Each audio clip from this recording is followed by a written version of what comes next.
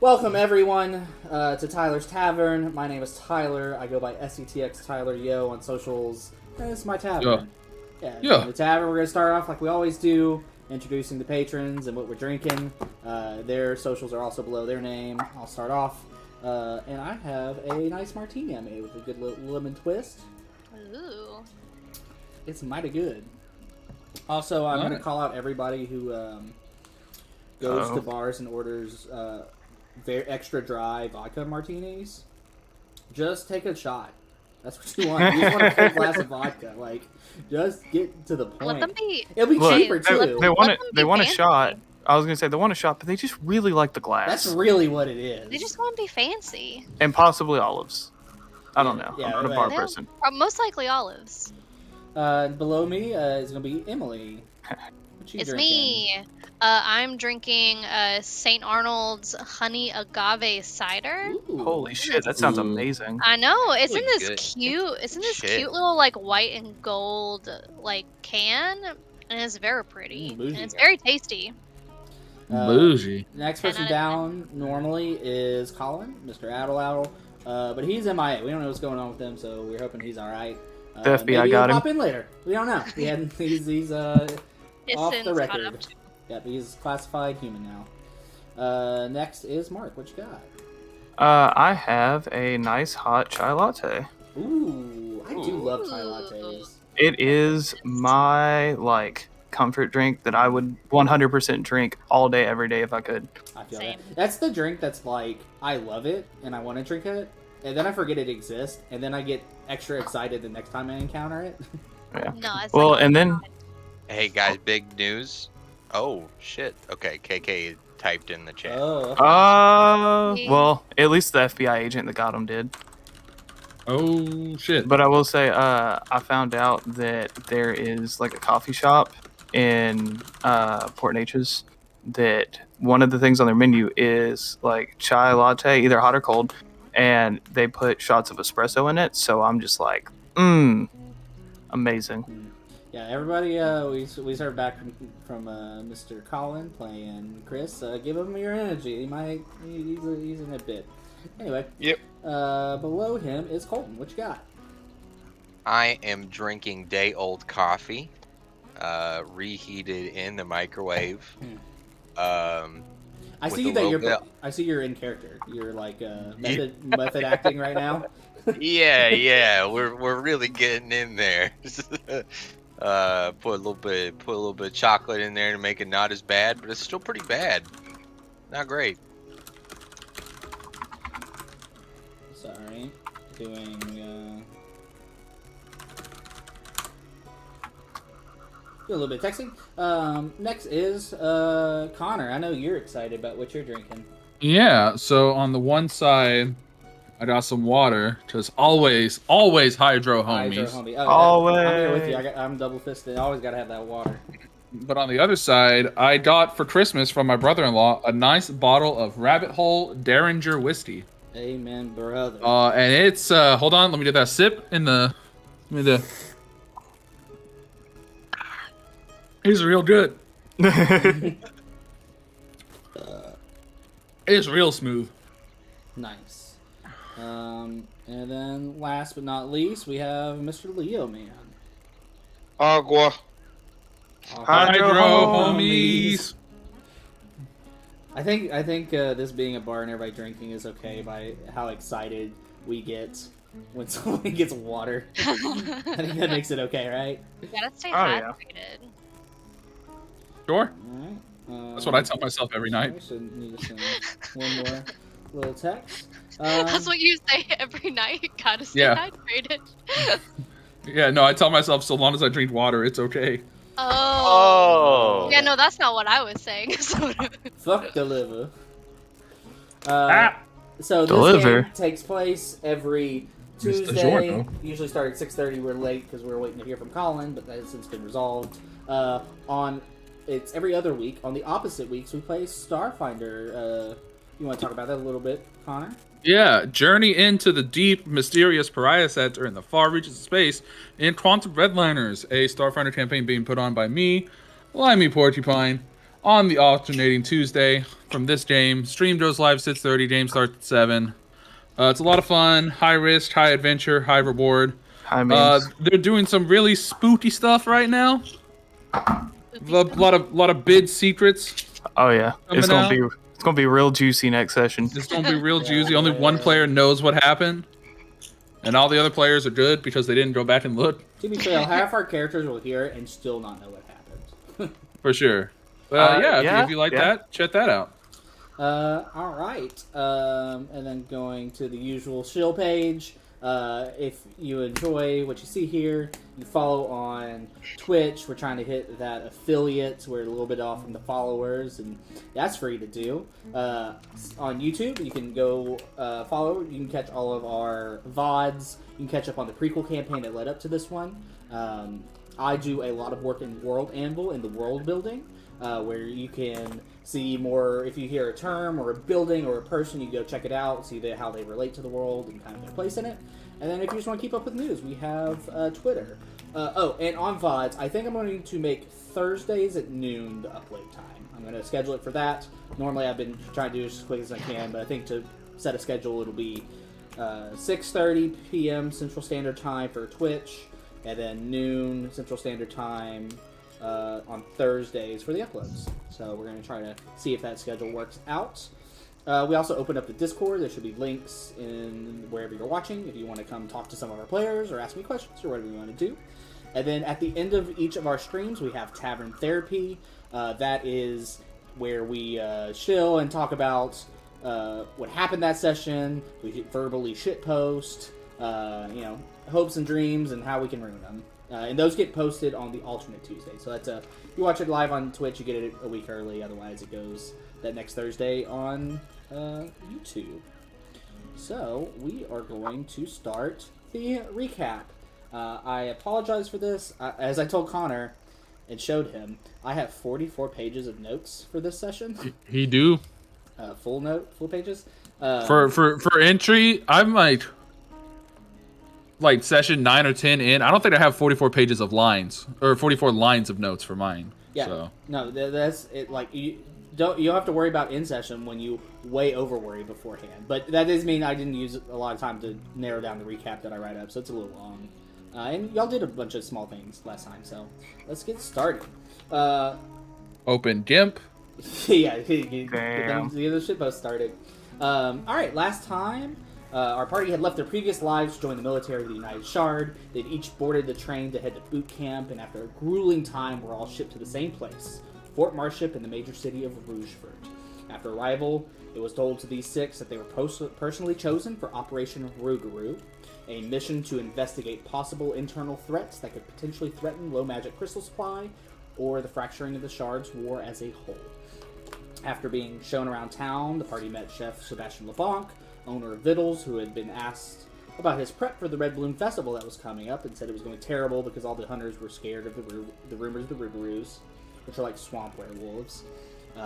General Kavanaugh, the head of the military of the United Shard, volunteered the group to get the gator. In exchange, he would allow them to interview the restaurant cooperative after the annual Cookoff, and everybody shook on it. That night, the party went out, successfully fought a 16-foot alligator, but not without casualties. At the beginning of the conflict, Tatho knocked KK out of the way during the gator's surprise attack and was knocked unconscious. They and Brand did their best to heal him as the party barraged the creature with fairy fire, fire arrows, and attacks. After KK and Brand both got bit, Yaros was finally able to put in the final arrow, shot it through its eyes into its skull, and put the beast to rest. After the fight, the party heard a loud crunch sound. When they looked over, they saw a creature in a different conflict. It was a giant crawfish that had just been killed by 12-foot, bipedal, muscular creature. It was hairy, it had hooves on its feet, sharp claws on its hands, and large curved horns on either side of its head. But the most striking feature was its bright blue eyes that everybody could see cautiously watching them from across the swamp. Careful not to agitate at the party, then carried Tatho and his body and the body of the gator out while the creature slowly watched them walk away. From here, the party split. Yaros and Scarlet turned in the gator to Chef Sebastian LeBlanc, where they got the patrons of the restaurant to help carry the body to Vittles and rewarded with a set of boots of marsh stomping. The other members headed to Fort Marship to help heal Tatho. Upon entry, they were greeted by Private Simmons, who brought them to the medical wing where Sergeant Ias Gilden was using healing magic in the name of Paylor to bring Tatho back. They were told the gator had pierced through his body, crushing his collarbone and ribs, going all the way through, doing severe damage to his internal organs. But with rest, he would eventually be fine. But if they had not done any healing or brought him here, he was a dead man. And Tatho is now excited about his new scar. Scarlet and Yaros then made their way to Fort Marship, where they were joined by General T.J. Beauregard. When they got to the medical wing, General Beauregard was screaming about how killing a gator was such a simple mission, how could it go wrong, and how he was right to say these privates were not suited to do this mission. KK and Scarlet verbally fought back every statement, saying how they followed their mission from General Kavanaugh and were successful doing so. And this lasted until General told them to stand down. After refusing to do so, he then formally, dishonorably discharged everybody in the party from the military and told them to go back to their room, start packing their stuff to be shipped out in the morning. Not happy with the situation, the party then attempted to talk directly with General Kavanaugh, but as they approached his main chambers, they met Lieutenant John Crew. They had big pompous behavior. He told them he was on watch duty, couldn't let him in. Soon, Master Sergeant Jake Eric appeared behind Brand, having stolen his scorpion juice. And the two then make fun of Brand, how nasty his concoction was, and eventually just referring to him as Juice. The party threatened to fight them in defense of Brand when they said that Lieutenant Crew... They said that Lieutenant Crew was medically induced rage, and Master Eric was told to practice stealing trinkets and stuff from people in the fort to hone his craft. The party then tried a few ways to get the message across to General Kavanaugh, such as casting a message, leaving a message in an alligator tooth, passing one on through the two soldiers, but they didn't allow anything to go through. Eventually, disheartened, they headed back to their quarters, where they cleaned up for the night and headed to bed. During this time, KK stole Scarlet's PT clothes and left a letter on her bed. KK then ran off into the city and eventually knocked on the door of Vittles, where she said she was in trouble and had nowhere to go. Chef Sebastian said, "I never saw you," and left the door open behind him to allow KK a place to stay. Back in the fort, Scarlet read a letter that says, "Please go eat gator tomorrow, you earned it." Some of the realizations of what was happening to them set in place as the reasons they had all joined were going to be for naught when they drifted kind of to sleep. When they heard Private Simmons knocking at the door, he told them he had gone up the chain of commands to get the message about what happened and how he requested to talk to him. When they entered, General Kavanaugh told them that he agreed with their assessment of the mission. It went well. Tatho sacrificing himself and keeping everybody alive is the exact reason he chose the 6 of them for the mission. It's not just something you can teach a soldier. However, everything that happened after that fight was disgraceful and a shame to the military. He agreed Beauregard's an asshole, but he's good at what he does, and then after he had given them a direct order to stand down, he was right to discharge them for disobeying. He reminded them, while they had been granted great freedoms, they were still soldiers, and when given direct orders from someone higher ranked, they were required to follow them, especially Beauregard, since he's in direct command of them. He dismissed them, and the next morning, they woke up and found KK, who was behind the counter at Vittles, helping the chef set up for the day. The chef was delighted to see everybody. He showed them how to skin and butcher the alligator and make alligator bites. He decided to give them the pelt and all of its teeth. And then the party headed back to Fort Marship, where KK and a group talked to General Kavanaugh, basically got the same spiel. Then they all went down to the executive wing to talk to Dolores Farlight, where they spent 2 hours trying to get paid. Meatball Hell played in the background. Exhausted, they went back to their room, exhausted from the paperwork and the reprimanding, and they spent the night talking about what their group name was going to be and what they wanted to do during the festival. Let's go. Yeah, that was basically just my full recap. I didn't have time to break it down, so it's a little long. That's fine. I have timestamps. Alright.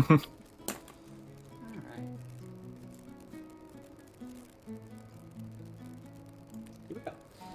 Alright. The night is Saturday, March 20th in the year of Paylor 765. You've all spent the night discussing what you want to name yourselves, as well as everything you want to do during the festival. You've all gone to sleep exhausted by the toilings of the previous day. Well, everybody but one. Mark, if you don't mind, I would like to pull you into a private chat for a second. Oh, fuck.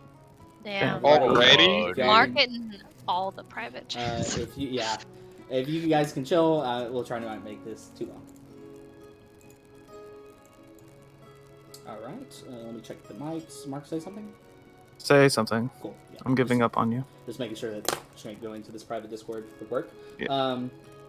Yeah. So the late gets night. The night gets late. Bro, my brain. The night It gets happens. late, and everybody goes quiet, drifting off to slumber. But you are unable to do so.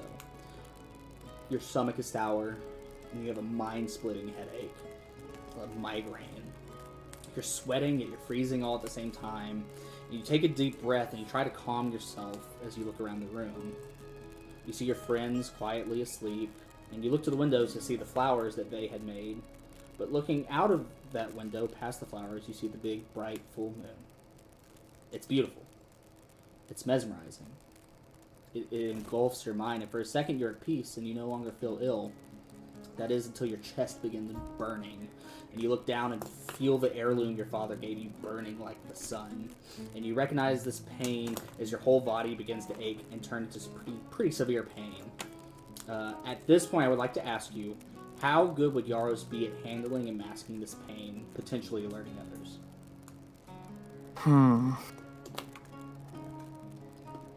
I mean, I would say moderately. I don't think he would be amazing because growing up in a big family, he's not really taught to be and quiet. The other part is, would you keep this to yourself? I think I definitely would try to at first, especially with everything that's been going on. Cool. Just, I don't know if I need to roll like a con check to see. Only if you voluntarily think you need to. Yeah, I think it makes the most sense. Okay. To roll one to. Oh, sorry.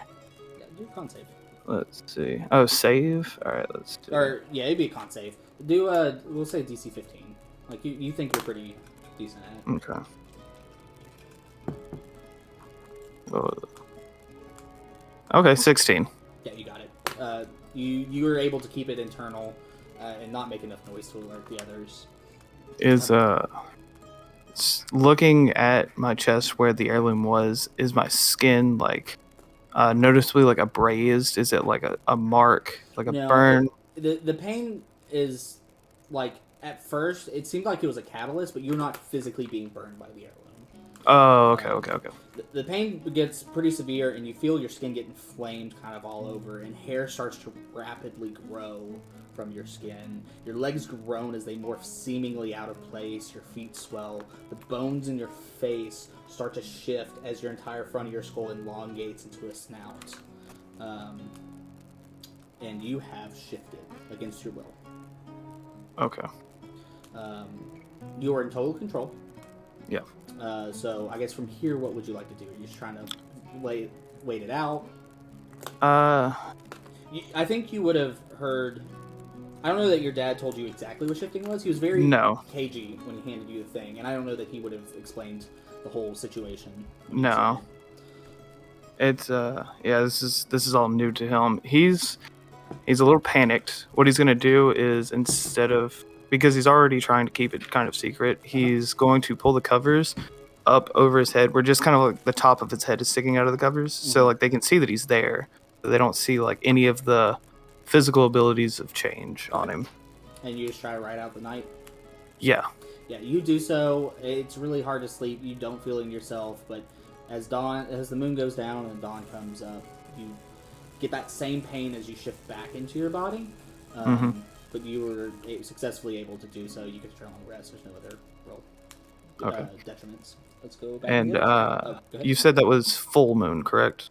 Yes, tonight was the full moon. Okay, cool. Just wanting to double check. All right, I'm good. Time that we walk out. Does anybody really know what the word exfoliate even means? Yes. No. Okay, all right. Someone's a nerd. No, that's a fake. Somebody's paid by Damn, y'all. Paid by Bid Pharma. Big skin. All right, you guys. Let me go back to y'all sleep the night away, and then Sleeping the night away. the morning comes, and the day is now Sunday, March 21st in the year of Paylor 765. You all wake up, and you have a free day. Well, what do y'all guys want to do today? Not all at once. We planned out all these days, but we did not actually look at our goddamn. We forgot about the free day. I know what Brand wants to do. I added everybody about the free day today.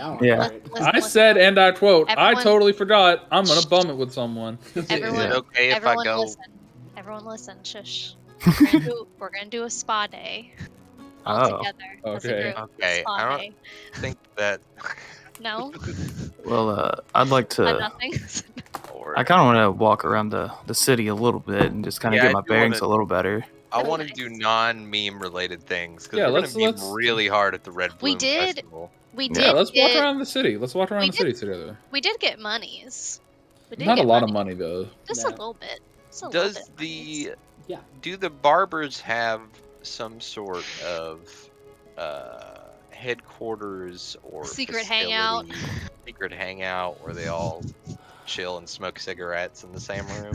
Cigarillos. Are you a barber? Are you a barber as well, bro? Yeah. Trying to be. So you would have gotten some information from them, and you would have got some information in the original Operation Rougarou docket because they are a guild that you're to study, right? You would know that they're called barbers because by day, barber is their trade.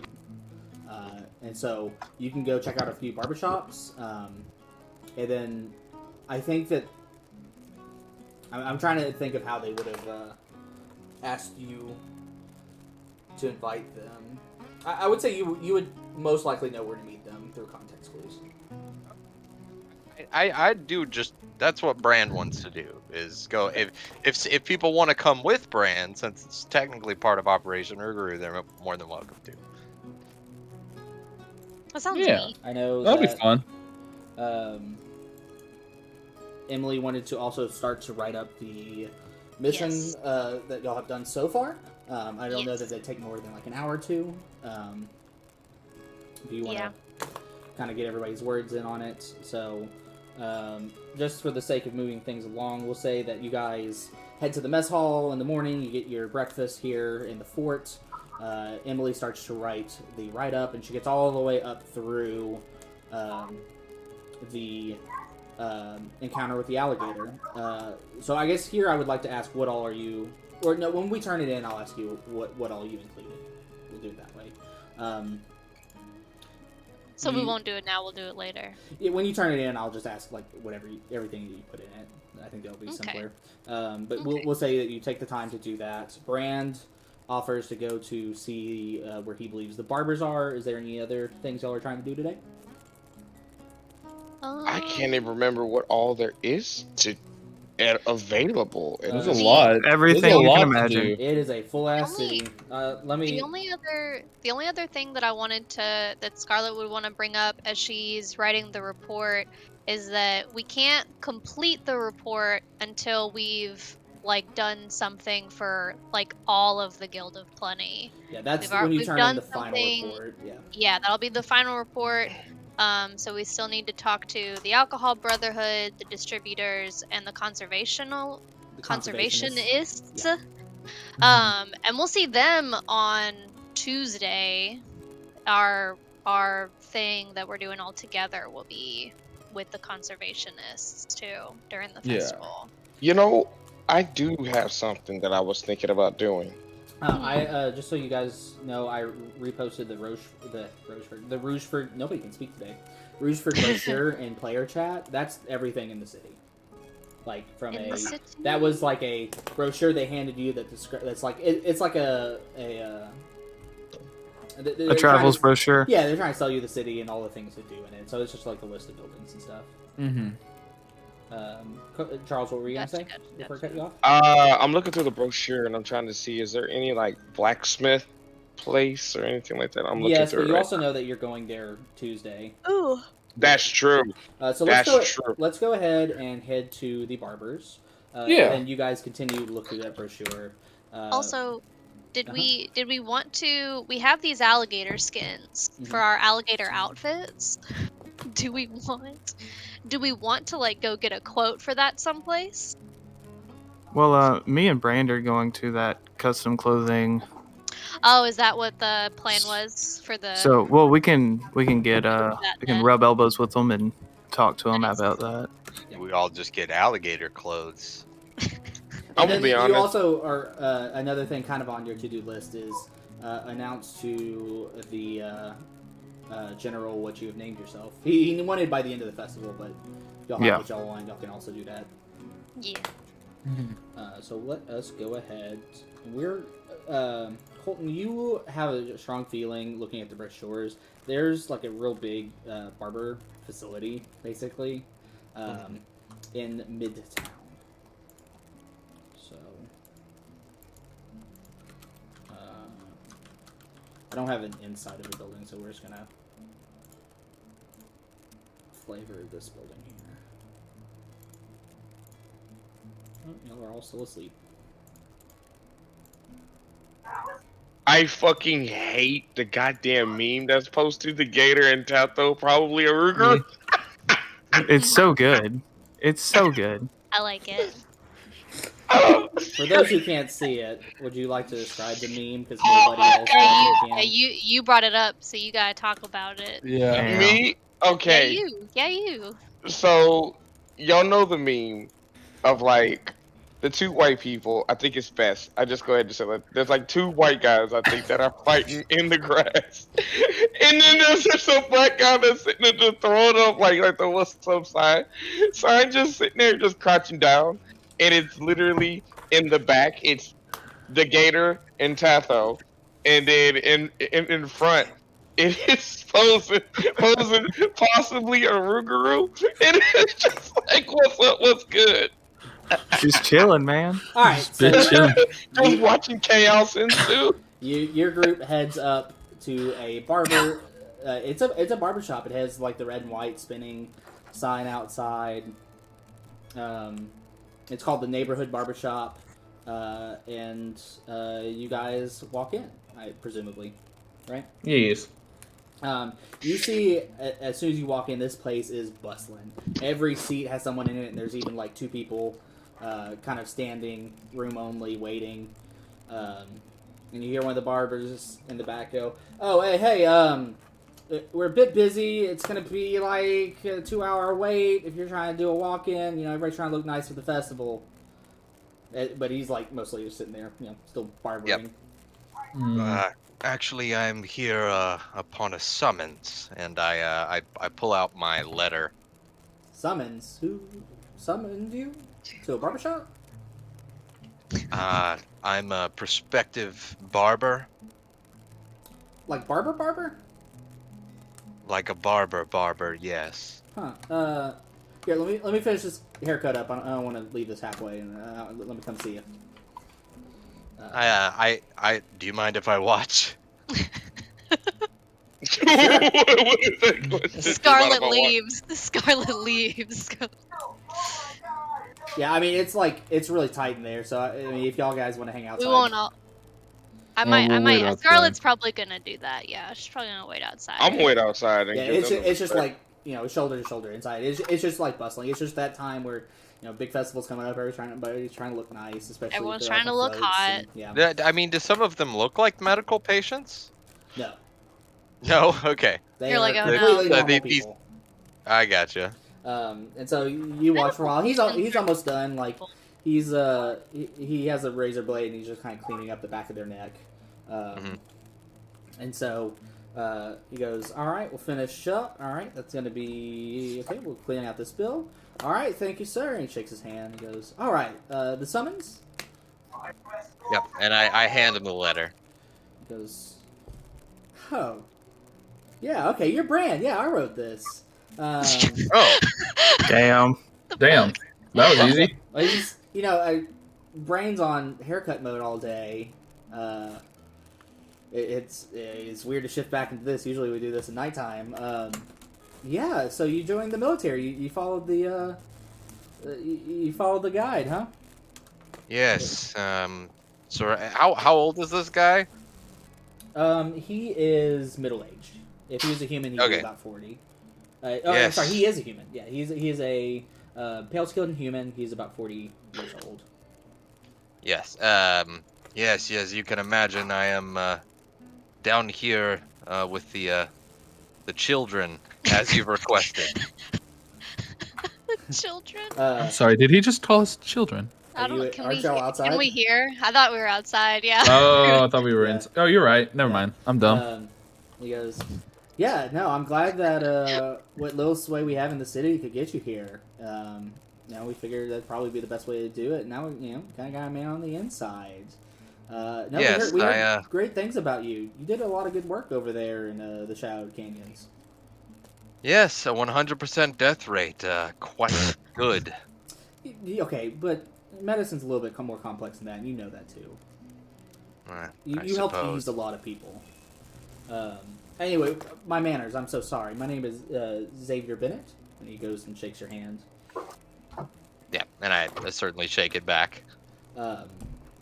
He's like, yeah, normally we do stuff at night here, but, I mean, you can see we're a little busy, and we probably will be through most of the festival. Do you get patients on a regular basis, or is it mostly people coming in for haircuts? During the day, it's all haircuts. I mean, we gotta make a living, right? Of course. But, at nighttime, we kind of have the run of our place. We'll help people out. It's more like a, we're not like a real come in and get healed shop. We're not a church, but word by mouth if someone's hurting. Sometimes we try to do some experiments to help them out. And we all have our own private things. Everybody here does something a little bit different. Me, I like to make concoctions, almost like potions, but not quite.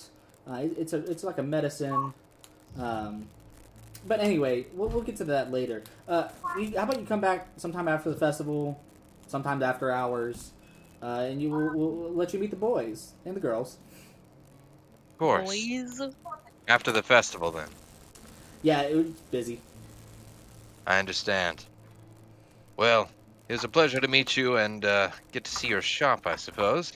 Yeah, and you can see like he's he's a little he's humble looking. He has soft features and short brown hair. He's just in a white get-up as a barber with a black apron on front. If you didn't know that he was anything else, he would just look like an average barber dude. Yeah, got it. And so sorry, what's your name again? Xavier Bennett. Xavier Bennett. I'm gonna write that down. That's right, guys. I'm gonna actually write something down. You hear that? You're gonna meet Wow. people. Wish I could Alright. read. I'm Take still. note, everyone. I'm still. So. Everybody haven't learned me to read. So everybody here knows I'm still in the process of getting all of my Google Docs notes in World Anvil, but eventually, like, every building will probably have everybody related to its names in there, so that's also a way to reference it. Cool. But I'm not quite there yet. I'm still working on it. So yeah, Brand, you shake on it and you kind of walk outside to the rest of the party. How did it go? It went well, I suppose. Didn't get much information, but seems like I've come to the right place. Are you a barber? I didn't know you cut hair. You're not cutting my hair. I worked real damn hard on this shit. Hell no. I prefer not to have to cut hair, but yes, I do cut hair. Ooh. Well, Do you know how to make? Can you dye hair? Do you know how to make hair different colors? Can I make a roll on that? Maybe? I don't know. Just lie. You know for sure you've never done it. You can try to roll and see if you might be able to figure something out, like a Medicine, maybe? Hey, while he's figuring it out, I'm just gonna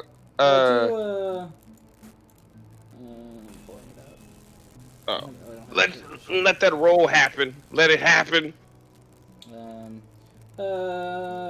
Yeah, do a medicine check. I think that's probably get closest. Okay. Gotta put medicine You're in at your least hair to good make at it it. red. Yeah. Not very good. Listen, I really don't prefer to cut hair. I prefer to think of myself as a surgeon first and a proper barber second, but it comes with the profession. Yeah. No, that makes sense. I was just wondering. Also, no offense, Scarlet, but I will say that usually you would go to someone called a beautician to have your hair colored, and not a barber who specializes on cutting the hair. Are there even beauticians? I would in say this world? Emily's from a small enough place that there probably is no distinction. Okay. Oh, okay, cool. Well, There's two now she knows. There's two different types of people that do hair. She would also probably be excited to hear that. Yes. Why would you have people do your hair? Well, It's perfectly fine on its own. To like put them in like fancy shapes, or to well, like. Go ahead, Tato. just gonna point straight up to the head. So hair does stuff like this. This isn't natural. You thought this was natural? It is locks. Besides the sides, the sides I was, are, you know, I was frayed. about to ask, what does Tato's hair look like? Besides it's frayed, you know, like it's a regular mane on the sides, but in the middle, it's all locked up in the middle, all the way going down. So it's big and huge, right? So it's just like, no, like this has to be routinely kept with actual honey, might add. She put in the chat Ooh. saying gatekeeping barbers, gatekeeping. Hair. Brand points at his flaming head and just says, "As you can imagine, it doesn't benefit me much." Yeah, can you just like Fascinating. turn it off and then you're bald? So many different things Yeah. here. Yeah, Scarlet waits for you to do it. Yeah, I mean, I do it. I turn it off and then I turn it back on. like a fucking wick lighter. Wow. So yeah, it's probably like past noon, maybe 1 o'clock now. After you've written out some stuff and came all the way downtown or down to Midtown and talked to these guys.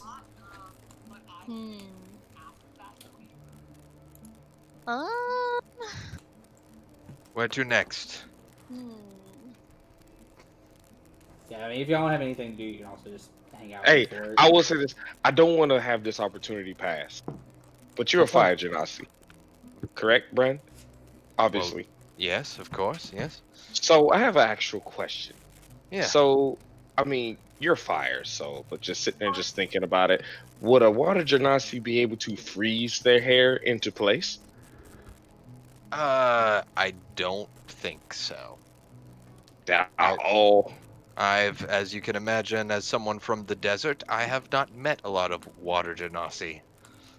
Okay, well, just thinking that maybe if you had, given that you are a barber, quote unquote, that you may have ran into somebody like that. But anyway, genasi Also, in general don't really ever ask for my services. You guys all heard the original spiel of what the barbers were.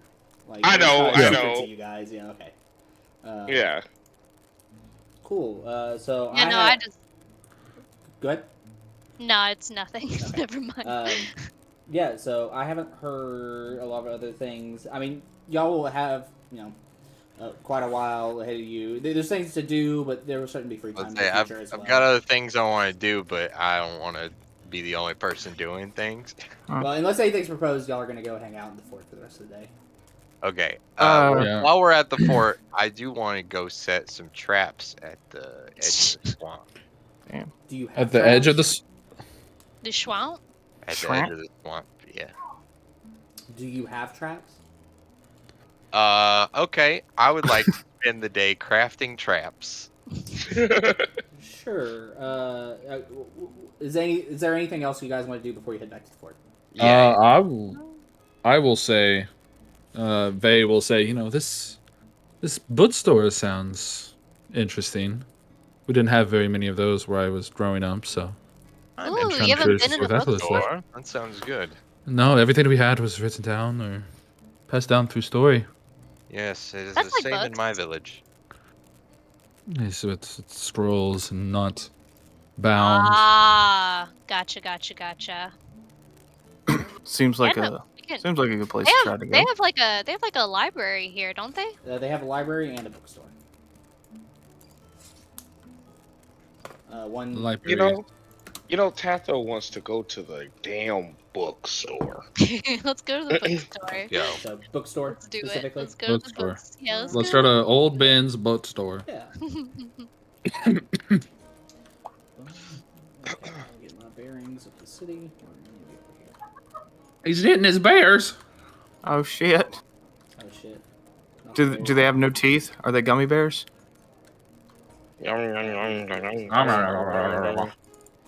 have a map of this stuff. Of gummy bears? Yeah. Gummy bears, gummy bears. Just reminds me of that Robot Chicken sketch. Dragonstare, And the process. great He god in the sky, Dragonstare. will teleport you. Please bring me Space Daddy. Oh no. Yeah, if I start narrating, you guys aren't there. Let me know. Otherwise, assume I'm pulling y'all. It just takes a while to drag out 6 minis. Yeah. Get to place. Right. Oh yeah. So you guys pull up. Let me get my spreadsheet. Bookstore. Ooh. Yeah. So you guys pull up to Old Ben's Bookstore. You open the door and you hear like the little ding of the bell announcing your entry, and the place smells like old books. There's a mix of stuff, and kind of from upstairs you hear an older gentleman go, "I'll be down with you in just a moment. Feel free to browse around." Vay is just trying to like, just kind of take in the allure of the bookstore. You know, the sights, the sounds, the smells. We never been anywhere like this before. This is impressive. It's nice, right? Yes, it's strangely relaxing. So you said that y'all mostly like told stories, right? And then like had scrolls, right? Yes, we most of our stories were told down orally, and then the important teachings, they were recorded on scrolls. Nice. But casual reading was not something done very often. Usually, you spend your time hunting or helping the tribe or gathering, healing in some way or another. Oh, so that means, you've never ever read a Red Bear comic book, huh? I'm sorry, I don't know what that is. Oh, man, he's so cool. He's so cool. He's a bear man who like fights in this war to like save his people. I knew one of those. I knew someone Yeah. like that. You They could knew turn himself into a bear. Yes. Go ahead and give yourself It is- inspiration, Emily. Let's fucking go. Hell yeah. Damn. Yeah, Emily, as you're saying this and talking about it, you look around and you see that most of the sections are labeled by genre. Like there's like romance and fiction and historical and biographies, and then you see like a wall that's just local. Like in fact, it would be this one that Totho and KK are next to. There's half of it's Pages Publishers. Above it says like local books. It says Pages Publishers, and next to it's the Constellation Comics. And you look over, and they got the full set of Red Bear comics. Do they have the newest? Are they still releasing Red Bear books, or is it like all done? Collector's We Anthology. didn't really talk about that. No, you did not. We'll get say to, it's been fully released. No, so you were right at the end. You were at the part of the story right after. So for the listeners, Red Bear is the character I played in the last campaign with Emily, Colton, and Connor. Mm-hmm. So you were at the part where you just watched him defeat the Queen of Etsley. That Okay. was the last one you read.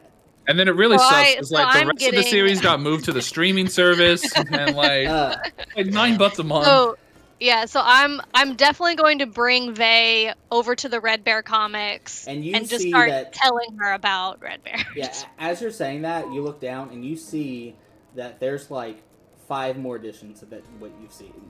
Oh my god. How much are they? Let me look. I have. How much is stuff a with comic prices and book? stuff. Also, In while this Rougeford. is happening too, $4. I'm gonna I'm gonna ask Vay. So you have like people, someone who could shapeshift? Yes, most people in my tribe knew how to do it. Oh, that's like into like into animals though, right?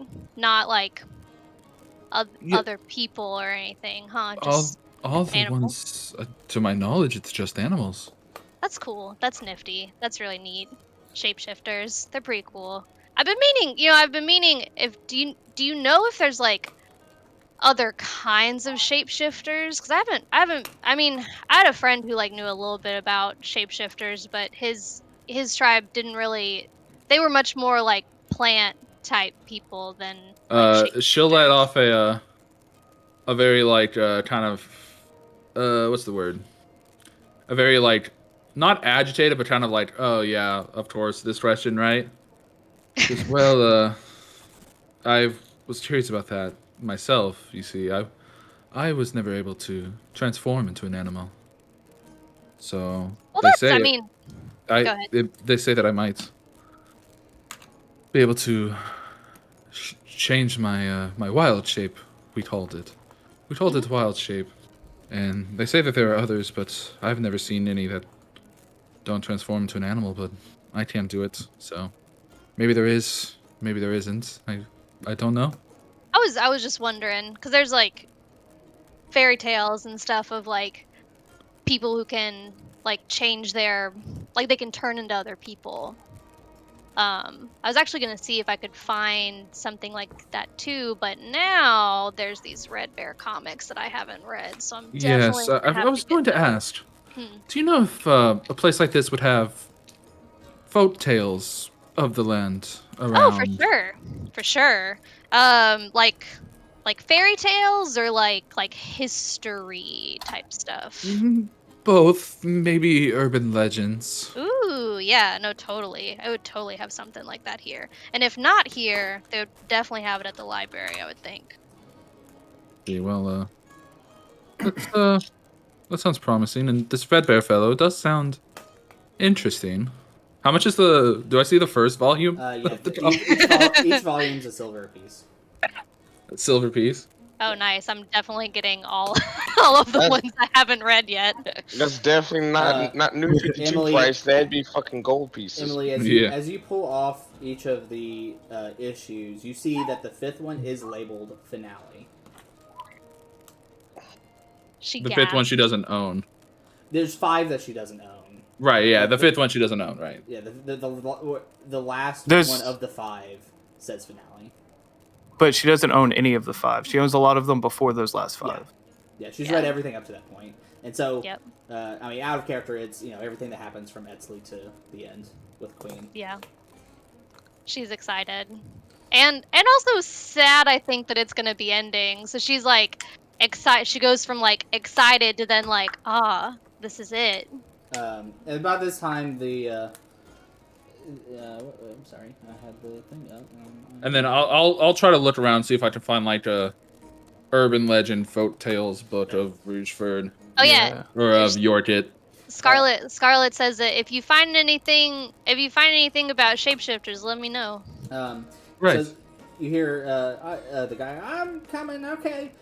Oh, hello guys. My name is Ben King. How can I help you?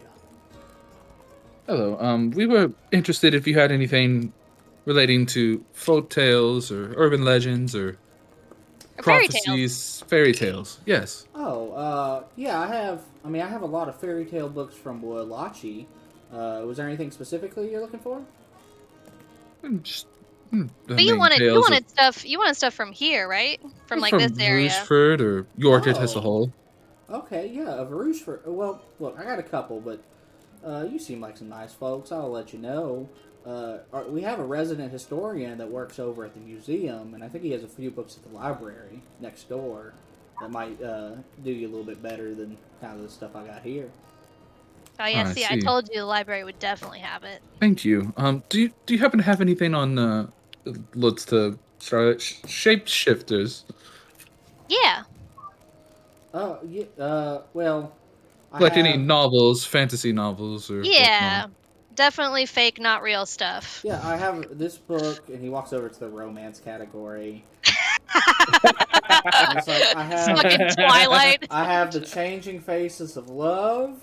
I'm definitely gonna pick up the Yeah, I looked at that one and I looked at Scarlet like with the face like this, right? This is what. Here's one. I think it's a romantic comedy. It's called "Oops, I Loved a Rabbit." No, I definitely want the changing faces of love for sure. Definitely that first one. All right. Yeah, that one's gonna be. I'm writing. I gotta write all this down. It's like $5 for a book. Oh damn, it's more expensive. But then I've got that's Yeah. like 1 gold for everything. Yeah, right? Yeah. Yeah, because each comic is like a small comic. You said it was these a are, silver. These are full book. Yeah. I'll also ask them. Do you happen to have anything on Apramia by chance? Apramia. I have. Specifically, I don't got a lot. If anything, he goes and kind of peruses the books, kind of in the non-fiction part of the store. He goes, no, not here. I mean, a lot of the stuff I read, I get here, people-pleasing books. Oh, that's all right. I appreciate you looking. Yeah. Hey Tyler, what's the name of the author of The Changing Faces of Love? Oh my god. Top secrets. Yeah, it's some pseudonym. Emily, what do you want it to be? What do I want it to be? Yeah, I wanted you to come up with a name. I'm not gonna make up a name. Rip sheets. Who? What about Briar Garum? So he definitely wrote it. He moonlights as a fantasy writer. Yeah, we'll say the author's name is Secret Love. Secret Love. It's like SEA space KRETLUV. Okay. It's obviously like some dude moonlighting. He doesn't. Yeah. Nice. But it's a pseudonym. It's a pseudonym, you say. So if I unscramble the letters, I'll have the answer. Yeah, it'll be some weird elvish name. Nice. Very excited. And so you bring it over to the register, and he goes, "Oh, are you a fan of the Red Bear comics?" Yes. I'm really excited for this finale. Yeah, they have been selling off the shelves since they put out the last one. You know, she's a local woman here. She works over in Midtown. Yeah. Miss LaFleur. What? Yeah, and you know the name is Lucille LaFleur. Nice. You always see in the Constellation comics, but you kind of just put two and two that it's a local section. They have it here. Very cool. Where? That's all she said. Her shop somewhere in Midtown where she works at. It's close to the publisher, Page's publisher. Oh, very cool. Do you think she'll be at the she'll be at the festival, huh? Definitely, huh? She'll definitely be out. Oh man, that's gosh. Hard to find I'm so excited. People, but I'm sure she'll be out. I'm sure, just don't be too weird. You probably knock on the door. No, won't be weird. Definitely won't be weird. You're all right. You're like sweating a lot. No, it's fine. It's just this is these books. They're important to me. That's all. I'm fine. I'm good. I'm good now. Okay. So while all of that was going on, Yaris is going to scan through the history section to see if anything catches his eyes about potentially like how they were talking about legends, like maybe anything about like a Rougarou or anything to do with like moon phases or anything like that. Yeah, you see Folk Tales of Rougeford, a book, and then you clock that the guy's name he said that works at the museum is the name on it. Gotcha. Yaris is going to go ahead and grab it and bring it up to pay for it. He goes, you still going to get it, even though it's probably at the library? Yeah, I think I'd like my own copy for, recreation. Alright, well that's a little bit of an older book. It's going to be 3 silver. Alright, I appreciate it. He hands over the money. And Emily, if you want to add to your inventory, take out your 1 gold. Yeah. All right. Is there anything else? Do you have the first volume of Red Bear with you? Oh yeah, here. We stocked up on it since once the finale hits, plenty of people want to hop on, so I got a bunch of those. Here you go. It's gonna be a silver. All right, thank you. I'll pay him the silver. Awesome. All right. Well, it's been a pleasure dealing with y'all. If y'all ever need any other books in the future, make sure you come by Old Ben's Bookstore. I wanted to. Oh yeah, go ahead. I wanted.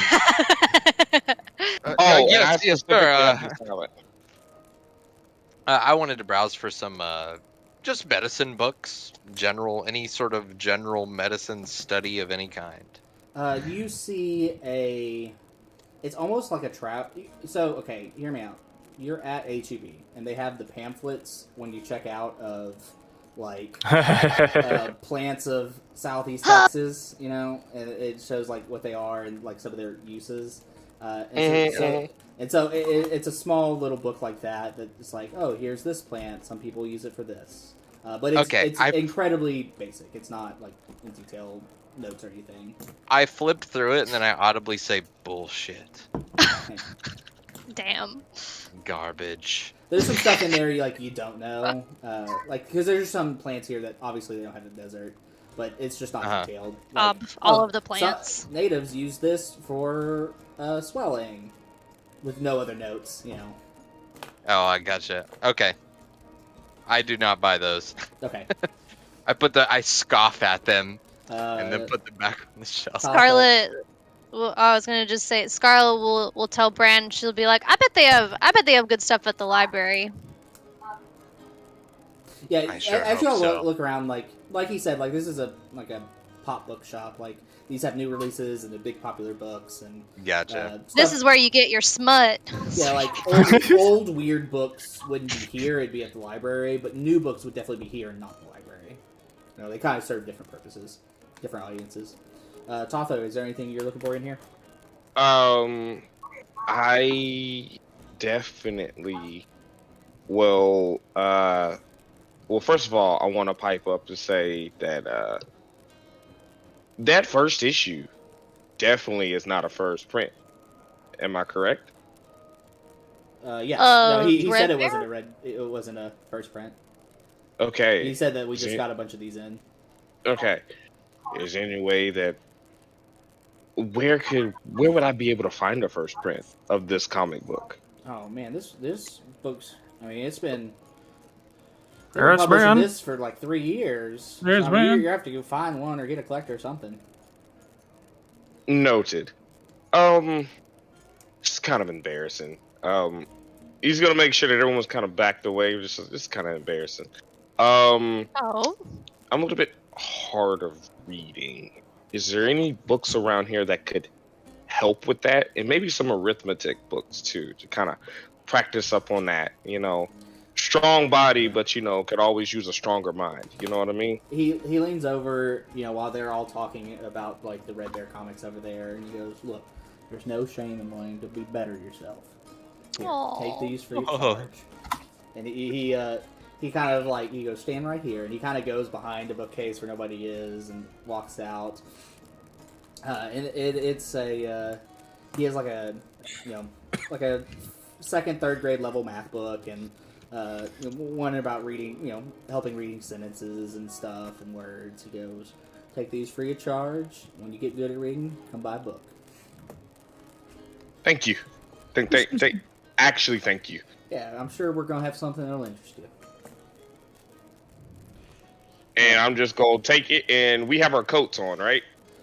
Did y'all wear casual clothes or your military clothes? I would assume today you probably wore casual clothes. Yeah. I'm definitely stuffing this, how my shirt's tucked in. Mm-hmm. I'm definitely stuffing it in my shirt, so it's in the belt band or whatever, so the books don't move, so you don't see it. Yeah, sure.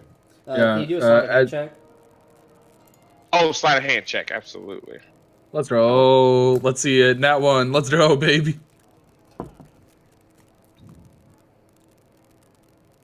Oh yeah, you got it, champ. TPK from the assassins outside. You rolled an 18. Cool, absolutely.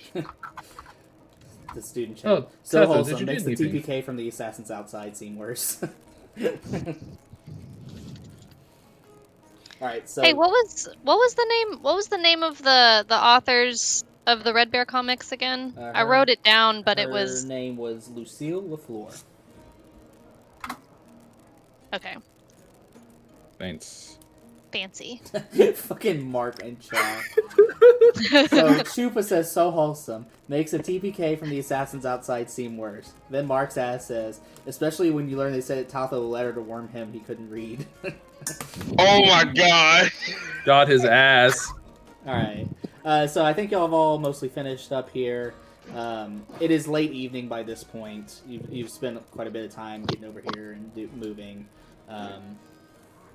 You hear a little bit, now that it's evening time, you hear a little bit of a noise coming from Bloom Street, which is the kind of like the 6th Street, Bourbon Street of Rougeford. Party Street. Yeah, there's just people kind of heading out to the bars right about now, but otherwise you are free to do what you wish. And I'm sorry. You also kind of look around and you see there's some tables put around. Like, people have been setting up for the Red Bloom Festival like all day. Nice. Go ahead, Mark. I was going to say, what subsection of Rougeford are we in right now? I forget. Y'all are in Riverfront. Okay, we're actually in Riverfront. Yeah, okay. That's where the bookshop was. We were gonna go to the library next. Was that what we were gonna do next? You can. A safe presumption would be that it's closed by this time. Oh, or, gotcha. Or it's gonna close soon. Yeah, it's like gotcha, late evening. Gotcha.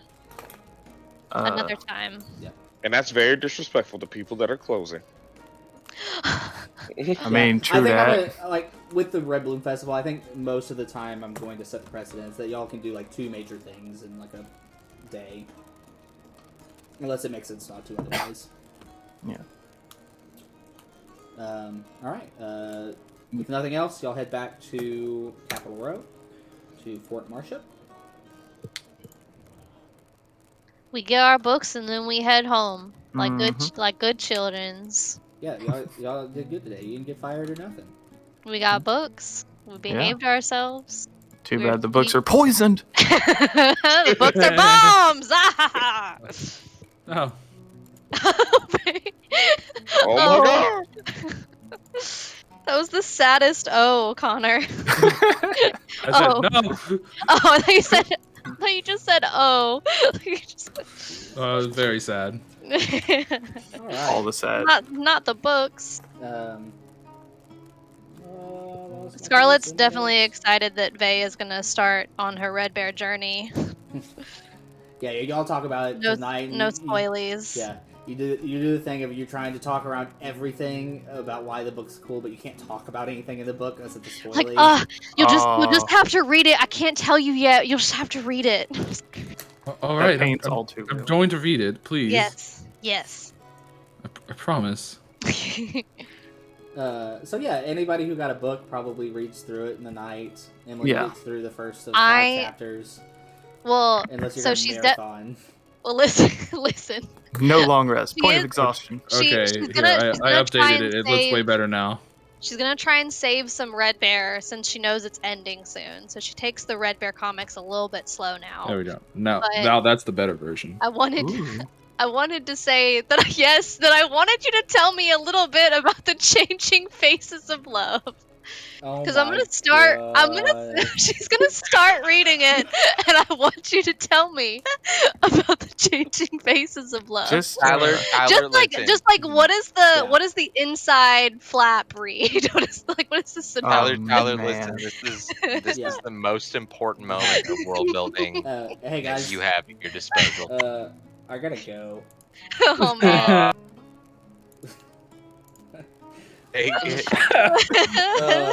Alright, so you start reading. Yeah. And it's about a young woman with bright red hair. Yeah. She's from Rougeford. But she stays in quarters. She doesn't have a lot of money, but she gets a job working for the Couriers, which is the post office here.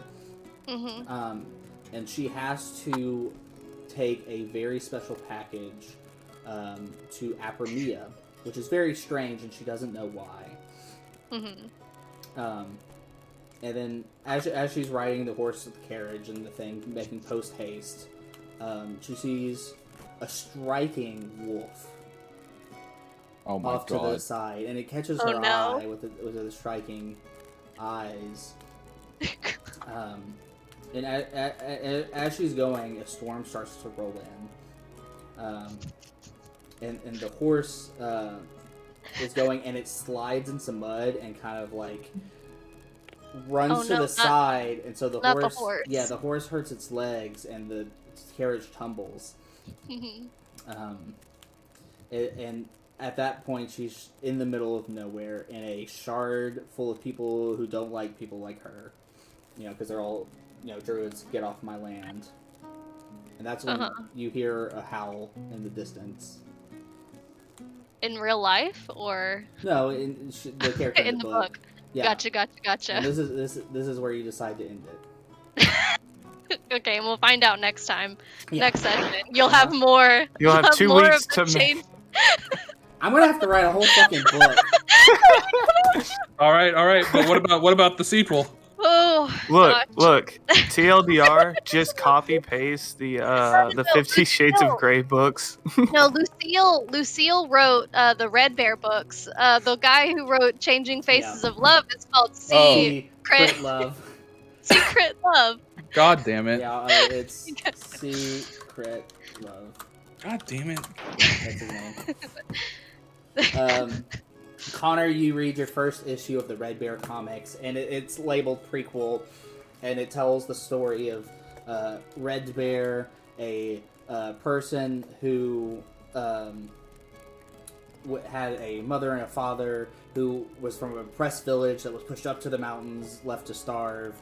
They're a bunch of Goliaths, it's a bunch of Goliaths who are really strong, and he gets his mother's and father's weapon, but they take his mother and as a prisoner and sacrifices her, and his dad runs off and he doesn't know why, and so he leaves to go find some comrades strong enough to help fight back and take back his homeland of Usar.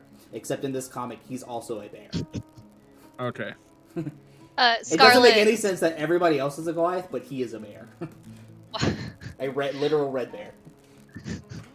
Beautiful. I'm crying. Yep. Charles, you kind of you have a notebook, like a standard issue military notebook that you have the thing in, and you're reading through, practicing through all the things that you got. Mm-hmm. I think it's everybody who got something.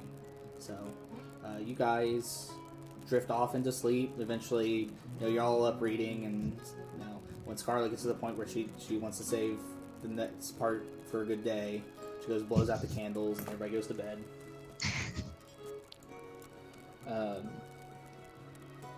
The next morning, the day is Monday, March 22nd, in the year of Paylor 765.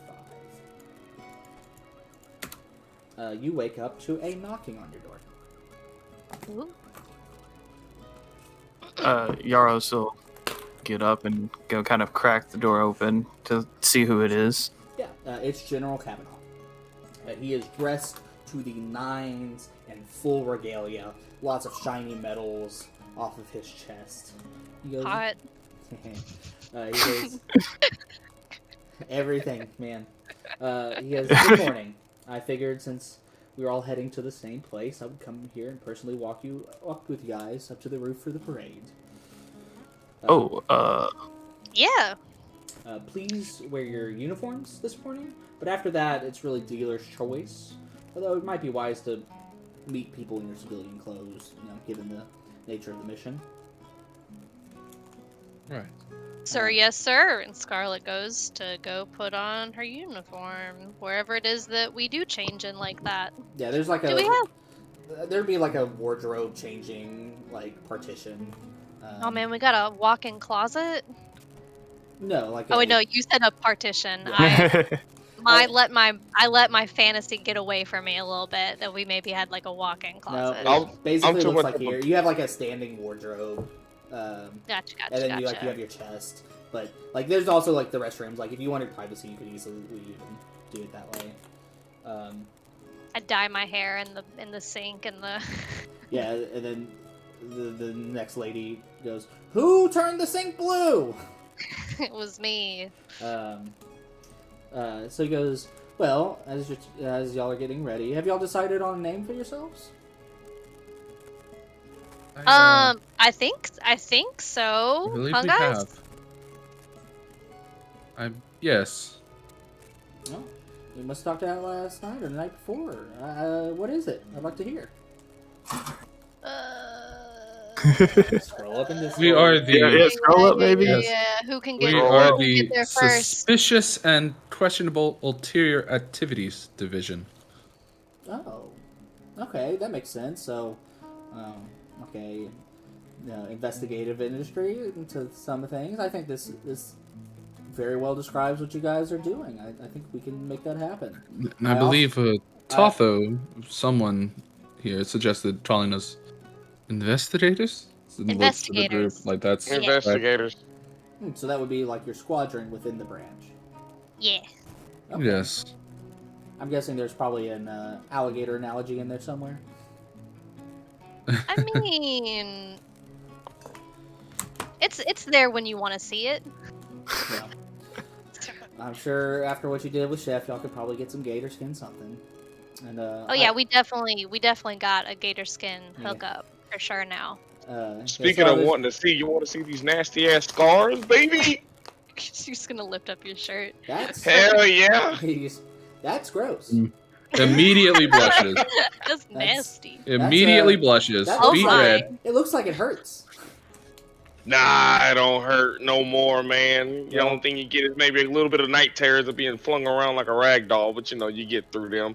Well, take that as a to motivate you to help your friends who will help you in the future. Well, I will officiate the name S.Q.U.A.D. and we will call the 6 of you investigators. I like it. Nice. My notes. Your notes Where are are gone. they? Your notes have Where are the notes? He goes, well, later I'll also be making an appearance at the annual Cookoff, so we can head to the Fitzsimmons Banquet Hall in the Heights together, where it's taking place. Today is one of those days where my presence will be better set for morale outside than in my office. I have a question. I have one question. If we actually are, excel and our division does well, can we even design like our own brand and actually design the way our outfits look? We will say maybe eventually, but you can certainly have a patch now. Okay. I'll deal with the patch. We do have our alligator necklaces, which are kind of like a patch. Yeah, I'm sure. I mean, there's an engraving shop in town. And I want a goddamn brand on my shoulder or chest or something. You know what I mean? Matching casual like a clothes. Tattoo? There's tailors and places to get fabrics in town as well. Very cool. Patches Patches would be cool. Yeah, y'all can go design a patch. I'm sure there's a tailor or two in town that can help you out. Anyway, I'll be with you today, though the rest of the week I kind of got to get back to the war. So let's go ahead and head out. The war. That damn war. The thing killing children. So yeah, you guys. Oh, I clicked on OBS and not TaleSpire. Oh, we are not moving places. We're just going at the top. Yeah. So I guess Scarlet changes and comes back and is ready. Yep. Yeah, y'all are all walking up to the roof.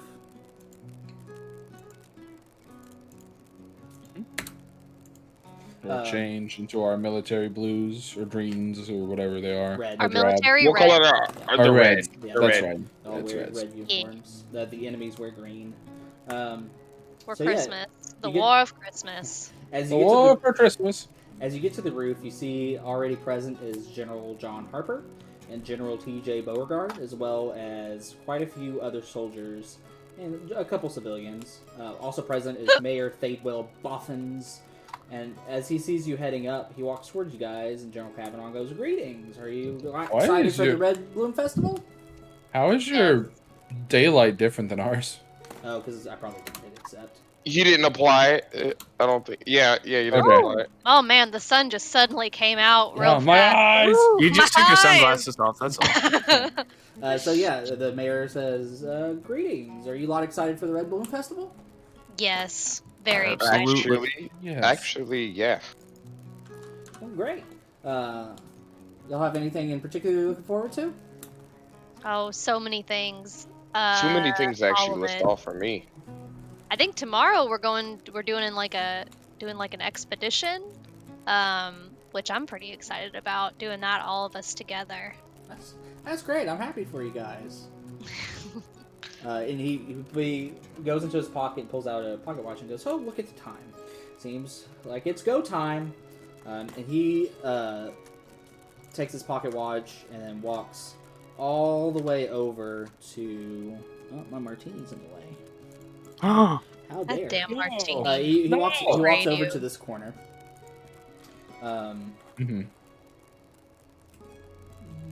Everybody, and then the other generals go and take their place where they are on the map. General T.J. Beauregard walks up in line with a lot of these cannons, and you can see each of the cannons manned by like 2 soldiers.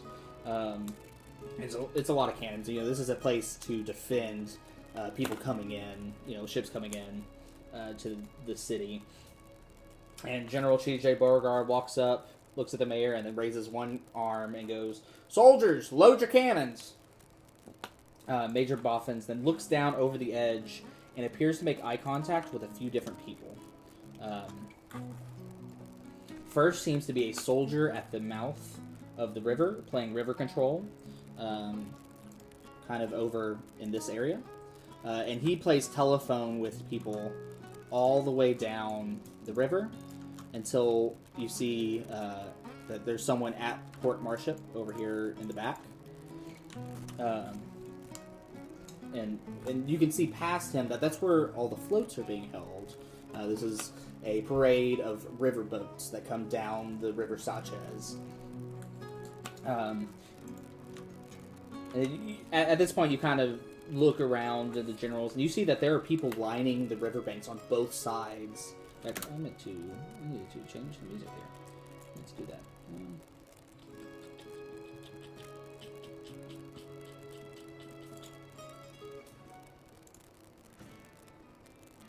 Yeah, it was a lively mood.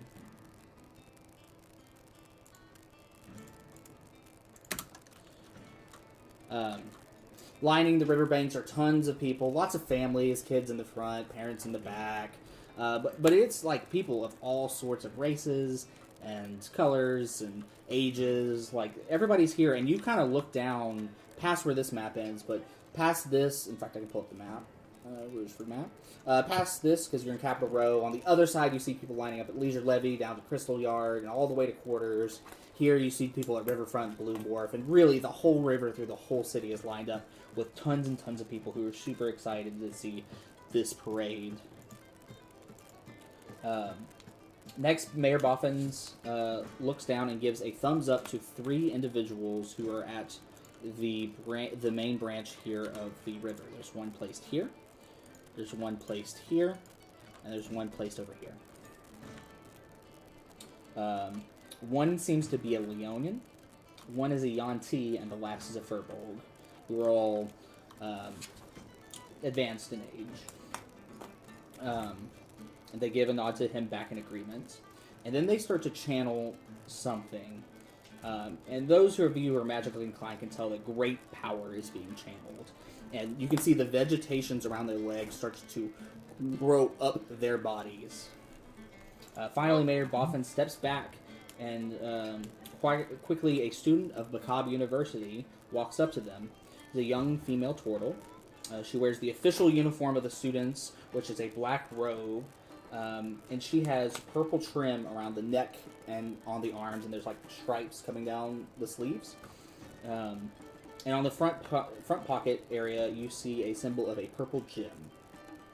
Mayor Boffin says, "Well, I believe we are ready to begin." She replies, "Yes, sir, ready when you are." And she waves a wand in her hand and begins focusing intently on Mayor Boffins as you see his eyes begin to glow.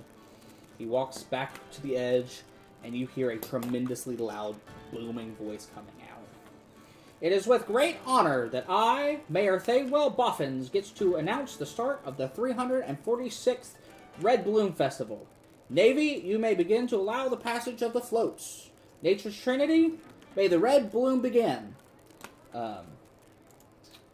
General T.J. Beauregard throws his hands down and screams, "Fire!" And all of the lining of cannons go off in a grand gesture, shooting off blanks. Then you see the three individuals who are chanting that great power release it, and vast amounts of energy go back into the earth. And rapidly from the positions, you see the shockwaves flow into the river, and they merge all at that center point where the three of them were. And just as quick as you can blink, starting at that center point, flying down each of the branch of the river at Mach speeds, all of the algae in the river turns red. It just instantly blooms. It's a true display of almost unfathomable amounts of power. And after seeing the state of this red water, you remember what was told to you about the Battle of Rougeford and kind of the history of why this is.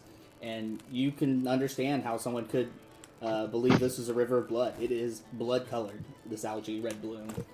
Damn. It's actually super sick. Wow. Pretty cool. Soon you see the floats coming down Port Marshup, and they're all just kind of, come from the port over here, downriver, heading towards Bloom Wharf. And they'll be coming from north to south, upriver. Most of the floats are mostly the exact same build. They typically they're small to medium vessel with a mast and a sail. There's a top in the center. There's like a top level where people of importance typically stand, and then there's a rounder base level that goes around that where for others. Below deck, you can typically see a couple oars popping out where the oarmen help traverse the waters. You also look down and notice in the water there are some burly tritons helping navigate moving these ships, making sure they safely make it down the river. And soon you see the first ship approach. And it seems to be a very small warship of the Navy of the United Shard. On the helm you see Fleet Admiral Camilla de Leon giving the Queen's wave to the people, while she has the Navy officers lining the side and saluting in attention. Around you see kids getting excited that the parade has started, and you spot some elder people that you could probably presume to be veterans, saluting back to these soldiers. And feel free to interrupt me at any time to roleplay, otherwise I'm kind of going to go through here. The next float is extravagant. You can see it from far away as it glows like a bright blue lamp, which you quickly realize is glowing low magic crystals. They are attached to everything, embedded into the boat, sewn into the grand tapestries that dangle from the sides, in the people's clothing. And as it gets near you, you see that on those tapestries are embroidered Fitzsimmons Low Magic Crystal Factory. On the top of the float are two exquisitely dressed gnomes, and they have other people lining the sides of the boat who are all very well dressed and very well to do. And the closer it gets, the more details you begin to see. There's gold trim on the wood, pearl insets in the mast. It really is a true piece of art. The next float that comes is also very high class, but kind of put to shame by the one before it. Though it does have similar tapestry on it saying The Heights. Atop are quite a few people in very nice suits, very nice dresses, and they all kind of wave to the people. This one doesn't attract too much attention. You can tell these are rich people with a float. The next one... Go ahead. No, I was just gonna say these are like the people in like the fancy cars during the parade, where you don't know who they are, but they just have a nice car in the parade. Yeah, they bought a float. It's all filled with 50-year-olds. They were trying their best. Aww. As I sip from my martini. Yeah. The next one you see coming in is clearly that of Bookstore University. As you can tell by their signature robes of all the people on there. And on the top level, you see 8 individuals atop the ship. All older than students would be. And you see their robes are much more intricate and detailed compared to the students earlier who helped Mayor Boffins. On the main deck are all the students, and you see a rainbow of different colors on the trim of their robes. You see some have staves, some have books, some have orbs and wands. They all have like a different spellcasting focus. When their float finally gets to the fork in the river, you see a student in whites yell, "Now!" And all the students in white trim start doing some verbal and somatic actions. Suddenly, there's a second ship, exactly the same as the one that they are on, immediately behind it. Gasp. You see all the kids in the river's eyes light up and they get excited and yell as it's the first really crazy float they've seen. The same student says, "Release!" And now the front of the two ships disappears and there's just the rear ship. The crowd once again erupts in cheers. Next, a student in red trims yells, "Fire!" And a couple of students all let out giant lines of flames, which you see and can feel the heat.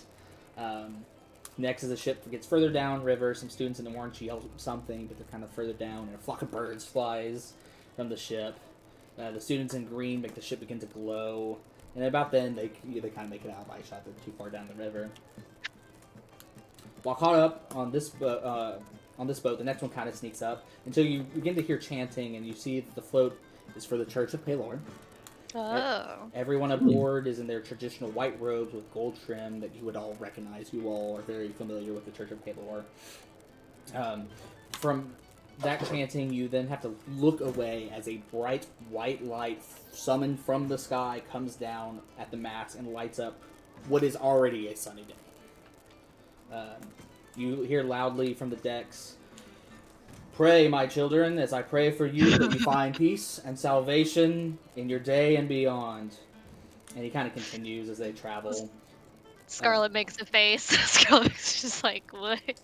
Yeah, and you look to the banks and you do see like quite a bit more than 50% of the people along the banks begin to genuflect and give a small personal prayer as they pass.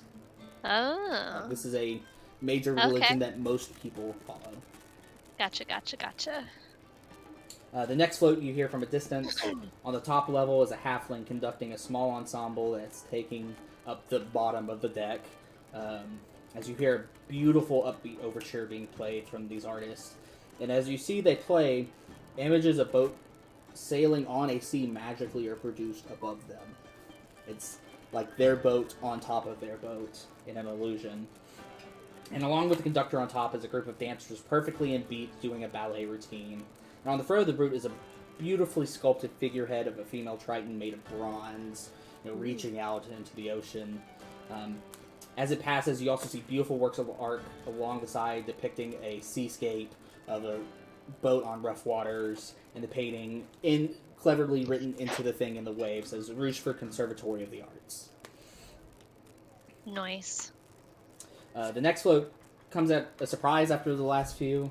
As this one is packed to the brim with people on it. And they're happy and they're excited. On the top levels, a few individuals playing some jazz, which to you guys is a completely new form of music. You have never heard jazz. Is this a party boat? This is a party boat. Nice. Sit. Nice. Hell nice. yeah. You just brought out Southeast, bro. This whole fucking parade is just the 11th Street fucking Yeah, cruise. it's Oh almost my as if this fucking god. campaign is inspired by the things around me. Rip off everything I know. But yeah, you hear God, jazz. what a genius. You hear like New Orleans style jazz being played, and like canonically, your characters have never heard jazz. This is a completely new thing to them, just as a fact. There's an individual on a trumpet, a man on a saxophone next to a guy on a guitar, and a dude beating on a bucket with some makeshift drumsticks. And magically above them, you see an illusion that says Riverfront and Quarters. People on this boat are dancing and having a good time. They have some candies and some beads that they're throwing out to the crowds on the banks. You can see this one's a crowd pleaser, and the kids are excited to try to catch the things that they're throwing. I'd like to everybody roll a perception check real quick. Let me know if you get above a 10. This is when we all die. Yeah. Yep. None of you noticed the dragon. Unfortunate. Holy crap. All of the ships are dragons. I rolled you said above 10? Yeah. DC 10. Above 10. Perception. Oh, perception? Yeah. Perception check? Perception. I got 12. Okay. Damn. Everybody who did get above a 10, you see on the back as it passes Chef LeBlanc, and he's dancing and he's having a good time. Scarlet waves. Nice. Scarlet waves at Chef LeBlanc. Yeah, he looks around and let's see.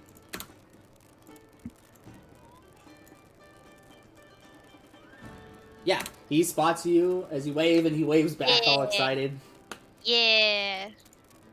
Scarlet goes, woo, go chef! The final boat is very similar to the first, being that of the Navy of the United Shard. It's kind of capping off the parade, protecting its rear flanks, and you can see the Tritons kind of like cleaning up anything that might have been on the banks. And that's the parade. Mayor Boffins comes and turns around and goes, I think it was a good parade. What do you guys think? That was fantastic. I have not seen so much magic done all at once. That was great. Yeah, it's like the people, who have a big kind of sway, they want to show off here. They want to let the citizens know what they're doing, and they're having a good time. That was very cool. Well, the Red Balloon Festival has began. You guys have any plans for the day? I think we're going to the Cookoff, right? Huh, guys? Yeah, absolutely. Yeah. General Kavanaugh goes, yeah, we're heading to the Cookoff after this, Mayor. In fact, I think we should probably all get changed and start heading that way. How's that sound?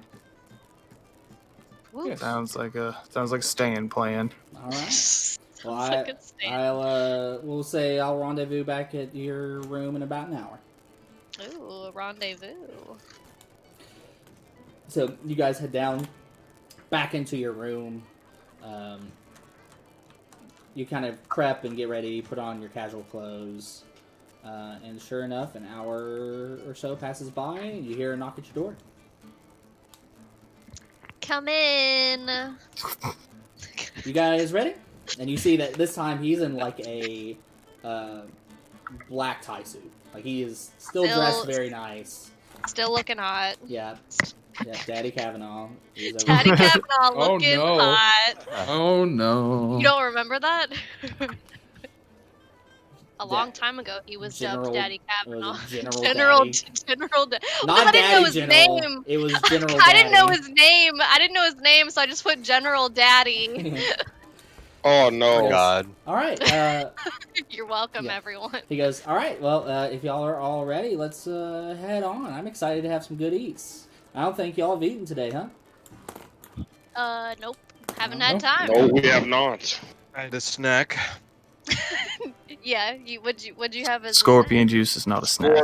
Scorpion juice again. Scorpion juice is a snack. I had some of my dried maggots for lunch. Dried maggots. Don't keep this man some fucking food. Maisie loves dried maggots. Can she have some? And Maisie, Scarlet's rat pops out of one of her pockets. Right. She's like, squeak. I forgot you had a fucking rat. Squeakum? Yeah, Squeak, Maisie. I don't think everyone's met Maisie.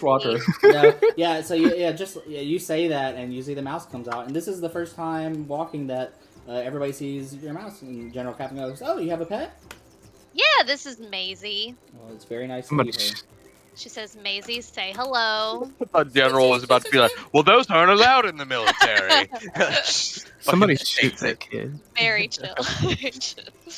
Yeah, shoot that guy in chat. Yeah, we got a what guy in chat? Wow. Hit that ass band. Hey. That's why I give you guys the guns. Wait, guys, I want to become famous. There was a bot telling me to Wait, if I guys. want to be famous, click the link. Guys, I want to be famous. Guys. Too bad. Colton, It's not in the hear me stars out? for you. You don't. Back to the game. Evening approaches, and you head to the Fitzsimmons Banquet Hall with General Kavanaugh. You're in the Heights, which is like the big fancy up area of town. And as you enter even just the district, you begin to smell these intense, incredible smells as the food overwhelms your senses. You approach the door, and a female dwarf, dressed very nicely in black slacks, a white button-up, and a black tie, greets you. Goes, General Kavanaugh, pleased to meet you. Will these 6 be joining you today? He goes, yes, they are my esteemed guests this evening. Oh, damn. Oh, damn, we're esteemed guests. I feel underdressed. Kavanaugh, hears you muttering, is you're fine. Just don't worry about it. We are in our military attire, right? No, just- y'all are in we're in casual casual clothes. clothes. Yeah, we changed. Scarlet doesn't have clothes that Yeah. fancy. She doesn't have clothes? Uh-oh. Oh yeah, she's naked. Oh my God. Rendezvous. She's in her schoolgirl outfit, you know. But Oh my God! Please. so Cute. Yeah, I mean, at some point, I might, maybe you want to get fancy clothes over. Yeah, maybe. Yeah, Scarlett's now thinking that she maybe needs some nice clothes. Tato's too fucking poor. Bro, we just got paid. You're all equally poor, all right? True. So the dwarf goes. My backstory, you're poor. The female Your dwarf former poor. says, "Very well, sir," and she gives each of you like a bright yellow bracelet with annual Cookoff 765 on it. She goes, everyone's allowed a plate at each vendor. You may cast your ballot at the head table, and you may enter. And she opens the door, and you enter and see quite a lot of people out here. Most are dressed very well, and all of them have that same yellow bracelet walking around, and they have small plates where they're eating. And there's a few tables in the center that they have set up. Up in the back, you see a small table with a few people that seems to be of importance. And around the perimeters of the wall are small makeshift stalls where you see the restaurants have each made their home for the evening. Each stall, you see people in queue, excited for their meals. But overall, major sensation you get is just that smell. That's incredible. General Kavanaugh speaks up and goes, well, I suppose we should all enjoy, shall we? Yeah, we gotta get some of that gumbo first. Yeah, he goes, speaking of which, everyone here does take this pretty seriously, so let's not vote for our friend. Do it the right way and vote with your stomachs, not your heart. I know Chef LeBlanc, he would want you to do it that way too. Of course. Of course. And Scarlet winks, of course. Yeah, no one can buy me. I'll put it this way. You go ask. No one can buy me. Yeah. If you wink, he goes, I'll put it this way. You go talk to him and see what he wants. And so he kind of just walks. Someone kind of goes, oh, General, and shakes his hand, and he's now schmoozing. And you guys are free to walk around the venue. We ditched Dad. Now we're free. I had to pick myself up and do things. Yeah, we're gonna go try the different wares. Yeah. Get some jumbo, some etouffee, some andouille. There's some beignets. like other foods, huh? More than just Asian cuisine, huh? Almost every restaurant here has a booth, and they're all serving like one meal.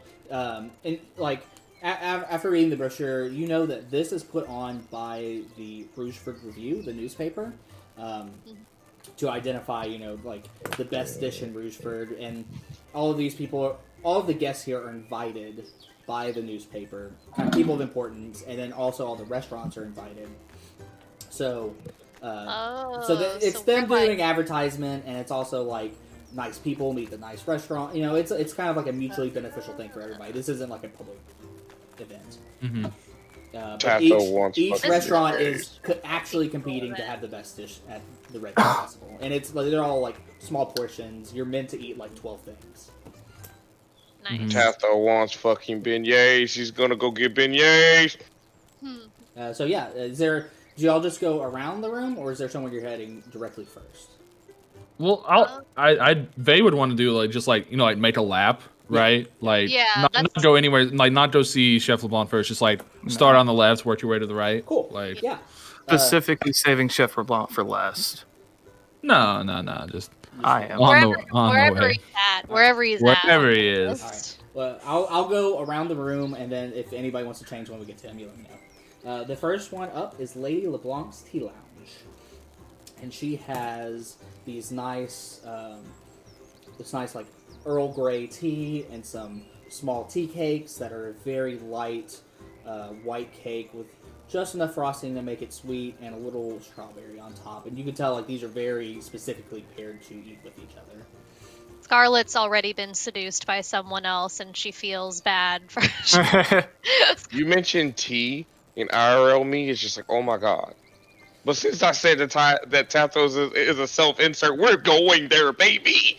Let's go. Let's go drink that tea. Yeah, you get a portion from every vendor here. Like you're meant to go around and have one for everything. So So there's like little strawberry. They're like little strawberry tea cakes. Yeah, they're like a strawberry shortcake, except a tad more filling, a little bit sweeter, and like meant to.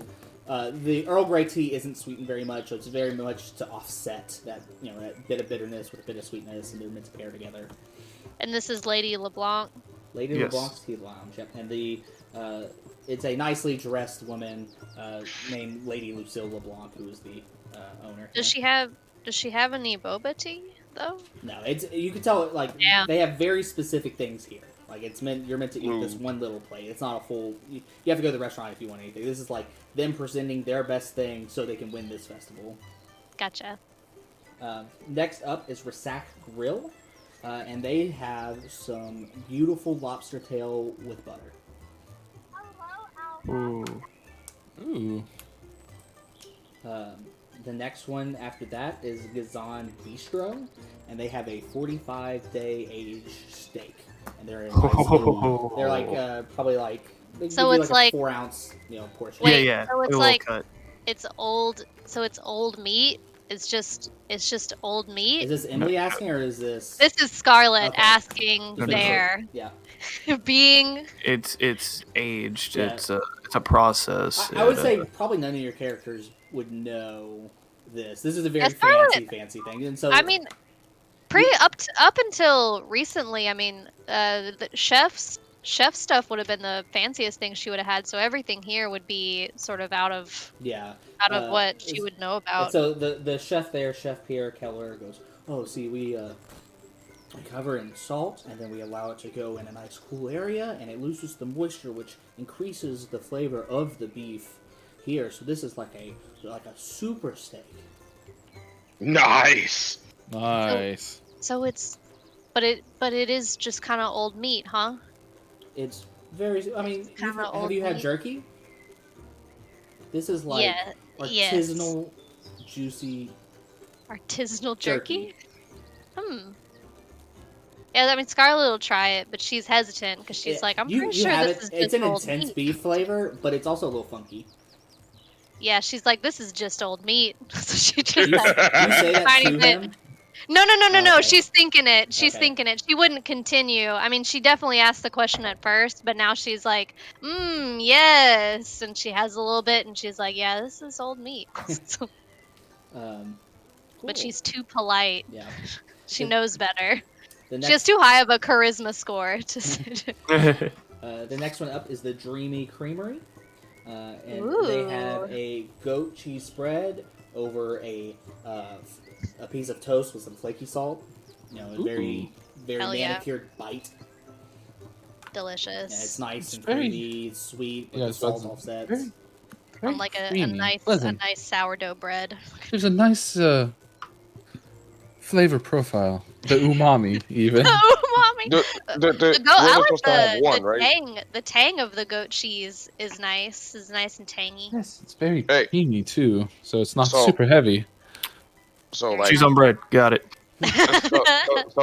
so basically, again, we're not supposed to take it all, but like eat just one, cause like I kind of want to take all of it.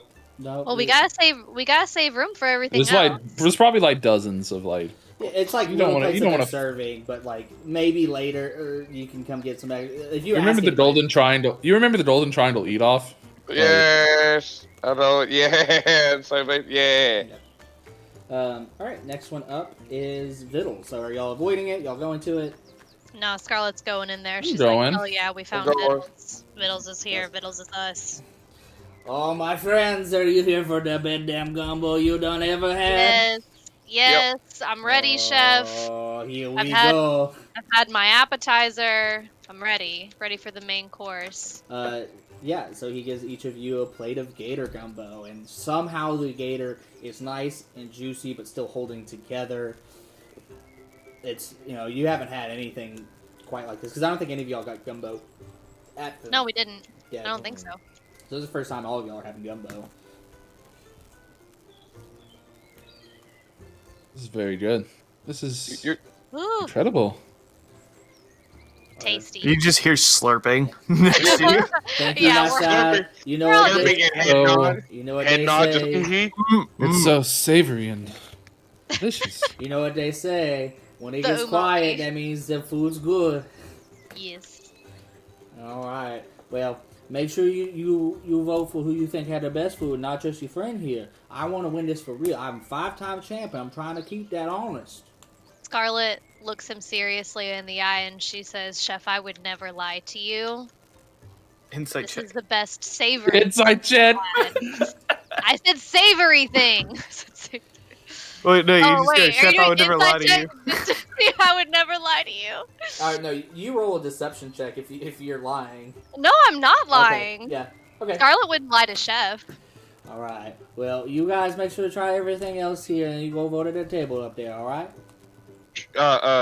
Tato's gonna go ahead And you can see like his area is very busy. He is the 5-time champ. He has everything to lose. Everybody's excited to try the world famous Gator Gumbo.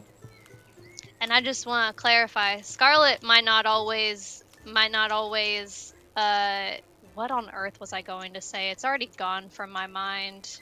A day in my life. Damn. Anyway, moving on. Forget I said anything. But yeah, like Tato just gonna speak up. Look, man, I just want to let you know that the strawberry tea cakes over there in that tea, they pushing you real hard, man. They pushing you real hard. Lady LeBlanc been working real hard. You know, she the only one here I think who has a drink too, and I think that's smart. I ain't never done that.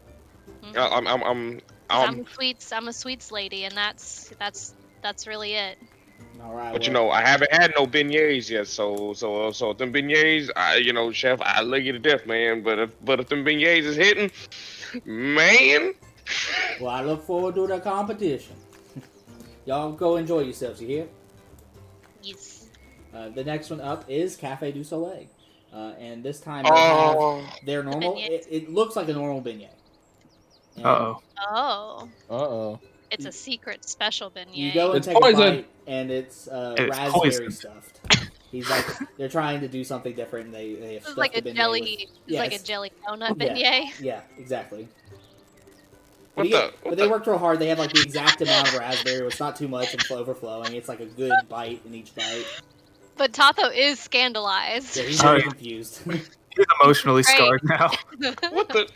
He has trust issues. Why? Why? Well, why did you do this? Well, I got to try something different. I can't just have my regular food out here. Everybody here is doing something a little experimental. Then pound this bitch with more powdered sugar and say it's the new recipe. That's all we want in a beignet is more powdered fucking sugar. He leans I over. would like to walk out. He leans over and goes, look, I agree. It's hard to beat a classic beignet, but I gotta make an appearance. I don't plan on changing no menus. I just here to get the press, get some customers in. He's playing the game. The game. Yeah, you gotta play. If you show up to the table, you gotta play the game. Yeah. Jelly makes headlines. Well, yeah, it's just like, oh, he had a new thing. I gotta try the new thing because the regular thing's so good. Bringing people in the doors. You know what? A businessman. That's smart. You got some regular ones over there, though? There's some regular ones, right? You got some regular ones over there? Please, you got the regular ones. Not here. Yeah, at the shop you can pay for. Yeah. You know what? Free ones, that's fine. It's fine. It's fine. The tea cakes, though, huh, Tato?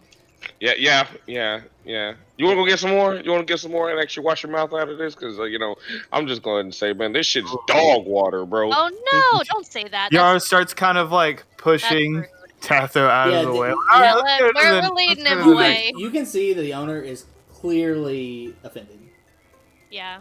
That's he not came great. He opened up. He doesn't mean that. He's very spirited. He's very spirited about beignets. Look, he got attacked by a gator the other day, and he's got a lot of feelings. Between us, we're not sure if his mind's right yet, so try not to take it too personal. Scarlet nods. Roll deception.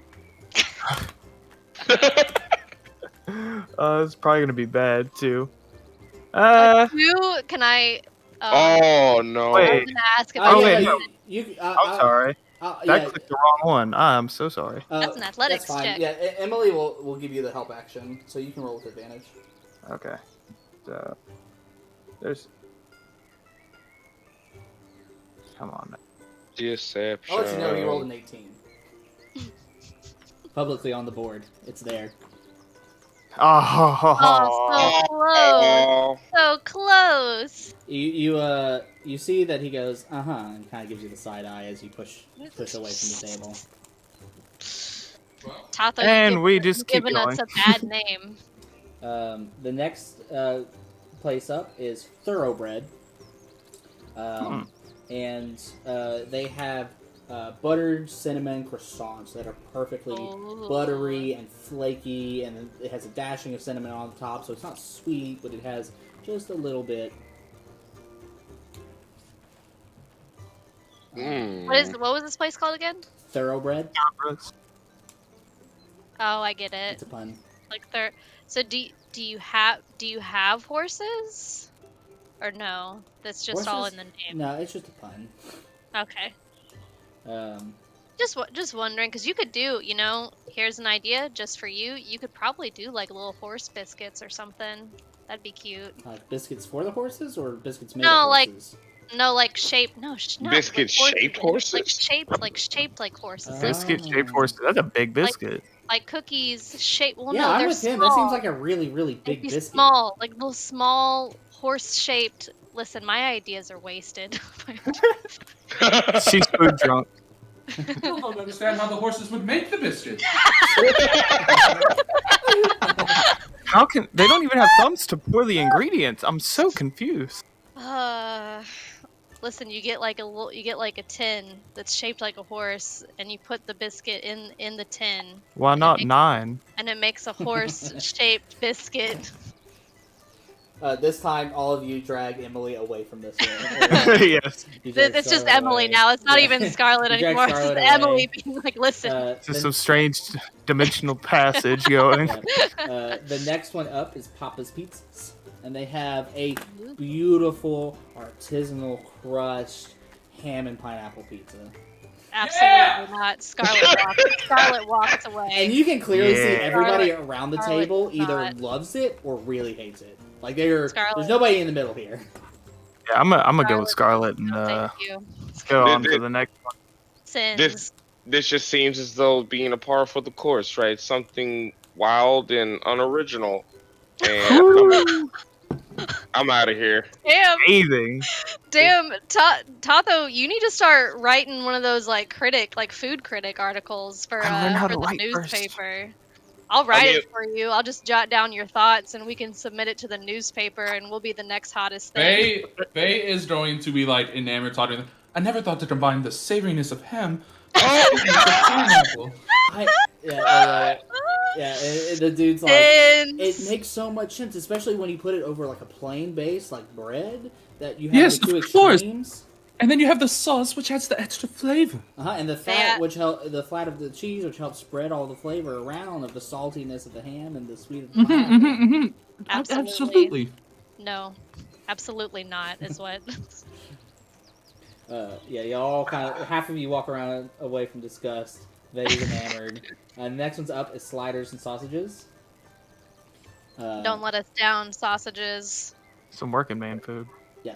That's absolutely working man food. And Tato's eating that shit up.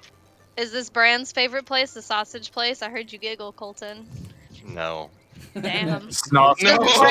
Brand does not like food, I guess. Brand does not have a taste for any of this stuff, I think. He's literally eating bugs. He likes stuff that's bitter and disgusting. That beignet definitely could have fit your fucking ham and pineapple. What are you talking about? That's not really bitter. At sliders and sausages, it's like a nice toasted bun, and this has a herb bratwurst. So it's like his normal bratwurst, but he's trying some thyme, a little bit of oregano, finely chopped rose. He's trying to do some things to change up the flavor profile. Brand, have a sausage. Fine. It's good, huh? It's a good sausage. Meat is meat. What Not even seasoned meat? It's good seasoned meat. What's the purpose of seasoning it? What? Brand, do you not have taste buds? Can you not taste things? He lost Open up your mouth. Pick out your tongue. He got COVID, y'all. He can't taste anything. No. Holy shit. Hey, it's called the crying death in this game, alright? Yes. Oh, is that it? Does Brand not have any taste buds? Yep. Damn. So he needs bitter stuff just to feel something. So I'm gonna let you know right now that these old sausages right here, you only got 2 contenders. I ain't gonna front with you. You got 2 contenders. the nice little tea cakes with that tea. You didn't give me nothing to drink. So since she didn't give me nothing to drink, oof, man. But also Scarlet that jots all gumbo. this down. Also that gumbo. The gumbo, literally the act of the broth, the juice is what I can drink. You like it, man. You like it. You telling this to the sliders and sausages guy? Yes, absolutely. No, we are gonna get killed. Yeah, he's actively upset at you. He just doesn't say anything and just tries to ignore you. Scarlet pulls Tatho aside after this, and she's gonna be like, Tatho, I love this energy. I've got some good stuff here written down from what you said. I really think this is gonna be a hit with the newspaper. However, we do have a secondary job where we are supposed to be investigating these people and kind of making friends. I think that's not really part of the job, but Earning their trust. Earning their trust is kind of part of it. So we should think about that. But I love this energy. Love all this. See these notes I got? It's gonna be great. What a compliment sandwich if I've ever seen one. Yep. What? But okay, but we can both admit that the beignets was dog water, right? Well, listen. How about this? You say the things, just not directly to their face, and we'll put it in a scathing article for. You know what? And then we can make friends and also say the shitty things that we want to say. We'll say it under an alias, and then yes. We'll use the alias Secret Food. That's what it'll be. Secret Food. We'll think of why not Secret Love? Just take the name. Because that's someone else's. What are they gonna do? Come fucking argue you about it? Because then you know who it is. We'll use the pseudonym Secret Love. Oh no. Oh no. What have I done? Yep. The next one up is Ned's Noodle Bar. And this has a nice hearty bowl of tonkatsu ramen. Hell yeah. It's a little bowl, but it has like one half of soft boiled eggs, some bamboo shoots, a little fish cake, and a little piece of the char siu pork. Oh my goodness. Why are you hitting? Does this have the true history of being like a wartime food? They just smacked a bunch of shit together to make it. I mean, it is wartime and this is food. Yeah. Wow. That's true. There's no war in Rougeford. Oh my god. There's no war in Boxing Sing. Scarlet, bring out another woman. Scarlet had never had ramen till this point, but she's like, oh damn, this is delicious, and she's torn. She's conflicted yet again. Because she felt different about the tea cakes, because it was like a sweet thing versus a savory thing, but now it's a savory thing versus a savory thing, and they're both like soup type things, and now her heart's been torn in half, and she is conflicted. This is also. Oh wait. Tatho, what's your take, Tatho? Scarlet's ready. She's gonna write it down. So look. So we have. Remember, we're not saying it to him. You're saying. No. I walked away to a table. We're walking away to a separate location. Look, I'm kind of conflicted because look. Same. So the little thing called gumbo back over there that we ate was very fluidy, but it was heavier, right? I think we could agree that was This is heavy too. It is. All the noodles and this meat, this swirly. But the broth, the juices were not as heavy. I think that's what I'm referring to.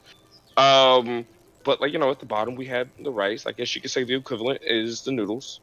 The slices of meat were not as thick, or I should say, as the others. So I mean, there's a consistency that you definitely get here, which is very, very thin. I will say, as far as I don't know, this fish cake is good, but as far as if we're talking about meats, we got the alligator versus the pork. I do like pork, but there is the uniqueness of alligator, so it's got that for it. I think that's actually is what's pulling it ahead, is the fact that you get that pow, like that kind of unusual meat. I think that's actually is what's pulling it ahead. But the act of being able. Also, how are we eating this? With forks, or are we eating this with chopsticks? I just put my hands in there, just spit it out like a heathen. They have the option of both at the thing. You selected whatever you wanted. I attempt the chopsticks, but I immediately say Scarlett's this is like, too hard to eat and too Scarlett's like, tedious. I do like this fancy spoon and these sticks, though. I do like this. It makes it feel special to me. But it's very tedious on how to do this. It's like it's a learning curve to eat. No, Scarlett is As you naturally say good. that, you see Yaros walking by holding the bowl in two hands and just like Slurping. chugging it down. Scarlett gestures. See? Easy. He's Alright. got to stick his whole Did we face make in our there. way to the next booth yet? Yeah, let's Yes. go. Okay. The next one is Cormier's Confectionery. And they Aw, have damn. a salted dark chocolate bar. But Oh, it's fuck. it's like the mold is shaped, it looks like the Sanchez River. Like they tried very hard to get that mold right. Oh, well, that's actually really nice. And it's just like Very a very fancy. high quality It's like salted dark chocolate bar. So it's like it's a dark chocolate bar. Yeah, it molded into the shape of Sanchez River with some quickies. Brand, come here. Uh-oh. Brand, absolutely, come here. It's a bitter. Brand, come here. What's the Put this- percent? Come Put on, this in what your mouth. now? Oh, it's It's like bitter. we'll say like 78. It's pretty dark. That's not bad. Brand, you have to like chocolate. It's bitter and it's delicious. Chocolate. Yes. Have you not had chocolate, Brand? Dark This is the chocolate to first- be exact. This is the first moment of the rest of your life, He Brand. sees that it's like black, and he's like, "That's a familiar color." That's like the color of bile. It's fine. That means it's not raw, right? It has to be overcooked. He takes a bite. It's It's good, right? It's good, right? It is bitter. it's fine. It's fine. And You then like it, Brand? like- He's so mad. he puts his mask back on to cover his face. He somehow turns even more red. Because he's smiling. He doesn't want us to see. You can see like his ears bobbing a little bit as he continues to chew. Alright, the next one up is Piper's Pies, and they have a blackberry pie with a very artful, intricate floral design on the crust. Like, Ooh, fancy. What kind of? You said it was a blackberry yeah, pie. it's a blackberry pie. Mm. And it has like Beautiful. each little slice has like how you can like layer dough to make it look like a flower. Like each piece Yeah. has like a flower Yeah, crust on top. very fancy. But how does it? How good is the dough though? Like, how'd they get that crust? There is nothing here that isn't great. It's Okay. it's a very flaky pie dough on top. So it's not like a So, like- big dense So like chew. Taco's talking shit, but like everything's delicious. There has not been anything here that has not been truly delicious. Yeah. I want to let you know Except for Hawaiian. that I. pizza. Yeah. Hey, the hey, Hawaiian pizza. That is the most delicious. Hey, no. There was something else that was not delicious. You don't put fucking strawberry jam or jelly or But whatever listen, it's into the somebody's, goddamn beignet. it's you don't somebody's do that. thing. It's somebody's something. Look, I love how Tato has like this really like poor upbringing, and then as soon Yes. Got a as he lot gets of- any amount of power, his nose is turned so far up you can't Yeah. even see No, it from he's space. riding that high that Crack. his dad just became a baker, and he's like riding that. Yeah, that's it. That's it. Yeah. Aww. He's like, of That's course I sweet. know. My dad's a baker. Duh. I know You things. guys see, he has to know the good restaurants, so when he meets his girlfriend, he knows where to take her. Oh Too no! bad you Definitely pissed them gonna take all her off. on a. Yeah, and Gonna take her on a tea date because that's the only lady who isn't mad at us. Who wouldn't like a nice tea date? I know it's good. It's a Right, good first. the date last spot. booth of the event is at Bernardo's Burritos. And let's go. it's like a steak and chorizo fried little chimichanga. Oh my! Guys, this is genius. You can walk around with it and not have to This worry is- about the food falling out Yeah, this or is portable. Hey, eating hey, it with utensils. Tato takes away. It's a little messy. I will say when you talk about it, it's a little messy. I'm gonna look at the other people eating it, and then I'm gonna look back at him. It's like that might be a user error. You know what? That's fair. That's fair. Yeah, he took a bite in the middle of the burrito, just not. He eats it like a fucking Like a Zane ate sandwich. bananas. Yeah. All right, so you have tasted all of the places. You were told that you can go cast your ballot at the top table. Okay, so I'm gonna go up the stairs. I'm I gonna was just go upstairs, but I gotta cast go my back ballot. upstairs. Casting my walk. ballot. I'll walk up there. Yeah, and you see the table is labeled Rougeford Review. There's like 2 people sitting and 1 person standing. There's some empty sheets and a nice quill pen for you to write in your ballot. Nice. Do we just say who we vote for, or does it not matter? No, you just write it down. We write it down. We type it in chat. Oh yeah, if you need any help, you can ask. Your votes will make up 70% of the. Oh fuck. Not you individually. Like you my vote. Okay, cool. That's collectively, that's your a lot votes- less pressure. Collectively, all of our guests' votes take up 70% of the conclusion. So every vote matters. Gotcha. So are y'all with the newspaper? Oh yes. Cool. Let me get their names. Because a friend of mine, he's got a lot of opinions about food, and I think that having like a regular food article, if you don't already have one, I haven't read. You know what? I'm gonna be quiet on this front. If you need a new food critic, I know a guy. So Oh, by the way, Pato is behind you, by the way. So He's this guy. seated at the table, one of them is a female half-elf who's rather old. And she's the food critic that I'm talking to right now. Next to them is a gentleman furbolg, and then standing kind of in the corner is a female half-orc. And the furbolg speaks up and goes, "I'm actually the food critic here." Yes, no, I said new. I meant like additional, not like replacement type thing, but like another. He gives a little side nod and goes, "I think we're doing quite fine." Oh, okay, cool. Well, if you're interested, here's a sampling of some of Natha's opinions about the food. Oh, it's a lot. It's a lot. It's a little bit intense, but once you get past that, there's like some things being said, you know. He's looking through and goes, "Okay, And he gets quiet. You did include the dog water. You did include the dog water, right? You wrote dog water. I rephrased dog water a little bit. I took some. He puts down the paper and looks. He puts his hands together and looks at you two and goes, "What is it like Oh no. to walk around and not know how wrong you are about food?" Well, oh my God! Who wrote down the things is actually Tatho that said all those things. Whoa! I had nothing to do with that, man. I'm just simply just walking around here. You just made all that up on your own. Like, whoa. Man, he really out here trying to pretend like he had nothing to do with this. And he goes, takes like these are why we take up 30%. Y'all aren't the whole pie. So can we go at for seconds? Yeah, sure. Wait about an hour. The lady speaks up. Goes, wait about an hour. Let everybody get their first rounds. There's still people showing up, and then ask the vendors if they, if they're okay with it, and then you can see. Yes, of course. You guys can go ahead and cast your ballots.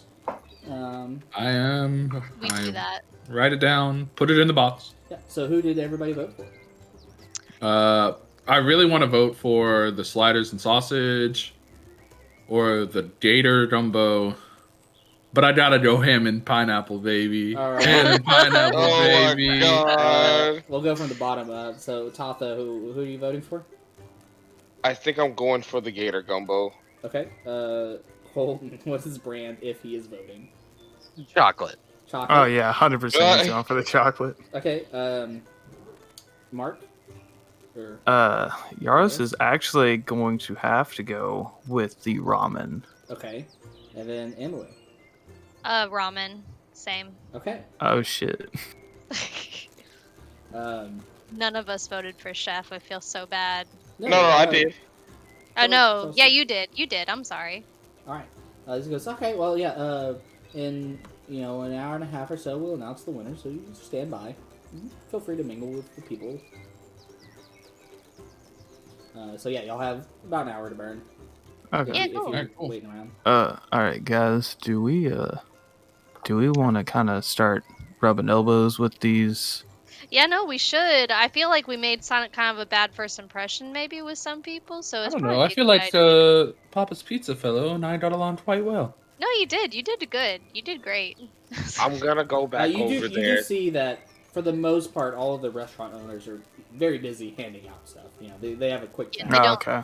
They don't care too much about us. Well, it's just like you don't have time to really schmooze with them here. They're working. They're busy. Yeah. Okay. But there's other like people to do around. Yeah. Who? I guess if we do some carousing, some mingling, who all is here? I guess that we might be able to run into. Perception check. I mean, you wouldn't. Perception. You're looking for No, but people we're you would with. recognize. I guess we're with. I guess we would be with Kavanaugh. So who is Kavanaugh chatting it up with? Okay. Yeah. Who's he trying to seduce? So you can go into a jealous fit of rage. Nah, just see who he's Jesus after. You know. Christ. 2 boys and a daddy? That's not fair. Oh my god. It's never. Listen, it's never enough. It's never enough. Yeah, so you see that he is talking to another gentleman in a suit who is a... he's a So halfling. he's a suit man. Well, there's most people here, to do. They were personally invited by the newspaper. But yeah, he's talking to a halfling gentleman, and you hear him goes, yes, well, I'm glad to hear that you've beefed up security. If anything emergency happens, feel free to hit us up. We'll see what we can do, but I might even hit you up for how you're locking down some of your items. And the halfling kind of laughs, and they share a chuckle. Locking down some items. Extra security. Very curious. So, I guess Scarlet will walk up and say hello again to Kavanaugh. She'll be like, hello. I don't know how to talk to him suddenly. Give him a little salute. She'll be like, sir? You're all hot and bothered. No. Okay. Because, hello, Mr. Edwards. These are some of my new and up-and-coming soldiers.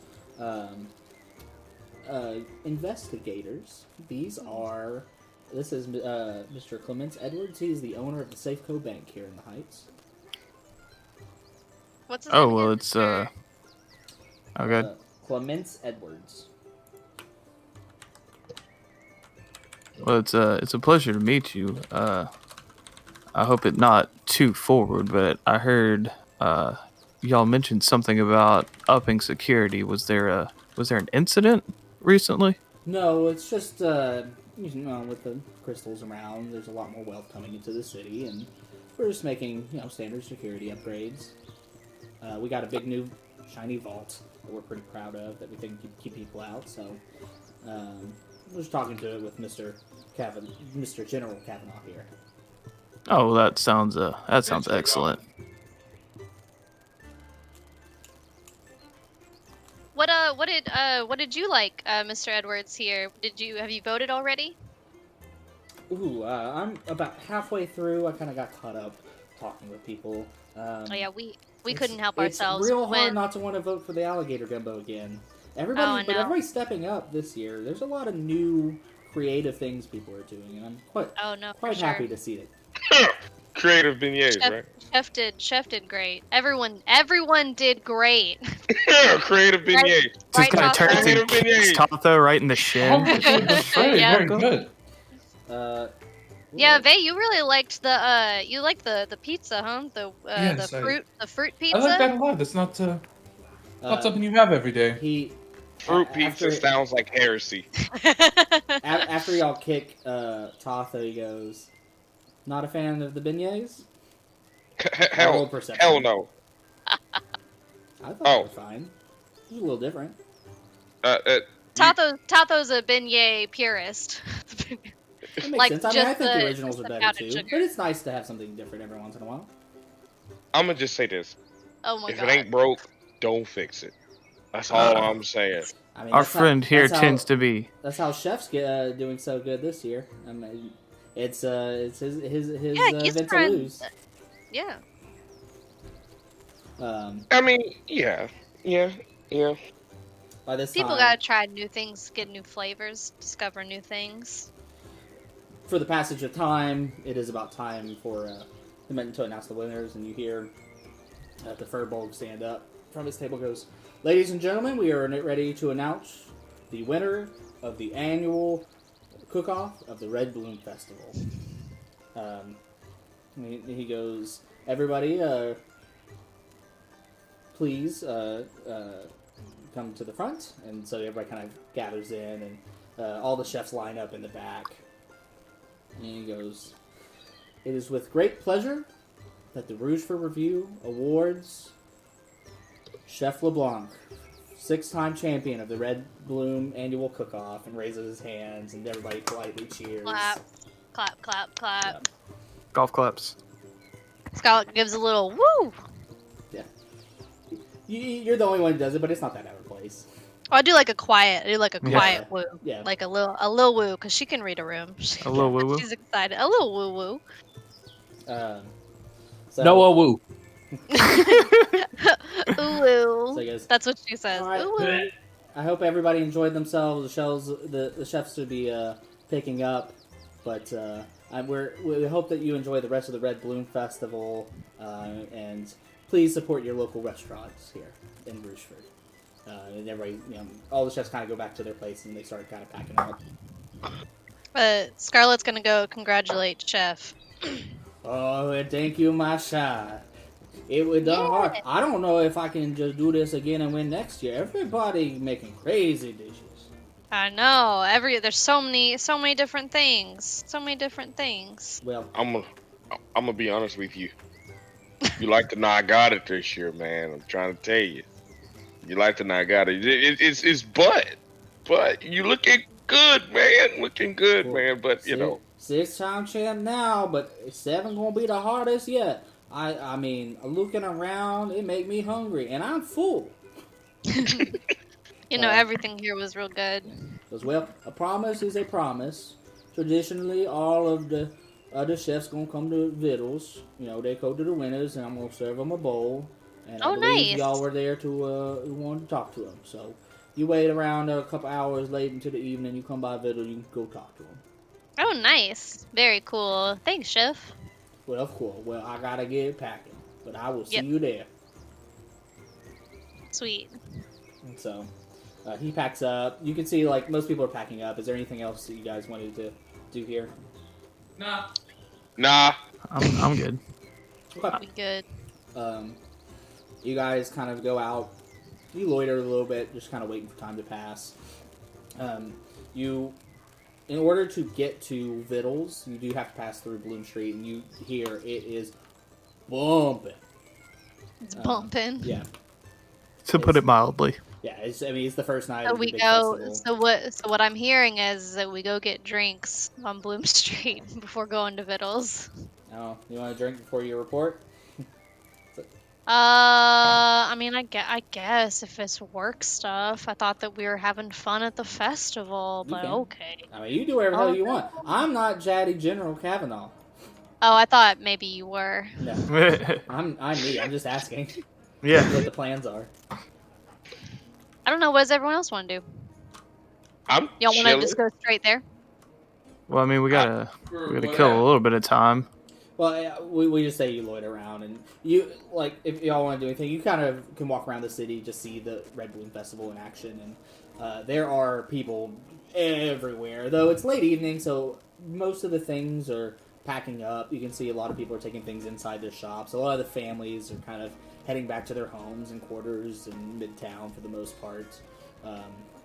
And then there's Bloom Street. Yeah, Bloom Street. You can tell that there's some people heading back to the Heights Hotel. You can tell, like, they do get quite a bit of tourists here at this time. Travelers here for the festival. You see the river still blood red with the algae bloom. And you just kind of get a vibe of the city. And you can tell it's a big festival. There's a lot of people here doing a lot of things. But Nice. after walking around, kind of doing a lap around the city, you head back to Vittles. Ooh, there's still an alligator in here. Drag you homies in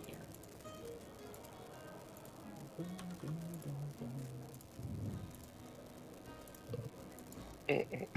So, guys, do we Do we want to bring Tato in there? What's What? wrong? What's wrong with me, man?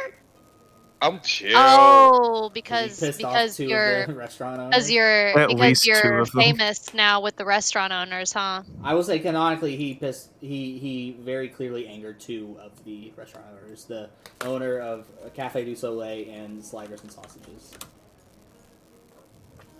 It's The true, sliders- Taco. You made the sliders angry and the beignet people angry. Probably Look. mostly the beignet people. What did you say to the sausage person? What did you say to them? I don't even remember. I'm sure now. they're all reasonable individuals, and they won't take it too personally. I mean, it is a business, right? You know Yeah, what? it You is know their what? livelihood. You know what? I'm gonna tell you this. I'm gonna tell you like this. How about Tell us we? how it is. How about we make our way? Over there. I apologize. The beignets. He's got to know I'm coming back for the original beignets anyway. And he even said that he's doing this, whatever. So he knows he's got comfortable service with me anyway. So Well, I think it was you comfortable, had then you met made him it before. uncomfortable. Yeah, like you also had met him before, and then you came at him like this afterwards. This is the first impression.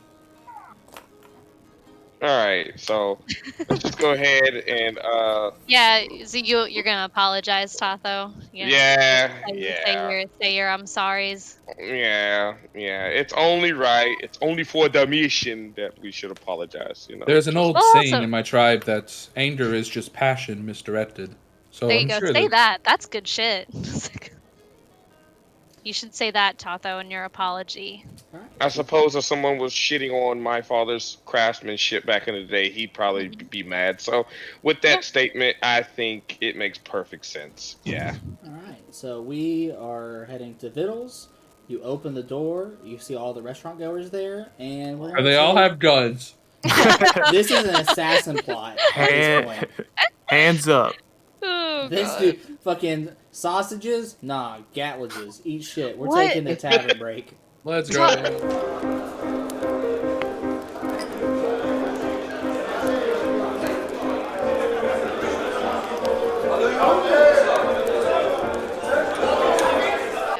All right, we are Sounds back from break. We are beard full and pee emptied. I got me some Emptied pork of chops. I pee. got hungry. We got empty vessels. Talking about all Tyler, that food. I really wanted to vote for the Cafe du Soleil, but then you robbed me of the vote, and I hate you, the DM, for it. Damn. Because I wanted to I vote said, for who the you gonna vote for? You told me who you wanted to vote for. Ooh, why did You how put did you put walk strawberry in the beignets, man. Man, you need to chill. You need to fucking Calm down Xanax. about them beignets. This dude about to go to war You do need some Prozac. over some fried dough. It was very funny to me though that Tato was just like, you gotta watch out for them beignets, man, and then the beignets. Yeah, did you piss off the beignet guy and the Sausage. Yeah. Sausage. Sausage They're not guy? happy with you. What did you say to the sausage guy? I don't even He remember. straight up said now. it just tastes bad. This is bad. You should feel bad. And yeah, he was just like, I mean, and you didn't even serve a drink with this, and the tea people served a that's- drink, so this is Yeah, kind of yeah, garbage. Yeah. Who's our But, yeah. ranting? Yeah, good luck letting those people sell you beignets for the rest of the campaign. So yeah, you guys walk into Vittles. Are y'all summoned to the board? Oh, Yeah, I Uh, think. Yeah, we're in the restaurant. Okay. Yeah, we Um, are. You are all in Vittles, and you see a chef kind of behind the counter with a big bottle. And goes, "Oh, you are just in time." And he pops the champagne. Cork pops up. He goes and pours. It's like a very large bottle of champagne. Goes and pours a bunch of flutes, and all the restaurant goers come on. He goes, "Friend, friend, you gonna come get some champagne too? Come on now, don't be shy." Who was? Who me? Yeah, y'all come on. Us. Oh. Yeah, y'all Oh, are yeah. my guests. Scarlet goes up, get some champagne. Yeah. Never Are had. the other people already champagne. here? Already? I Yeah. haven't had champagne. Yeah. either. The place is full. Okay. All right. I go get champagne. And everyone sees you that you're friends with Oh Chef, no. and they're like, You get two very serious side eyes. Okay. Can I? What are we gonna do, bud? I had a conversation. No. I'm RPing right now. I feel as though we had a conversation. Well, first of all, we had a conversation outside, and I may have overstepped. Who are you talking to? Yeah, who are you going to? You gotta go and talk to somebody. You didn't preface anything. You just started speaking. Oh shit! I'm talking to Chef real quick. I'm just like, I kind of messed up a little bit, so. He said some shit. What'd you done do? He fucked up, is what he did. I may have run my mouth a little bit too much. Remember whenever you were feeding me, and the first time you met me, and I was just sitting there shaking my head with mouth full. That kind of should have been my state of being today. All the food was good. No, what? It was yeah. Good. Well, I mean, how do you ruin a beignet by putting strawberry stuff in it? He's doubling down, everyone. He is. Tato. Oh, okay. So perception check from the beignet people to see if they hear this. Sure, yeah. That's a good roll. No. DC. This is what you get. DC 16. It's a high roll. Y'all are speaking in confidence. Okay, Noisy bar. Y'all ready? Okay. I mean, it's. All right. Do I just keep going, or do I have to roll something? No, I'm rolling your perception against you. It's a 13. You're fine. Okay. All right. Scarlet shushed you before you got too loud. I got close. And I said something that was unintentional, inappropriate, offensive, perhaps. And I did enjoy the sausages as well. The only thing let me stop. Yeah. So I kind of. Chef, do you think you could help Tato apologize to some of your other restaurant friends? Because that might help. I am confused. What did he do? Because all he did was complain about food right now. He insulted the food in front of the chefs. Yeah. You telling me you went to an event, got free food, and complained to the chefs as they spoke their hearts out? Yes. Well, we didn't, as a group. Tato did. Oh, God. Right. Yeah. I say that like I wasn't also part of it. So I'll put myself in there as also having done some wrong. So it's not just you, Tato. I'm being honest. Mistakes were made. All right. Well, I will do what I can do. And he, we will also... All right, yes. I have a friend here who said he wants to apologize. Go ahead. Everybody looks at you. All right. There were some things that I said to a couple of people while tasting their foods. I understand that you worked very hard on this, and it was all beautiful. And it was all beautiful. And the fact is that I have no place to talk down on someone's craft. And we're sorry. All. And I am very sorry. You see the two people you offended look at you. They're kind of thinking it over. He goes, these people don't work hard. They're the ones who went out and got me the gator. Everybody kind of go, ooh. Like, because everybody here. Do I raise up the shirt? now when they show the team marks? Well, maybe, unless. Oh, do you? Yeah, I actually got scars to prove it. Almost died from it. Almost died. And then show part of it, like raising it up. And everybody oohs because they're all a guild. They all talk with each other, so they know how much of in a bind he was. They go, well, you can see this man is selfless, and he don't know he'd messed up. So, Tato, I don't know, go run a lap in punishment and come back, and you'll be good. How's that sound as penance to everybody? And you see everybody in the restaurant guilds kind of like laying back. They have their champagne. And they all give a thumbs up, except for the two he pissed off who gives a thumbs down. But all right. Well, not good enough. He goes, well, the motion passes. We will all forgive him as a guild if he don't run this lap. All right, Tato, go ahead. All right. How well do I run the lap? What do I roll? All right. I'll go with you. I'll run the lap with you. All right. Now y'all need to go around Riverfront. Let me pull up the map. Y'all need to go run around Riverfront, around Bloom Wharf, Midtown. Then you go to Willow Park and come back. All right. It's like a good distance. That's a lot. Yeah. Okay. Yeah, we got this. We got this. You know you don't have to come, right? I'm the one who said the stuff. No, I know, but I hyped you up. I hyped you up halfway. So this, it feels like I'm part of it. Part of it. Fair enough. I'm not gonna run as fast as you, though. You should run faster. All right. Now, before I go, like we said, these are the folk who got me that gator and put me out of a pinch. So, everybody raise your glass real quick. Cheers to the... Hey, did you ever come over to the game?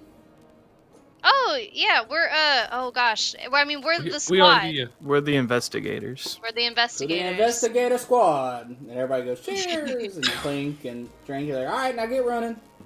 Get out of here. You gotta start getting. Alright. I want to take my character out of the goddamn thing. So, like, away with us. Alright, so.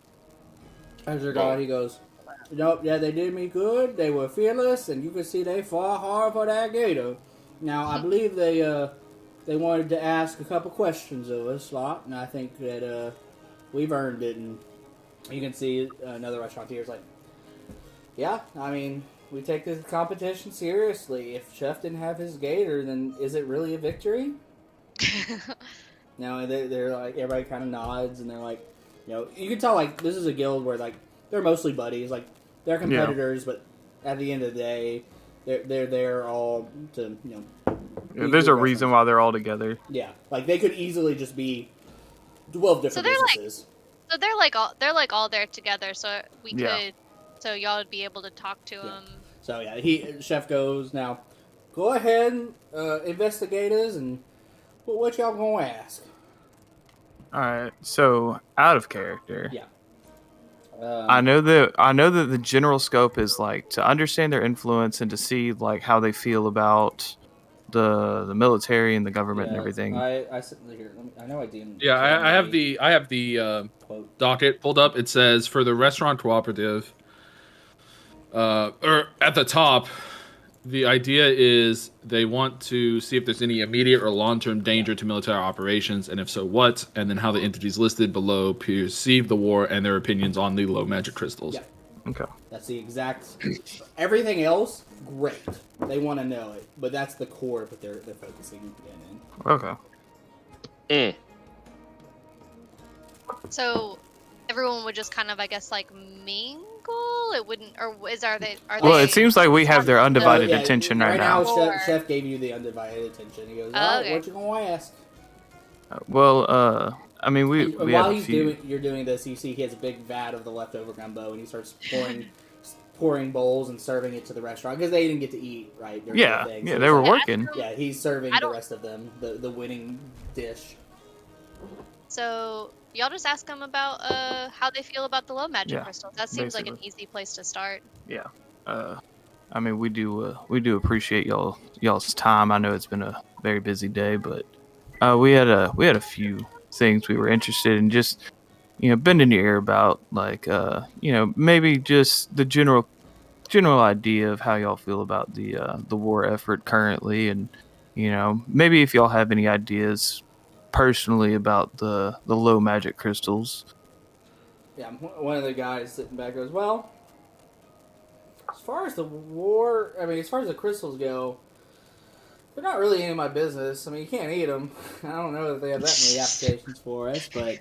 Can't eat them, I don't care about them. It's just like, I think it's brought a lot of people to the city, brings us a bunch of business. I'm mostly neutral on it overall.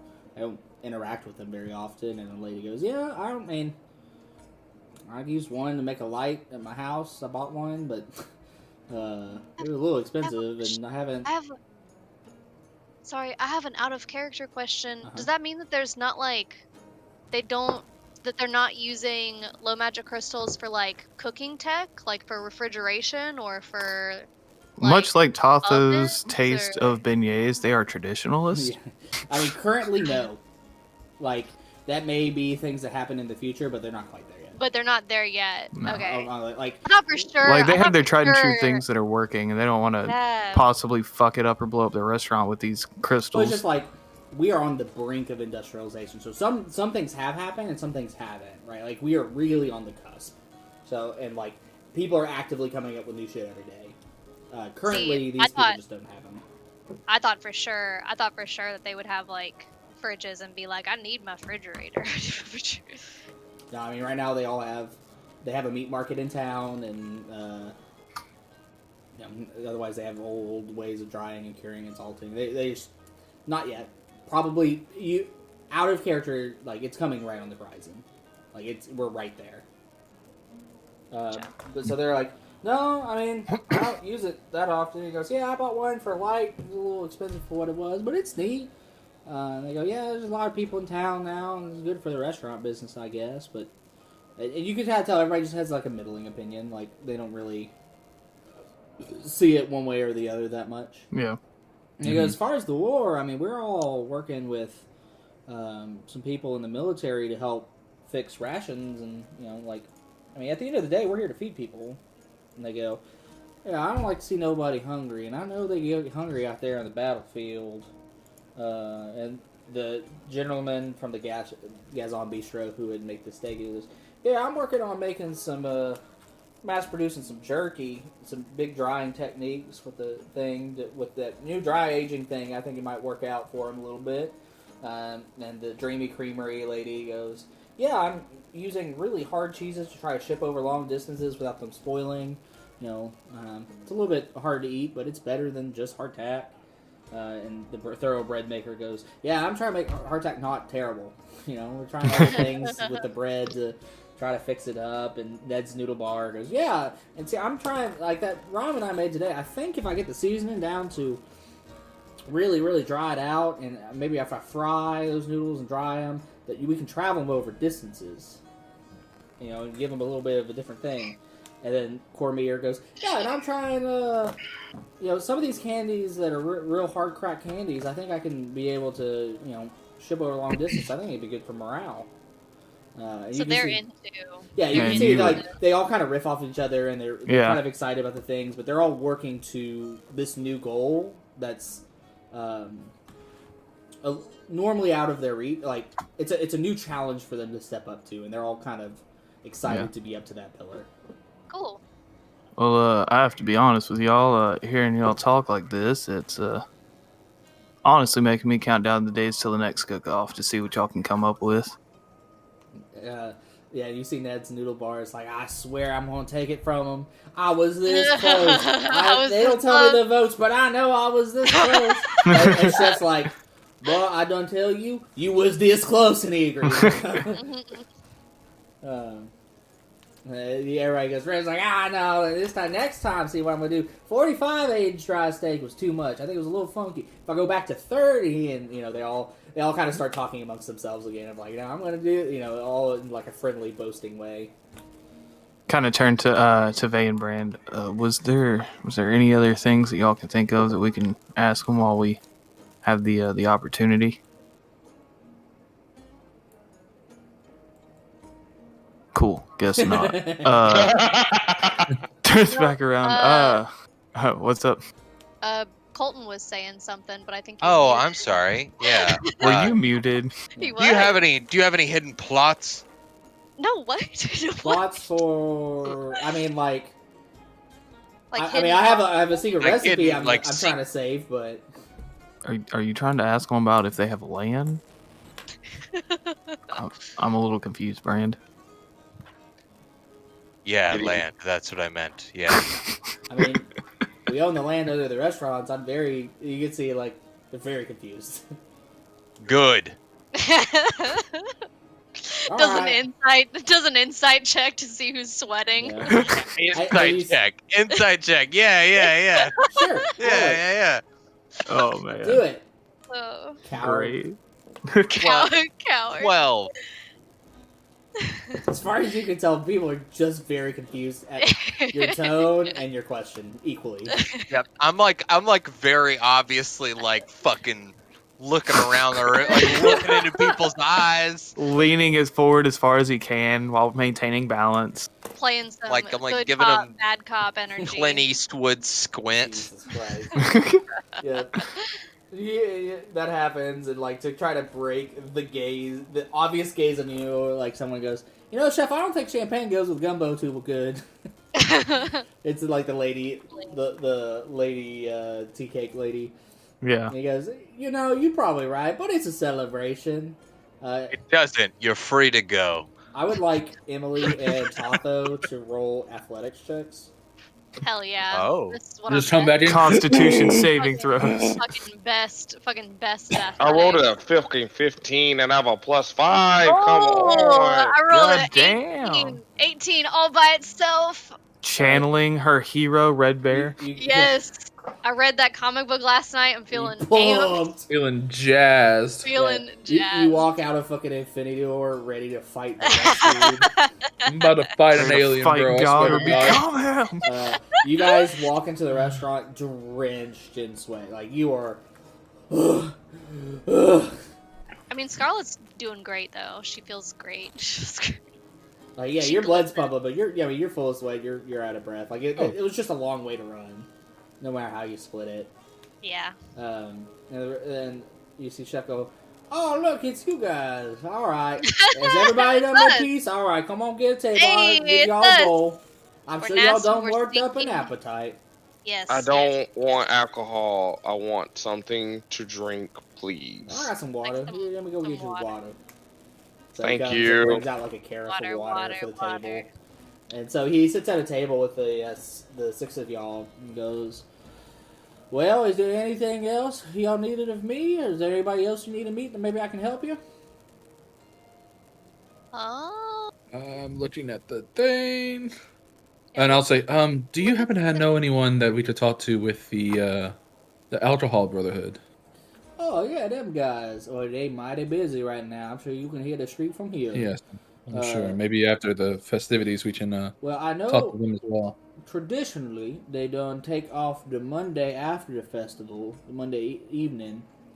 And they usually hang out at one of their bars. I think they usually like that dive tonk. And they have a drink amongst themselves, to celebrate. So if you try to catch all of them, that's probably a good time to go and do it. Thank you. That certainly helps a lot. Yeah, for sure. Is there anything that you know of that we could, that we can do to kind of help them out, to encourage them to lend an ear to us whenever we go to speak to them? Oh, that I don't know. I don't talk to them guys too often. I talk to them a little bit, but you probably talk to them. Most of them pretty dumb friendly. They a good lot. I mean, they make booze. Well, Scarlett's drank half the carafe by this point. well, once again, I do appreciate all your help there, Chef. It's been a pleasure. Yeah, thank you, Chef. Thank you. Yeah, you guys don't do me a solid too. In fact, here, he goes, "Hey, fellas and ladies, I'm gonna give these guys one of our coins. Y'all done treat them well during the week, all right?" And they all look up and go, "All right." Yeah, I'm like, sure. Like, they are very overall grateful for what you did for Chef. Like they said, is it even a win? Like, they're all in it for the thing. He hands you a coin that says the Restaurant Collective on it. And he goes, you go ahead, when you go, say lunchtime, I think it'd be a good time to do it. You go walk in, you get that coin. We're going to get you a free meal for the week of the Bloom Festival. How'd that sound? Well, that sounds excellent. Oh, it's so pretty. Yeah, it's like a 10 stamped coin, but like in the middle, or around the sides, it says like the Restaurant Collective. It's like a decorative Do they coin. take this like at a little Metro decorative Cheeses? Oh, God. Yeah, if you can get to Necco Cheeses in this universe, the answer is yes.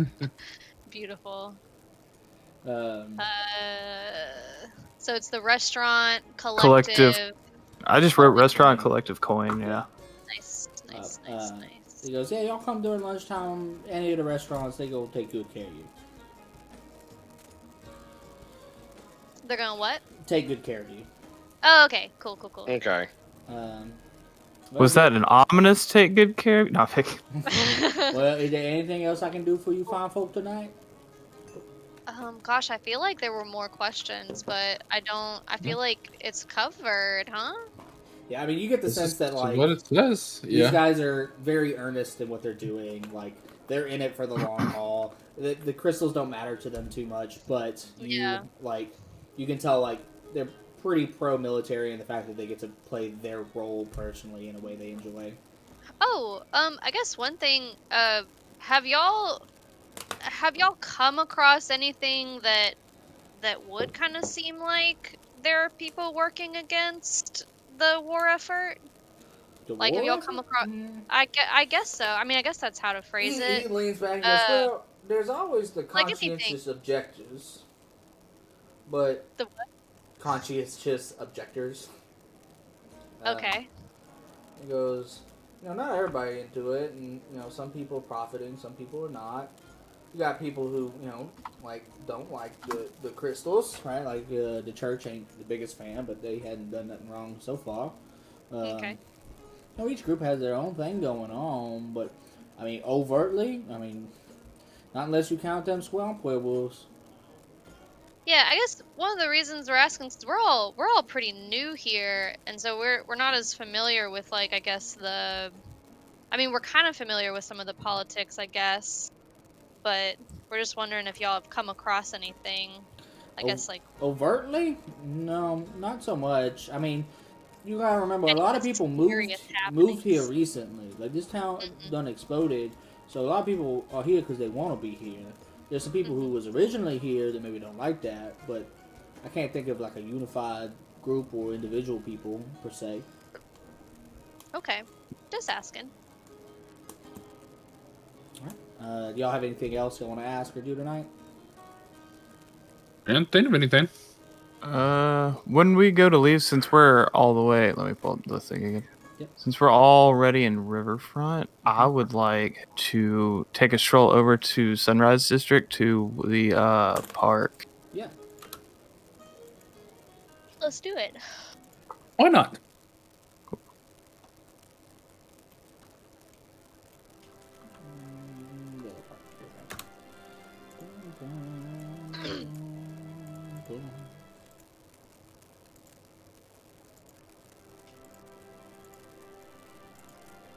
Okay, I remember to remove the gator that was here. Yeah. I was gonna say, you probably didn't need to pull a whole big thing like this. I was just gonna do a little thing. He has to. Has to. Dims the rules. There's a map done for it the now. park. I'm the map. You diddly done did it. Oh Dude, no. we did it. Then we get attacked in the night by the park monsters. You walk by Willow Park, you see, like, once you get out of Rougeford, like, it's, like, late. Like, it's night. Yeah.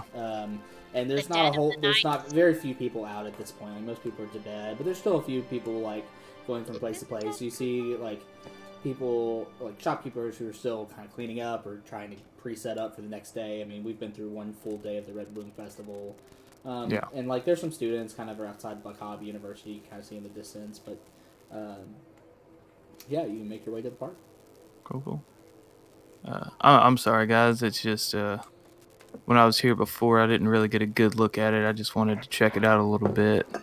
Oh. Yeah, you can tell it's like a central area, and then right outside of that are nice trees, and then outside of that area, it's kind of like a multi-tiered thing. It's like big fields where you go play, and there's big grand trees that are manicured, and you can tell it's like a very nicely kept park. Yeah, this area is where the church is. Is that what this building is right here, or is this so what a lot of the big facilities are in this area. So Buckhobb University and its field, the church, going around it's the museum and library, the druid houses, the zoo, and the Rougeford Conservatory of the Arts Sunrise Theater is over there. So it's like it's called the Sunrise District because it's on the east side. That's where the sun comes up. But and then Willow Park is kind of in the central park of the city that connects everything. Just as a question, because I know the Sunrise District is literally right next to Riverfront. Uh-huh. Do we hear all the partying going down in Riverfront from where we're at? Only very slightly, because there's big buildings in the way. Yeah. It's like it's pretty quiet here, like, and peaceful. Okay. There are some people, like I said, every once in a while you get a person walking around. And but it's really far in the distance. And yeah, I mean that's pretty much it. Okay, cool. Well, I appreciate y'all accompanying me over here, but I mean this was really all it was. I was just checking out the park that I hadn't really. I mean, I know we brought the gator here, but I didn't really get to take it in.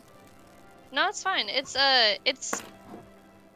nice seeing all this again at sort of a slower pace. Yeah, we had some stuff going on, didn't we? Mm-hmm. I actually have some friends who are going to be going to Bookstore University this upcoming semester. Oh, really? Mm-hmm. Yeah, some of my guy friends from school are going to be there. It's going to be a little bit awkward seeing them again because I was like, oh, I'm going to the military. I don't know when I'm going to be back and don't know when I'm going to see you again. And now I'm going to probably be seeing them again very soon. I'm sure they would be happy to see you again. I'm sure it won't be as awkward as you think. Yeah, I mean, yeah. Well, I'm sure they're great people. Can't wait for us to meet them too. Yeah. No, that'd be nice. Sorry, no messages. Guys, got you.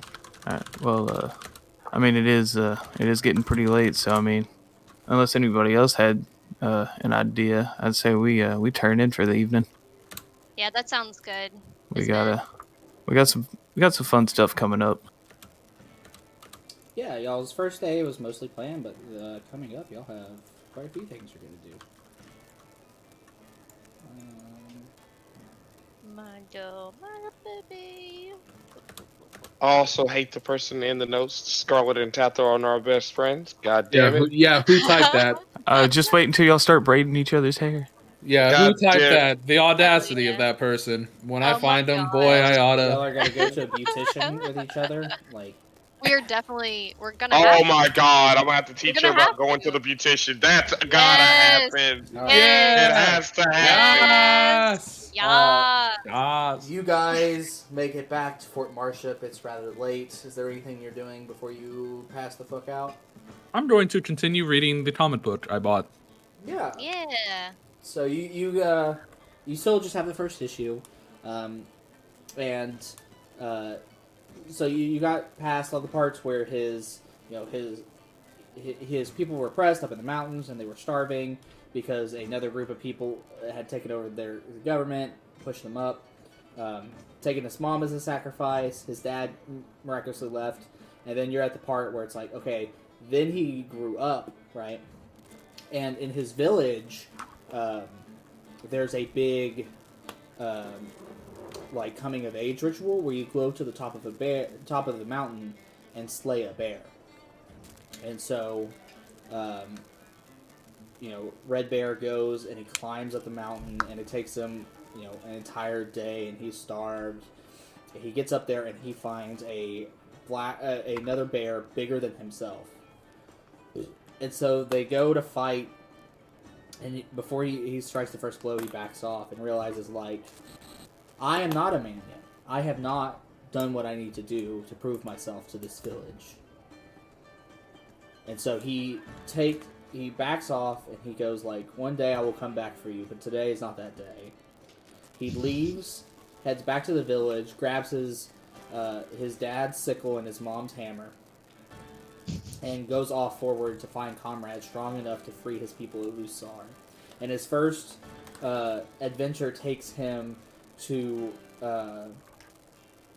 the Silvaris, where there's a giant central city and a dome that's more futuristic than every other land in the country. And he's outside protesting with people who feel like, with farmers who, like, the outside are all peasants, but everybody on the inside is rich, and there's an economy there, and he feels for these people as they feel for him. But eventually he gets arrested and thrown in jail. And that's the end of the first issue of the prequel. Okay. After finishing that, just calmly close it, set it on the nightstand, and just get ready for bed. Scarlett's right there staring at you. She's like, well. Oh, what'd you I didn't see you there. Yeah, no, I've been here the whole time. It is good. It is well written. So he's a red bear, right? I think that it's symbolic that he's not really a red bear. What do you mean? Well, there's all kinds of connotations. Like, both of his parents are Goliaths, right? But he's a red bear. So I think that there's some kind of mystery about red bear. Maybe, I don't know. There was some. No, but like, what does it mean? It's gotta mean something, right? For context for the viewers, like I said, this is the previous campaign, and in lore, eventually we get powerful enough politically that people write political cartoons about my character, who's a giant. It's a barbarian Goliath, but his name is Red Bear. But in the comics, they make him a literal red bear because they just don't know better. And so that's the shtick here. That's the joke here. It's just for us. I don't know. There were parts were rather strange and confusing. Some of the ideas didn't quite land like I think. The faceless witch is really interesting. The like lady with him at the what is it, at the end, throughout. I mean, she's a character throughout the story, but they never really like show what she actually looks like the whole time. They just like use different characters the whole time. Yes, it's interesting. It's certainly a strange. It is all right. It's all right. Oh yeah, no, I get it. It's not for everybody. I'd be happy if you did keep reading, if you did hang in there, because like this is just the prequel. This isn't even really chapter 1. This is just setting you up for like. Right, maybe. You would love the Scarecrow Village. That's like in chapter. Gosh, which one is that? That's like chapter 5. No, it's very early. It's like 1 or 2, right? It's like immediately. I mean, there's so much. I don't remember. Yeah, it would be like chapter 2 or 3. It happens twice. It comes up twice. Yeah. I think there's like 1 in chapter 2 and 1 in chapter 5. Yeah. Just hang in there. Hang in there. It changes a lot. Oh, hey. Yeah. It's that boy. Is that boy. Or girl. Oh, snap. It's KK. Praise the sun. Praise the sun. That everything's okay. Praise the sun. I mean, we'll see if I can find it on find the time to read another one or a good sale. I might. Yeah. This Changing Faces of Love book I got is pretty interesting. I think this lady wants to have sex with a wolf. I think that's might be part of it. So I did not pick up on that, but now that you mention that, that's a little odd. She describes the wolf as pretty sexy, and so I feel like And this is in the book you bought, right? Yeah, this is the book I bought. I thought it was gonna be more like the person like change like in the human faces, but I think it's a werewolf type situation. But that's just me. I don't know. Maybe I'm reading too much into it. Listen, you shouldn't be kink shaming, honestly. That's all I have to say about it. First word of the campaign. Let's go. KK, you've returned. Have you been under the bed this whole time? You sneaky. Yep. She ate Actually too in the much chest. and had an upset stomach, so I didn't want to talk a whole lot. Yeah, all that food really did work on her. Yeah. No, we'll see. We'll I'll see. definitely keep you updated on this book. Yeah. Yes, please. Do And then, that. and then I think later. Well, I think later because you kind of wanted some like folktale type stuff, right? We could definitely go to the library and like find some stuff that you Oh, would yeah, like. yeah. Certainly, we can. Yeah, we can and me certainly do that. out of game is telling you guys you will have plenty of downtime to go do all kinds of shit you want. Between like smaller events, we'll have downtime. Yeah, or to, even like, if you shop just and schedule stuff. things differently. Like, this isn't like a super limited resource. Gotcha. After Chick, the you're conversation gonna is fucking done, die. after the conversation is done, and Conversation's everyone never done. Scarlet will everyone chat with goes to you bed, all night. Vay is gonna wake back up and reread the entire thing again in the middle of the night. Oh. Oh, I Happy. will say that That's like while that's heartfelt. happening, hey, I will say that literally while that's happening, hidden away in a standard issue like journal, hidden away is Tatho because he swapped from math the other day, so it's reading today. Yeah, He's sitting there, it's he's mouthing like, yeah, it's the I actually really liked this thing, but I can't like tell people you like the thing, right? Yeah. Gotta act cool. Yeah. All So right. rude. And then Can't just like things. You can't just like things. before Yaris goes to bed, he's just gonna kind of look out the window at all the red algae in the swampland. You just kind of take it in because it's so different. Yeah, like this place is nowhere near anything any of you have ever lived in, and like all the animals and people, and the city is so big. The person who got closest to the city is Charles, but even this is a magnitude larger of the city he lived in. The culture's like, so pretty different. This is like very different for everybody here. You're all from different places. Is it like gross humid here? I would imagine it would be. Absolutely, it's swamp ass here. It's Swamp sticky. ass weather. The air is sticky. Swamp ass weather. Yeah, Scarlet. It's like soup. Scarlet It's never soup. understood. She's here, and she's yet to understand why her hair won't not be frizzy. Oh, damn, no, let's I be mean- real. Beautician time. Nah, Scarlet's hair does whatever Scarlet tells her hair to do. She's Oh, like, yeah? "Hair, you behave." Damn. All right, so you guys go off to slumber. Each of you kind of maybe secretly doing some reading, and the next morning, A rooster crowing, signifying the next morning. Where a dragon attacks. the day is Tuesday. You March wake up dead. The sunlight. Oh, it shows up Wait, so fast. What day is it? The day is Tuesday, March 23rd, It's Tuesday. in the year Paylor 765. Tuesday. You guys Why are are not. all the years Paylor's years? Yeah, I know, right? Because it's a Paylor calendar. It's kind Yeah, of but a little biased. Also, they've all been the same year. It's just the 1 year started. What do you know? well, like, do other people get other years? Is it like a Chinese zodiac thing? Like, Yeah, that's more of what I was thinking. Nope. Oh, it like is- every year this is rotates the- deities. This is the Yeah. Gregorian calendar. It's instead of the year of our Oh, Lord, so- it's the year of oh, Paylor. so it's year of our Lord, Paylor. Oh, Yeah. Yeah, he just doesn't say Lord Gotcha. Paylor. It's just in the year of our Lord. Gotcha. In the year of Paylor. Understood. But I it's- thought this was yeah. like This is a calendar that was created by year the of Church the of Paylor. Dragon. Yeah. This is Yeah. Year of the this is duck. a mostly monotheistic place, and that they're who made the calendar that everybody follows. Cool. But knowledge of the other gods exists, though, right? Yeah. So to touch on that, like there are pockets of people who worship other gods everywhere. Vast majority worship Paylor because like even those who believe there's a pantheon of gods are like, well, he's the big god. Like I just worship him and I worship all the other ones that give me whatever.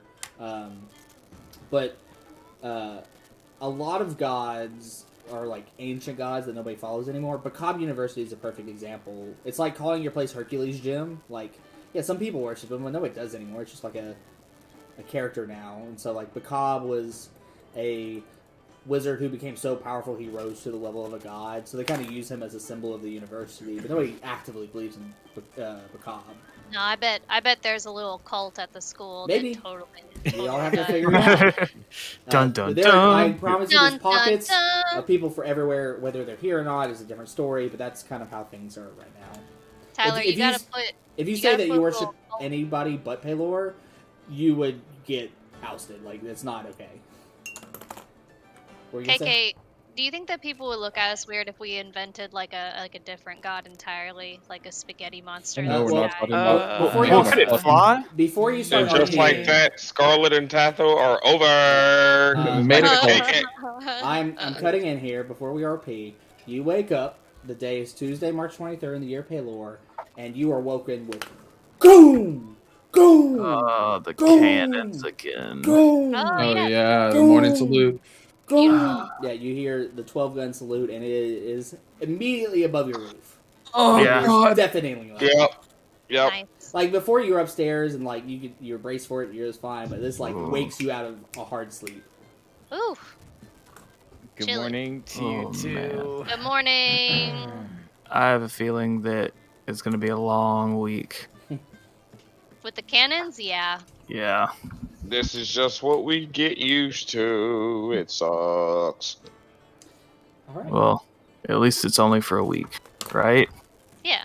Right? Yeah. Yeah. 'cause Yeah. I then- mean, why wouldn't it? because after that, you get hit with cannons for real. Oh God! You get hit with cannons for real.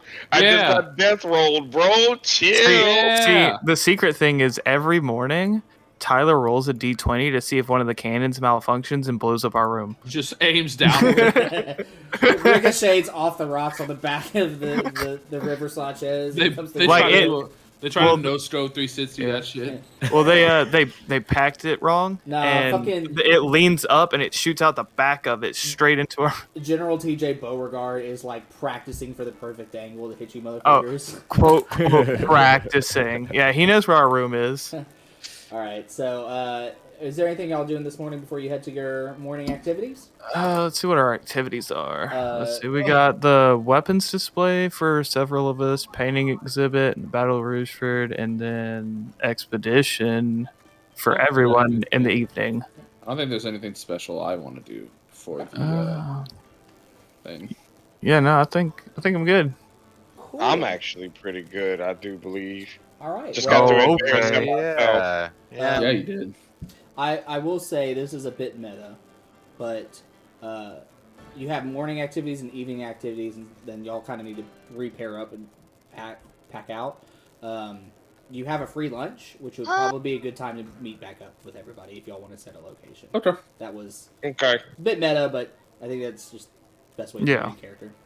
Lunch at Okay. the petting zoo. It's lunch at one of the restaurants. Oh, You weren't here, but y'all got a coin that gives you free lunch at any restaurant. oh hell yeah! Hell yeah.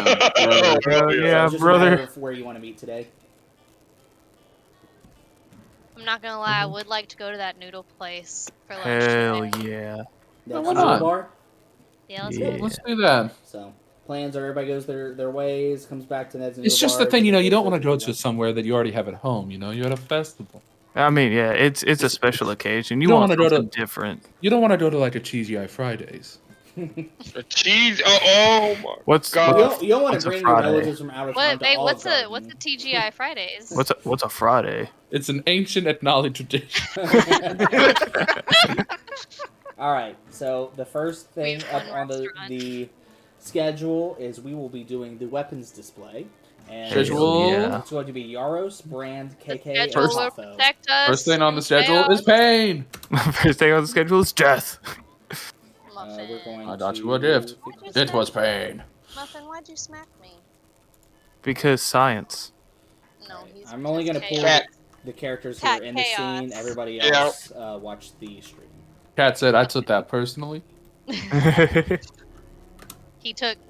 He had a problem with my mic. He's So like, gotta it's slap it. Brand, Yaros, KK, and Tafo. Tazo. Alright. So yeah, you guys walk past the Fitzsimmons Low Magic Crystal Factory and head towards Heroes and Heralds, where on the right you reach your destination. Out on the front are of the blacksmiths and Fletchers. You see a handful of people walking in groups, kind of from table to table. And it's kind of hard to tell who's more excited, the people presenting the weapons or the people seeing them. Yeah.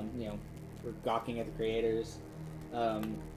And so there are 3 buildings all next to each other, and they each have their own things. There is the Smelt and Smarts Blacksmiths, the Featherfall Fletchery, and the Halberdashery, which does armor. Which would y'all like to do first? KK is gonna look for novelty swords.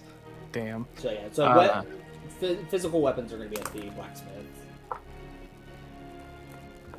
I gotta be at the what you cut out. I'm sure the first one, the blacksmith. Blacksmith, yeah. Yeah. It's basically like physical weapons, ranged weapons, armor. I'm gonna be honest with you. I'm going right there to the fucking blacksmith because of lore, backstory. I mean, not lore, backstory. Yeah. So. Well, I mean, lore. Yeah, I mean, I intend to kind of go see all of it, so I'm gonna just hang out with the group and we'll hit them all. Yeah. So yeah, you guys walk up, and there is a half elf there. He's about middle aged, who's like showing off a weapon. He puts it down, and you can see a kid's real excited, and then he goes off. That family kind of runs off to the Featherfall Fletchery. And he puts the sword down and he goes, "Oh, hey, you here to you see the weapons?" Oh, yeah, absolutely. I'm here to see your weapon, your craftsmanship, and everything involved, actually. Yeah, he has a little voice. He's like, "All right, let me show you what I got. I'm proud of what I got this year. Let's see. I got," and you see he's like looking at the table, but he goes, "I got this," and he pulls out a dagger from his sleeve. He goes, "I got these. They're a lot easier to hide." And then he reaches down and pulls one like out of his boot. And he goes, "I got these even sleeker than they used to be. Look how thin and low profile these are. You can put them just about anywhere, not know." Easy to slip between ribs. Yeah. You got something a little heftier. Oh yeah, I got you. So he puts those back in where his science bag goes. All right, and he walks over and grabs a big pole out of the ground. He goes, A big He goes, "I got these new javelins that are more aerodynamic than ever." And you see he has like a target like, I don't know, like 100 feet out. He goes, "All right." And he's not like super strong, but he goes, "All right, let's see if I can hit this."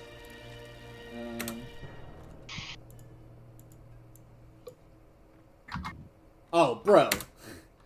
You see, hey, do I have access and to the scene? I don't think I do. I don't want to break your RP. It's glorious RP.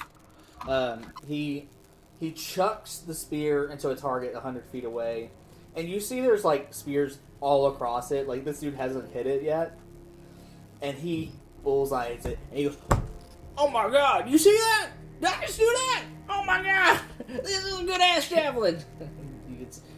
He pumps himself up. He goes, "Look at that! You can hit people from that far away. That's crazy. Bet you can do it further if you're stronger than me." But what? Chatfield pipes up and just, Well, I came here to actually watch you just work and just admire your work. Due to my father also being a blacksmith. But I mean, when you start pulling out these toys and these javelins, oh man, kind of want to throw one myself, if I may. The music is so ominous. I know. Yeah, he's like, Scared. well, I mean, like, today's me showcasing some of my new wares. Hey, I'll put it this way: you go retrieve them javelins, I'll let you throw one. You look strong. You know what you're doing. Hell yeah! So obviously, I'm about to literally go and grab a javelin. You grab it. He's like, "Nah, go grab a lot of them. You're doing me a favor here." All right, so I grab. There's like 15 javelins that you kind of carry in your arms haphazardly. It's like, it's just hard to carry so many of them. Yeah. He just didn't want to go out there and retrieve them. Yeah, I just drop them and say, all I want to do is just throw one. I think that this is, Just make sure nobody's in front of you. Let me look around for the children. He goes, "No, all right, go ahead. Clear the line." Yeah. All right, do I roll something? Yeah, roll a ranged attack. The D20. Plus Dex. No, you have simple weapon proficiency, so it'd be plus Dex. We'll say, but maybe D20 plus proficiency plus Dex. Yeah. Okay, all right. I'm a little bit stupid. So I roll a d20 because I don't have a ranged attack, I don't think. So I just roll a d20. All right. Okay. So what's your Dex modifier? My dex modifier is 2. Okay, so that's +2, so that's 13. Then your proficiency bonus should be +2, right? Is that what it is at level 1? Yeah, that's what mine is. So then that should be a 15. Okay, Yeah. cool. Yeah, I see so that. You hit it, but you hit it on like the third ring out. But yeah, you hit the target. Like, oh man, you did a good job. Yeah, not as good as you, but I mean, you know. I had to throw, 15 of them before I hit it. That's true. Well, let's see what else other toys I can show you. He goes, oh yeah, step back for a second, and he pulls out a mace. He goes, Ooh. I got this one to swing real fast. He spins it around like kind of silly fast. Like Thor's hammer? Yeah, and then hits the top of a dummy, and its head just peels straight off. Oh. Yeah, I gotta do this one. Normally we make the ball spikier and do more damage, but this one I made spin real fast. I got this thing, and he pulls a rapier off the table, and he goes, all right, let me see if I can aim this. I'm not great at this.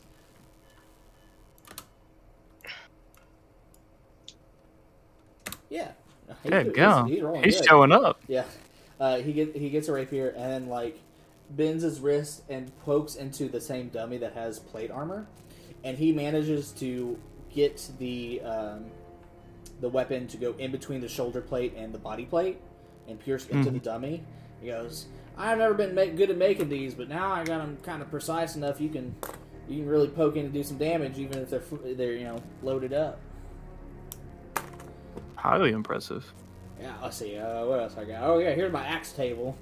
You see, he has axes in all sizes, from like a throwing axe to a. He has a lot of cans of body spray. Yeah, to a two-handed great axe. It's just like the exact same axe. It just gets bigger. He goes, oh yeah, and I got the same. I got something different over here, and it's the exact same thing except with hammers, where it goes from like nice a tool hammer to like a two-handed war hammer. Yeah. But they all look exactly identical otherwise. Yeah. It's just like as you're stepping away from it and it's getting smaller, it's just like the hammers. Yeah. You guys seem excited about some of this. Here, let me show you this. I got this in not too long ago. This came on a boat. This is from the outside powers. This is pretty rare.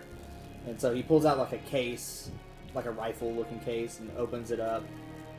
And you see inside is what you IRL know as a katana, but would be a very strange-looking sword to you otherwise. Yeah. Tanner. And you've been putting in a lot of work this year, huh? Yeah, this one's an import. I spent a good penny on it, but I think it's going to be a pretty good collector's item. Do you know where it actually came from? Somewhere in the outside powers. I got a ship manifest telling me where from, but it's an interesting piece. It's across the ocean. I would love to be able to get my hands on something like that and be able to take it home and have Pops, at least study its craftsmanship. Well, you better have some deep pockets. How much should it run you for, if you don't mind me asking? Oh, this thing? Let me pull up a spreadsheet. Prices. This would be, I don't know, 50,000 gold? Reminder that I'm poor! Yeah, this is my pride and joy. I think that thing's just expensive. That's just a fancy way of saying steal it. Don't do that. Just kind of glances over at KK, right? It's an incredibly foreign sword from a place across an ocean, where it travels hard. Like, it's just a very rare. Yeah, it's super rare. It just costs the same amount as a continent. That's all good. Yeah. No big deal. He goes, finally, I made this one a long time ago, but I sure am proud of her. This is kind of my favorite piece. And he pulls, he goes over, and Tatho, it immediately clocks your eye. It is a long sword that is incredibly similar to yours. Are you see? Like, he made it? He just said he did. Ask him. It's insight check. Wait. Oh. Hold on. Is this your dad? Fuck it, I'm gonna roll an insight Is this your check. dad? Wait. Is this man your father? No, damn, we really uncovering trauma, huh? I kind of want to question him on it but I'm not. I gotta figure out my phrasing for it because I just want to say, "Hey, motherfucker, that looks like my sword." That might be kind of fucked up. You learned your But- lesson with the chefs, huh? No, he didn't. Yeah. But like, how do I say this? So, you said you made this a while back? Yeah, I made these, I don't know, about a decade ago. See, but what we're realizing now, and I've been making some modifications with it now, is that you can imbue these low magic crystals that we've been experimenting with in weapons and give the properties of the crystals to the weapons. You want to see something wild? And he goes and pulls out... Always. He pulls out, like, a pretty brilliant-looking low magic crystal. Like, this one's not cheap. He goes, see, I made this modification here that slots in, and he puts the crystal in it, and the blade catches on fire.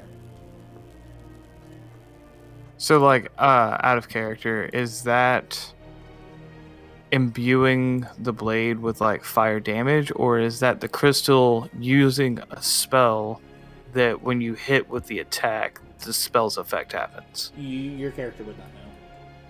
Oh, you know what? Can I ask him if I can hold the weapon? Don't ask me if you can do something, just do it. Well, Ask him. Like you know can what? ask. You're right. Do the thing in character. You're right. Can I hold that? Just to see it. I mean, obviously, if there's a way to turn the little magic crystal off, could you do so, please? Yeah, let me see. He gets a very careful, like, it's almost like a chisel, but it's more like a tool just to plop it out, and he gets the crystal and whoosh, comes back. Goes, now this is my baby. You threw her pretty good, so I know what you're doing, but be careful. She's my precious. And she hands it to you. Absolutely, I wouldn't dare destroy or even tamper with something so beautiful.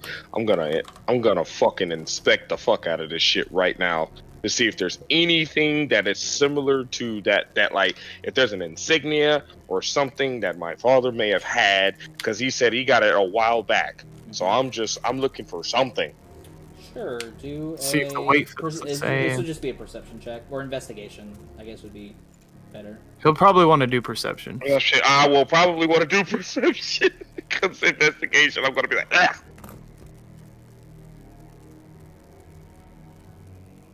An 18 in perception, or do I need to roll investigation? No, 18's fine. No. You don't see anything specifically tying it to your dad, but you can tell it was very similarly made. Like, Oh, he cut out immediately. You don't see anything specifically tying it to your dad, right? yeah, but this seems to be made in an incredibly similar way.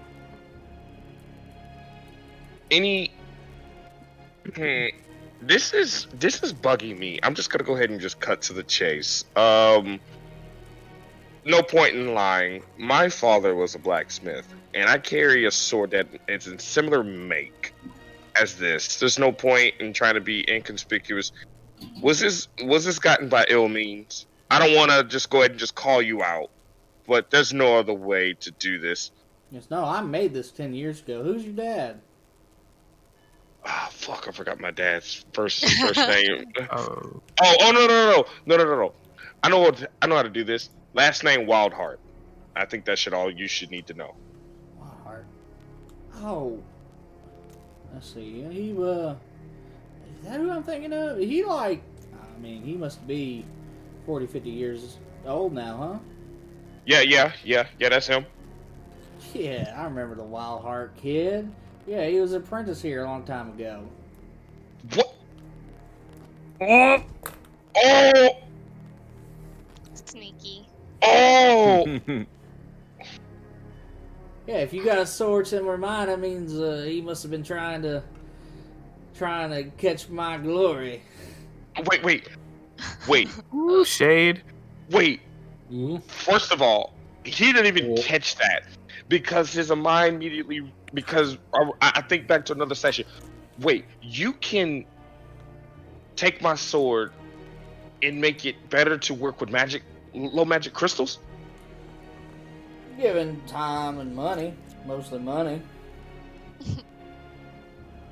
What kind of How much? kind of level of money are we talking It's about? like it seems like a direct time to money ratio, huh? Yeah, I mean, like, it depends on what you're trying to get done. I mean, I would imagine you'd probably be better off buying a crystal straight from the shops, and then you come and tell me what you're trying to do. I mean, we can negotiate something.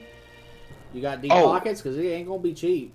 Well, how about this? How about for a similar modification that is on the sword that you just showed us? Oh, shit. Any. Let's see if I can give you any kind of ballpark.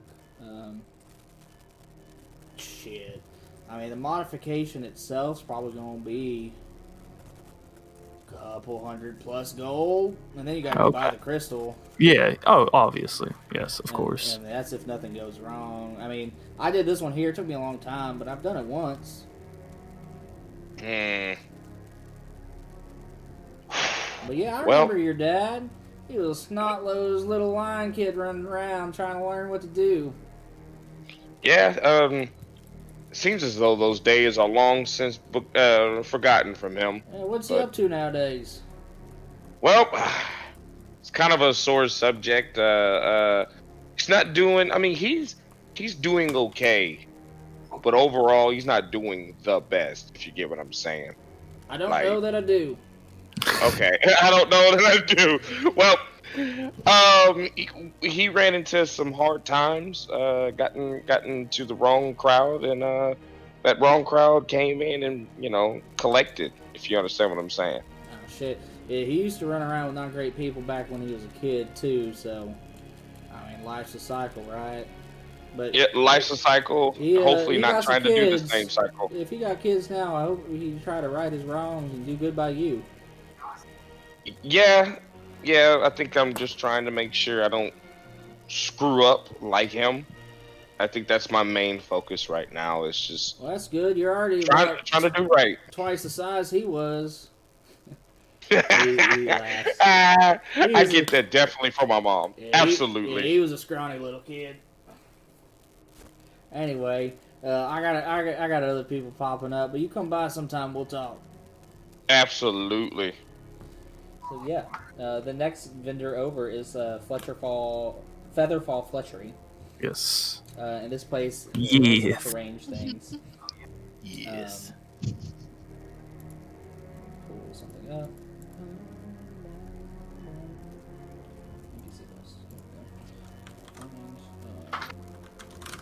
Yeah, so over here is a female wood elf. She goes, "Oh yes, you here to see how we hit things from afar?" Absolutely. Oh, you seem particularly. Do you have? Go ahead. I'm especially interested if you have a selection of novelty crossbows or something similar. Define novelty. I mean, these I are don't know, weapons. just weird crossbows, nice. like they mount sideways, or you shoot them by making a punching motion. I don't know, just something different. By making a punching motion. What the fuck? Shoot them by making a punching motion. I might be able to make something. It seems interesting, but I don't have anything quite like that here. I mean, I just made that up off the top of my head. I'm not. If you have a custom request, necessarily we can try to make something. I mean, I'm up for the challenge. Oh, okay. Well, I'll just write some of these ideas right now onto a piece of paper.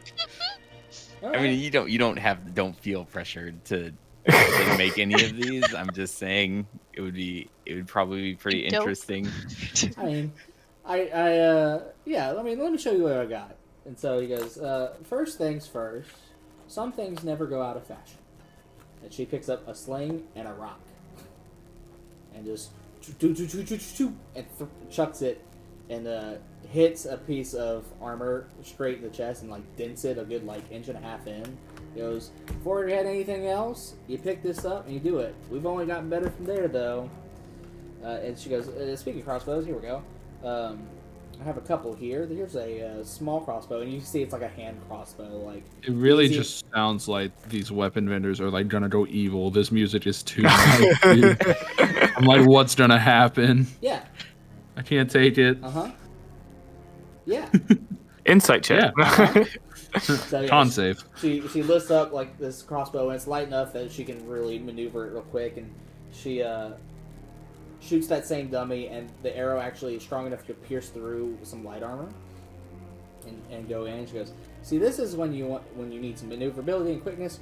This is when you want to hurt someone." She picks up a heavy crossbow, Nice. fires at the same thing, and it goes all the way All the through way the through. dummy. Yeah. Nice. She goes, "But there's nothing quite like the finesse of a bow," and she pulls out a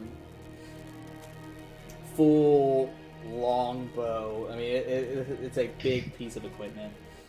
And she goes, "All right, let's see. Yeah, he still has the dummy out there. And she fires it to where they were shooting the javelins and just nails it. And that was about how far away? 150 feet. And she goes, "Now, you see over there right by the swamp line, I don't know if you can, but I got another one out there. Let's see if I can hit it." She fires it and it's short. She goes, or no, she fires it and it goes long. It's like way the fuck out there.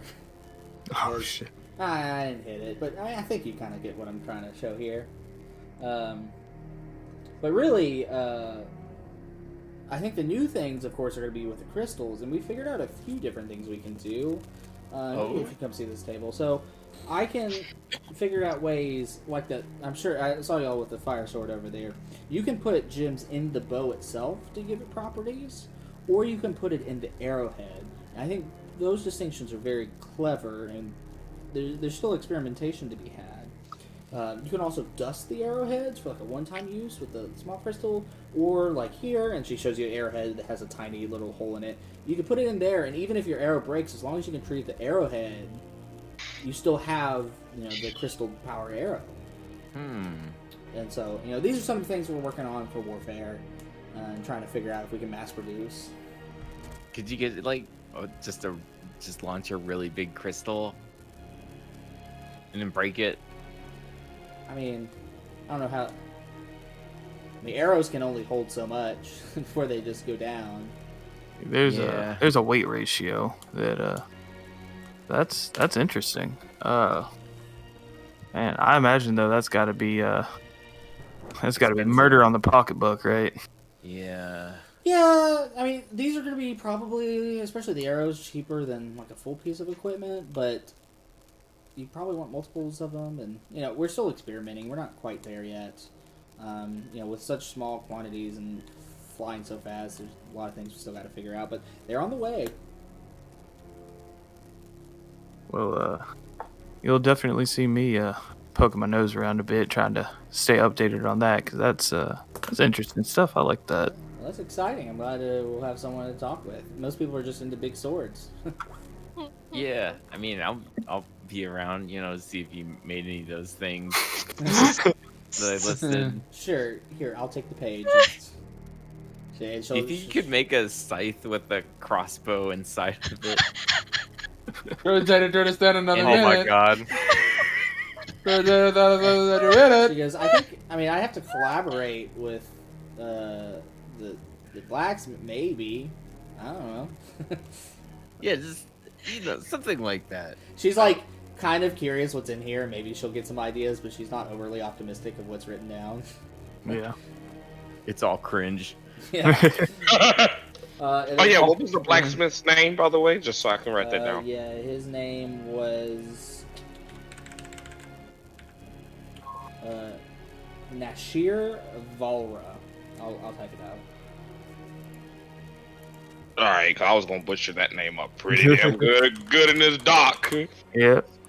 Well, certainly appreciate it, and I'm sure you got more than enough hands to do it. But if you ever need an extra set of hands to test some of this out, don't hesitate to ask. Sure, Oh my. drop by. Be happy to talk. Oh my god. Oh my god. Oh my god. Oh my god. The final place is the Halberdashery. And the gentleman who runs it is Dead. He's shot dead in the street. It is a she. She is a mountain dwarf.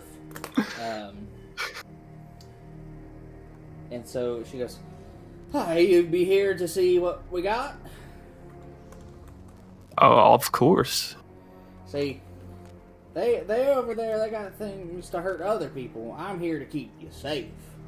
And she shows, I got everything here, and there's dummies from everything to padded to leather to chain to full plate.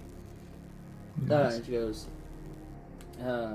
yep, see, I got it as strong as I can. Here, I got this dull blade if you want to hit this full plate.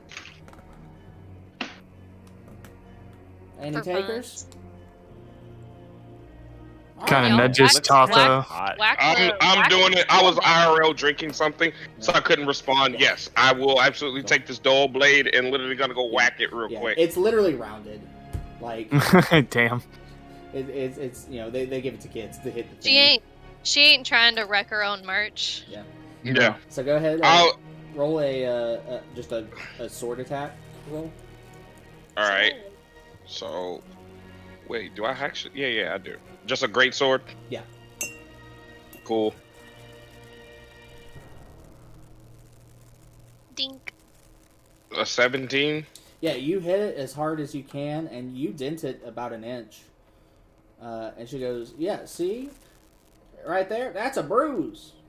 That kill you otherwise. Like, armor's important. That'll kill you any other time." It's true. Uh, It's true. it's true. Sacre-bleu. Yeah, Very just true. like the others, I have. We've been working with these crystals here. Everybody stand back, and she goes and puts a crystal in that same plate armor that you just hit, Yeah. and you see like a mild like warm glow tingle kind of go around it, and she's like, "All right, here I have a vial of acid," and so she Damn. pops it, whoop, and she goes, and there's like an identical kind of set next to her, and she pours a drop onto that one, and it instantly corrodes. And she goes, "This would get a good spell, get rid of good armor. But watch this." And she pours some onto the one with the crystal, and it just oozes right off, hits the ground, and kind of singes the grass. She goes, "With some crystals, we keep you even more protected." Where'd you get that juice? The acid? I know a guy that wanted to drink. Yeah. Well, Brand's here with y'all, huh? Yeah, Brand's Brand? here. Yes, Yeah, Brand's indeed. been Brand, there's acid being poured Yes, on I you. can How do you see feel? the acid. How do you feel about that? Brand, it's, Yes. it's party time, man. Come on. Am I just the acid guy to you?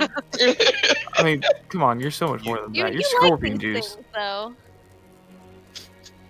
Yeah. She goes, "Oh, I You're got it scorpion from- juice and dried maggots. Yeah, I got it. I got it from one of the wizards down in Riverfront. It's a real cheap thing. But here, and she goes, I also, I know people don't get too excited about the armor, but here, watch this. I got something a little bit more offensive." And Ooh. she grabs a shield that you can see has a low magic crystal in the front. He's like, "All right, this I'm gonna need some distance."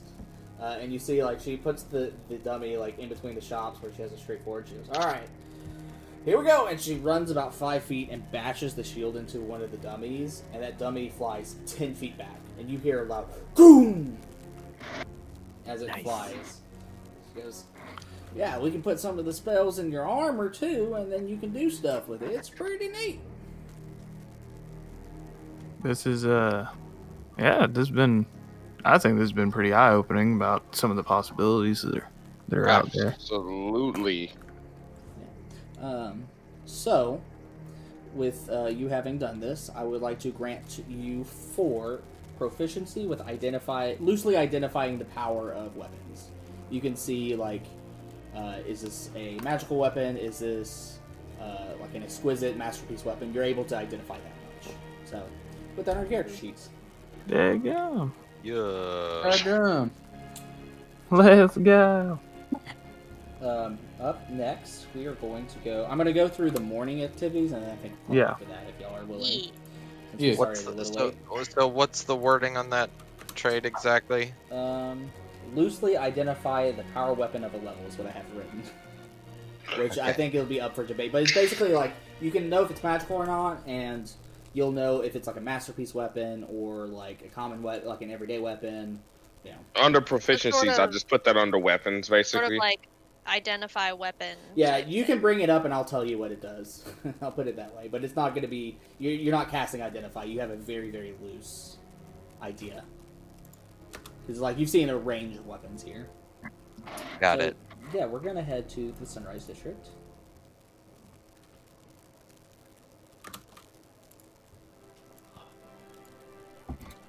And yeah, they. Oh boy. Oh boy. Oh boy, oh boy. Oh boy, oh boy, oh boy. Oh yeah. Oh yeah. Okay. They. Oh, that's something new. What? There we go. What the fuck did my damn shit go? What the fuck? Alright, you head to the Ballith Glade National Museum, and there's a modest crowd around. It's a lot of older gentlemen showing their kids around. Showing what? You cut out, I'm sorry. Showing their kids around. You can tell there's a lot of history buffs, bringing their kids. But you can somewhat easily make your way around the place, so it's a bit crowded. Pretty quick, you see a older, pale human gentleman sending off a small group kind of out the door as you walk in. He goes, "Ah, yes, a new face. Would you like me to show you around the place?" Yes, please, if you wouldn't mind. Surely. And you can see, like, there's each little vignette scenes and exhibits that kind of go around the museum and up to the second floor. And he goes to the first one. He's like, "Oh, yes, this one's a scale model of the original settlement. It was placed right at the mouth of the river where Capitol Row district is now. And it was, it was originally the highest land. That's why they settled there. It also shows some areas of farmland that they had first built up. But after the first few years were plentiful and, so they have the areas where the farms were, but they're a little bit lower, and he kind of tells you, like, oh yeah, like the Sanchez River floods from time to time, and it gets the silt and, nourishes the land, and it became a very prosperous farm. Do you know a lot about the history of all of this, the settled here? Oh yeah, I probably know more than anybody else. Could I ask you questions as we go? Would that be all right? Surely. I would love to be able to be of use. You said they settled here at the highest land around. Yes. Were they native here? Did they travel here or anything like that? So these were originally Druids naturally lived, here in Greater Yorkett. These were settlers from the outside powers who came in. They stayed here in Rougeford because it was a very important port. A lot of the tributaries flow into the Sanchez River and then down out the Red Delta over to the Gulf of Isola. So this was kind of a control point for that. This was 300 they settled here. I have a date. In 265. So yeah, that would have been like 500 plus years ago. 500 years ago. Okay. It's on the timeline in World Anvil. Yeah. They basically they settled here, and it was a colony for a while. And he goes, yeah, and if we head to the Dex example here, here's a small area that shows kind of how hard their way of life was back then. And there's like a 1/32 scale house built. He explains, like, before modern soil manipulation, most of the houses had to be built on stilts because of the flooding and the loose grounds. And inside is very small and plain, entirely built of wood. Kind of like has some of the tools, like there's chiseled out wood, spoons and stuff like that. Very early colonial sort of place. Yes, I see. Next exhibit, he shows you a very shallow boat that they use to traverse the swamps. He goes, basically, since you never know if the water underneath you is 2 inches deep or 2 feet deep, like you have to have a real shallow swamp boat. And so there's one of these here, and he goes, you'll see a lot of these still used from time to time for certain uses in the swamps, but they originated a long time ago. We were taught that by the Druids. The Druids, the ones you said that were native here, right? Yes, that's right. Are they still around now? well, not here in Rougeford. Glade is really dense. It's really hard to access. So, we don't keep too great communications, and they mostly like to be left alone. But if you go far enough into the East Glades and far enough into the West Glades, we still hear that there's some people out there minding their business. I see. Okay. Yes, I understand. But originally, I mean, they've mostly gotten along. We leave them, they leave us. And, they taught the original people how to farm and how to boat, and we learned quite a lot from them. Yes, I saw that at some point there was a battle, right? I believe this was the Battle of Rougeford. Is that correct? I'm sorry, I'm not from here. Oh, yes, that's the next exhibit, actually. And he shows you, and there is a picture showing a gentleman rallying the people against, like, a giant man with a crown. And it's basically a nicely painted political cartoon, for all intents and purposes. Mm-hmm. And around it are quotes from a book, cited from books, and, like, they have the citations, and then below you see, like, rentable at the library Rougeford next door. And there's quite a few of these books at each of the exhibits. He explains that the first people settled here in 256, and during the next 163 years, tension slowly became animosity between the settlers and the outside powers. Life was a constant battle, basically every day, just how harsh it was for average citizens. But the monarchs would send in laws and demands to them as if they were the cozy citizens back in their homelands. Eventually, this came to a head when the settlers of Greater Yorkett began to disobey their laws. When the monarchs sent enforcers, basically bloody conflict soon came after, and started the true War of Independence. And he says, basically there's a lot of settlements that were around the continent of Greater Yorkett, and they all were settled by different outside powers, but they were unified in that they wanted out, all at the same time. But they were each fighting their own monarchs. I can only imagine what something like that would have looked like years ago. Yeah, it was a big battle. I heard a rumor about the battle. Maybe you could tell me this truth. This is something my grandmother told me often, that there was something happened in the sky during the battle. Was that true? There was some eclipse or blackouts or something. A bright light or something strange happened. That's interesting. Where'd your folks hear that? We're from. I'm from farther north, from Apramia. Oh, okay. Oh, so are you a druid? Ooh. Is that a secret? My parents are druids.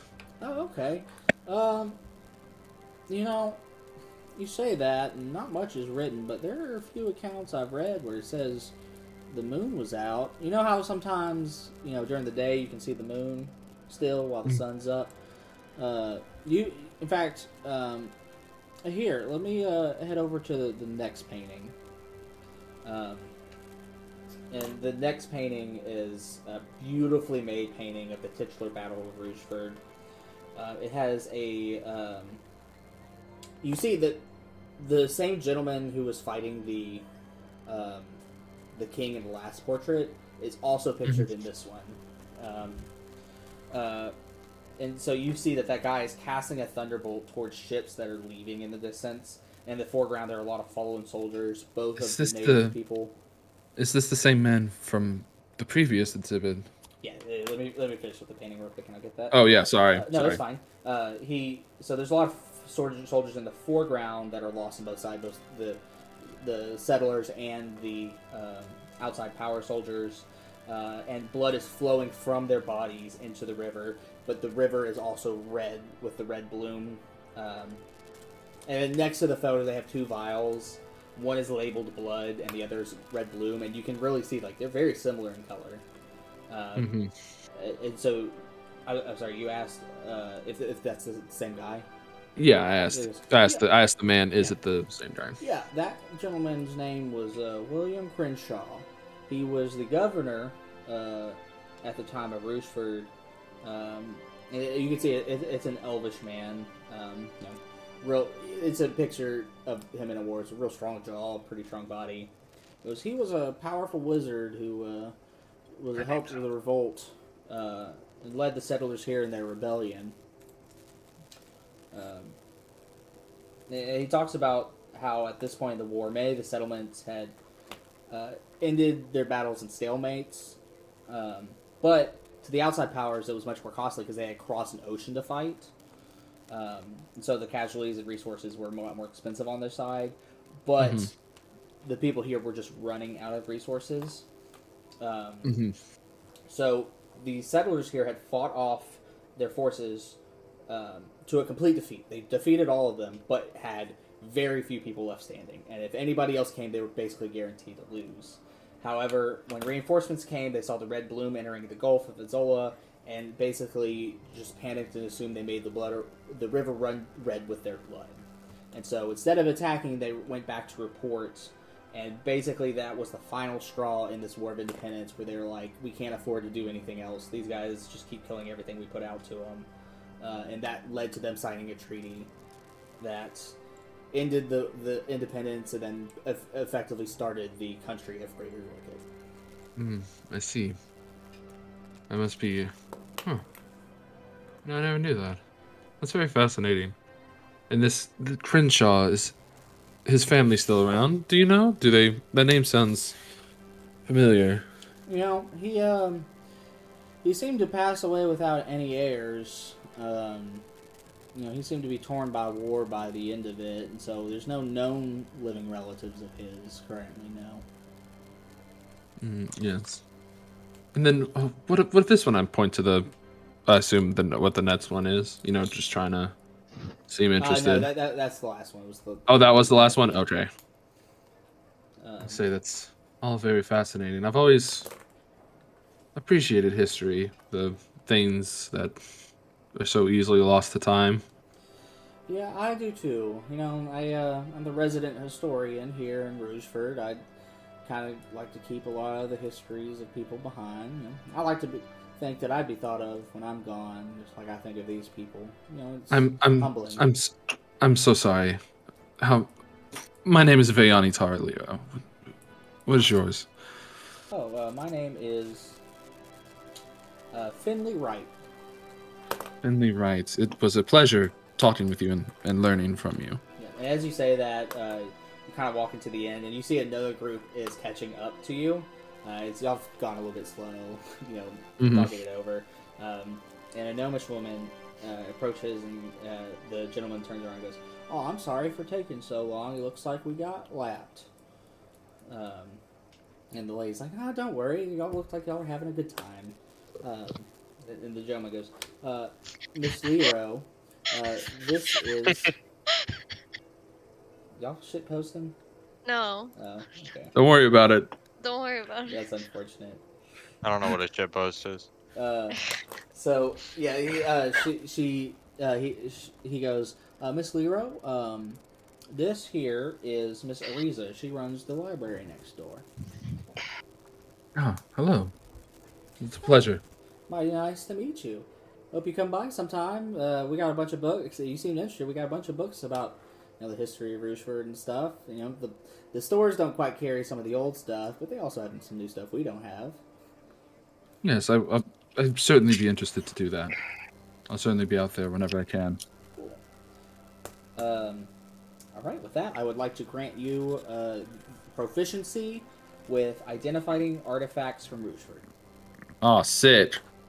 Ooh. Let's fucking go! Alright. Identify. We're all getting kind of buffed, baby. We're getting buffed. I guess let's call that tool proficiency? However you want to put it. I don't know. Alright, let's do one last one. We're going to go back over to the Sunrise District, over to the Sunrise Theater. It's me. Hit you. It me.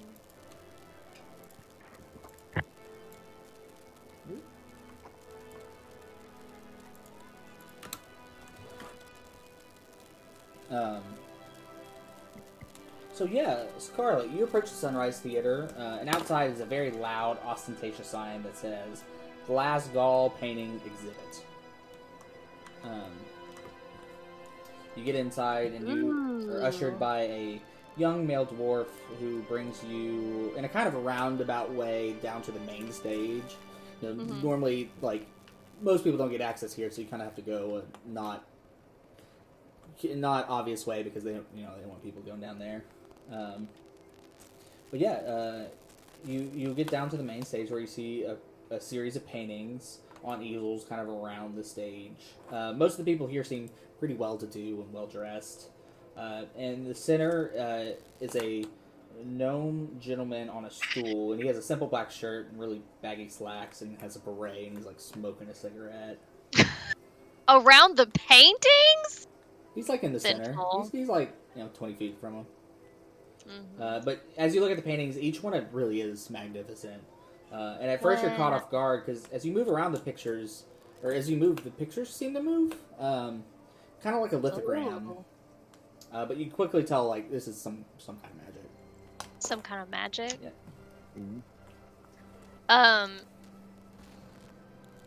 Oh, is there like? Does it say anywhere who the artist is of these paintings? Or yeah, they're all. What's his name?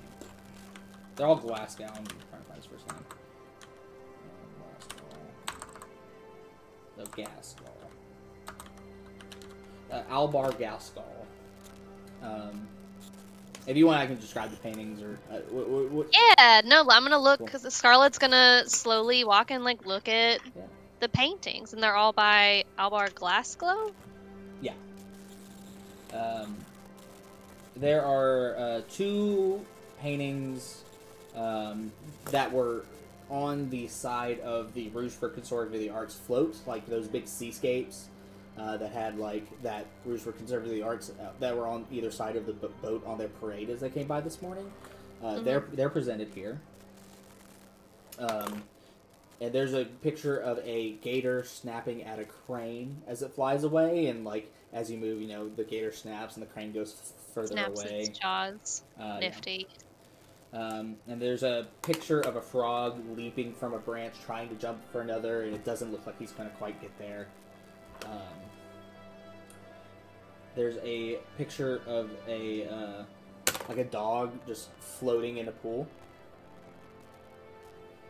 Like dead in a pool, or like he's swimming? Unknown. Oh no, Scarlett's moving past that. She's like, oh, that's weird. And the last painting is of a man drinking solitarily in the rain during a downpour. He's like putting it up and down. Wait, what? It's a man who's like drinking from a bottle. Oh my god. In the rain? He's sitting outside in the rain. So these are just gifts. These are just gifts. These are all memes. He just like me for real. Oh my god damn it. These pictures are all memes.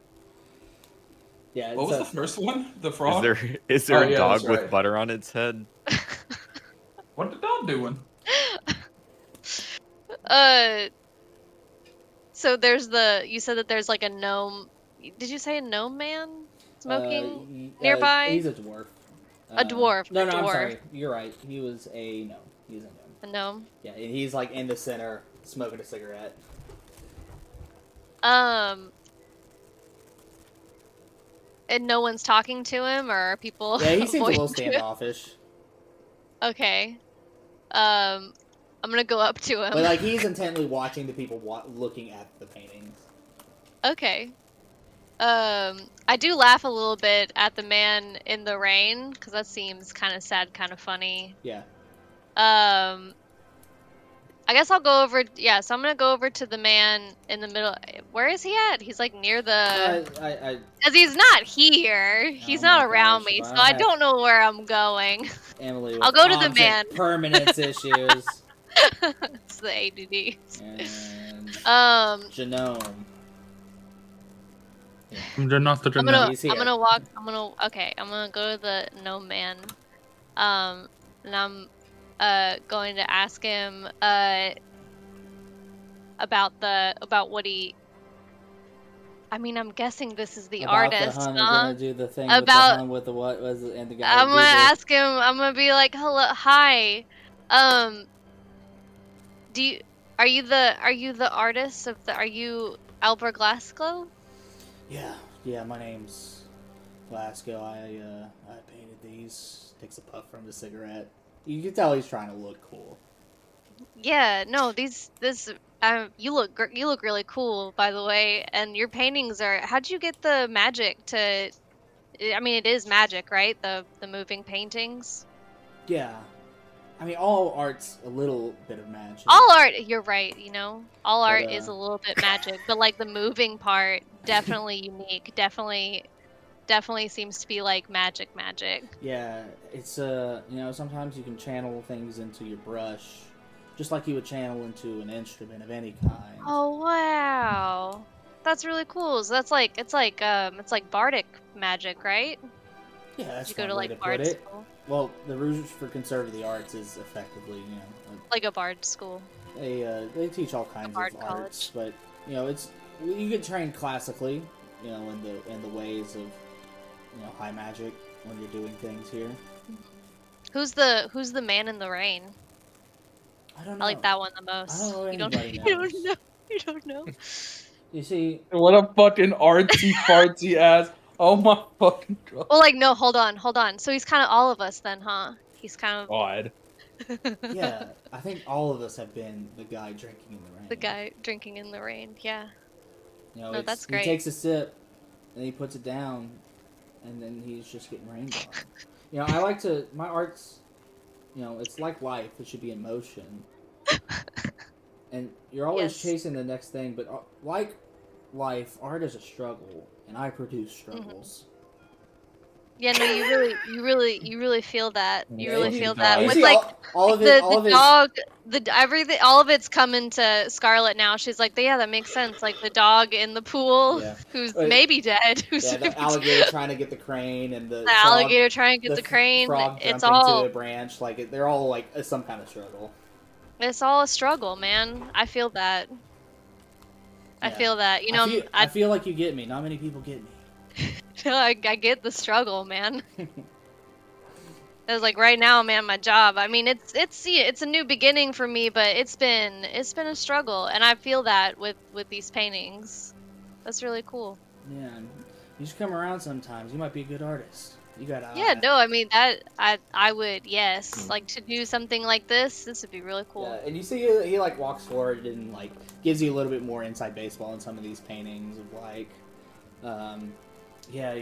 sometimes they tell you start with the background, but really sometimes I get the foreground, and these strokes here are out of emotion. He kind of goes through a little bit inside baseball since you're actually interested in him, and most people either don't listen or write him off. Yeah. But his artwork is like, art is subjective, but it's otherwise objectively like really really craftily made. Like he definitely has talent and skills. Mhm. So Yeah, no, she'll listen. She'll write down notes as he's talking. Yeah. That's very cool. I would like to give you 2 proficiencies. A level in bard. Yeah. A level in bard. You're No, going to I'm get just 2 kidding. proficiencies here. Ooh. One of them is the ability to identify visual art fakes. Oh. And the other one is you just get proficiency in visual art. If you draw something, you can add your proficiency bonus. Gee, Starlet, how come your DM lets you have 2 proficiencies? I'm special. You kind of cut out a little bit. What was the second part? So I call hacks. The first one is you can identify fakes. The second one is that your drawing is also better. You can add your Nice. proficiency to like a visual drawing. Nice. So I can. Okay. Nice. He just She's gave you gonna enough also. inside baseball that you have insight kind of on how he goes Yeah, about she's it. gonna ask him. She's gonna be like, I want to like practice what it is that you taught me, but I'm not really sure where I would get. I'm super new, and I don't know where I would get like paints and like canvas and stuff. Like, where would I? What should I get, and like where should I go? I'm looking through my shop list. Making you do research. Yeah. Got his ass. Fucking God. got Got him bro. again, God. guys. We made him do work. Asking the real question. Get him. He goes, Yeah. well, if you just want some cheap shit, you can go to Copper Pinchers. Shit. But Whatever works, man. I mean, if you want to spend a little bit of money, the Harmonic Horde has the real high end shit. I might get some stuff to practice with first before getting like the fancy stuff. But so what was the first one again? Copper Pinchers. Copper Pinchers. Yeah. No, I mean after she's here, if she has time to herself, she'll probably go and buy herself some like painting tools or something. Yeah, just to resolve that, we can, if you want to make, I'll start the next session with Copper Pinchers. Anyway. Okay. This is the end of the Tuesday morning events. Day goes into evening. Y'all are going to go meet at Ned's Noodle Bar. Noodles. So we're going to do Copper Pinchers, and then Ned's Noodle Bar to start the next session. Otherwise, I'm going to call it there. We're going to go into Tavern Therapy. We'll do a bit of shilling. If you enjoyed the session today, hit follow on Twitch, subscribe on YouTube. I will find your home. If you want to learn about any of these 100 people and scary. shops, you can go to World Anvil, and if you want to follow news, hit us up, follow on Twitter. Anyway, everybody say goodbye to the main YouTube show. Goodbye. Bye. Bye, YouTube. Bye. Bye. YouTube. I love you. Bye. I love you.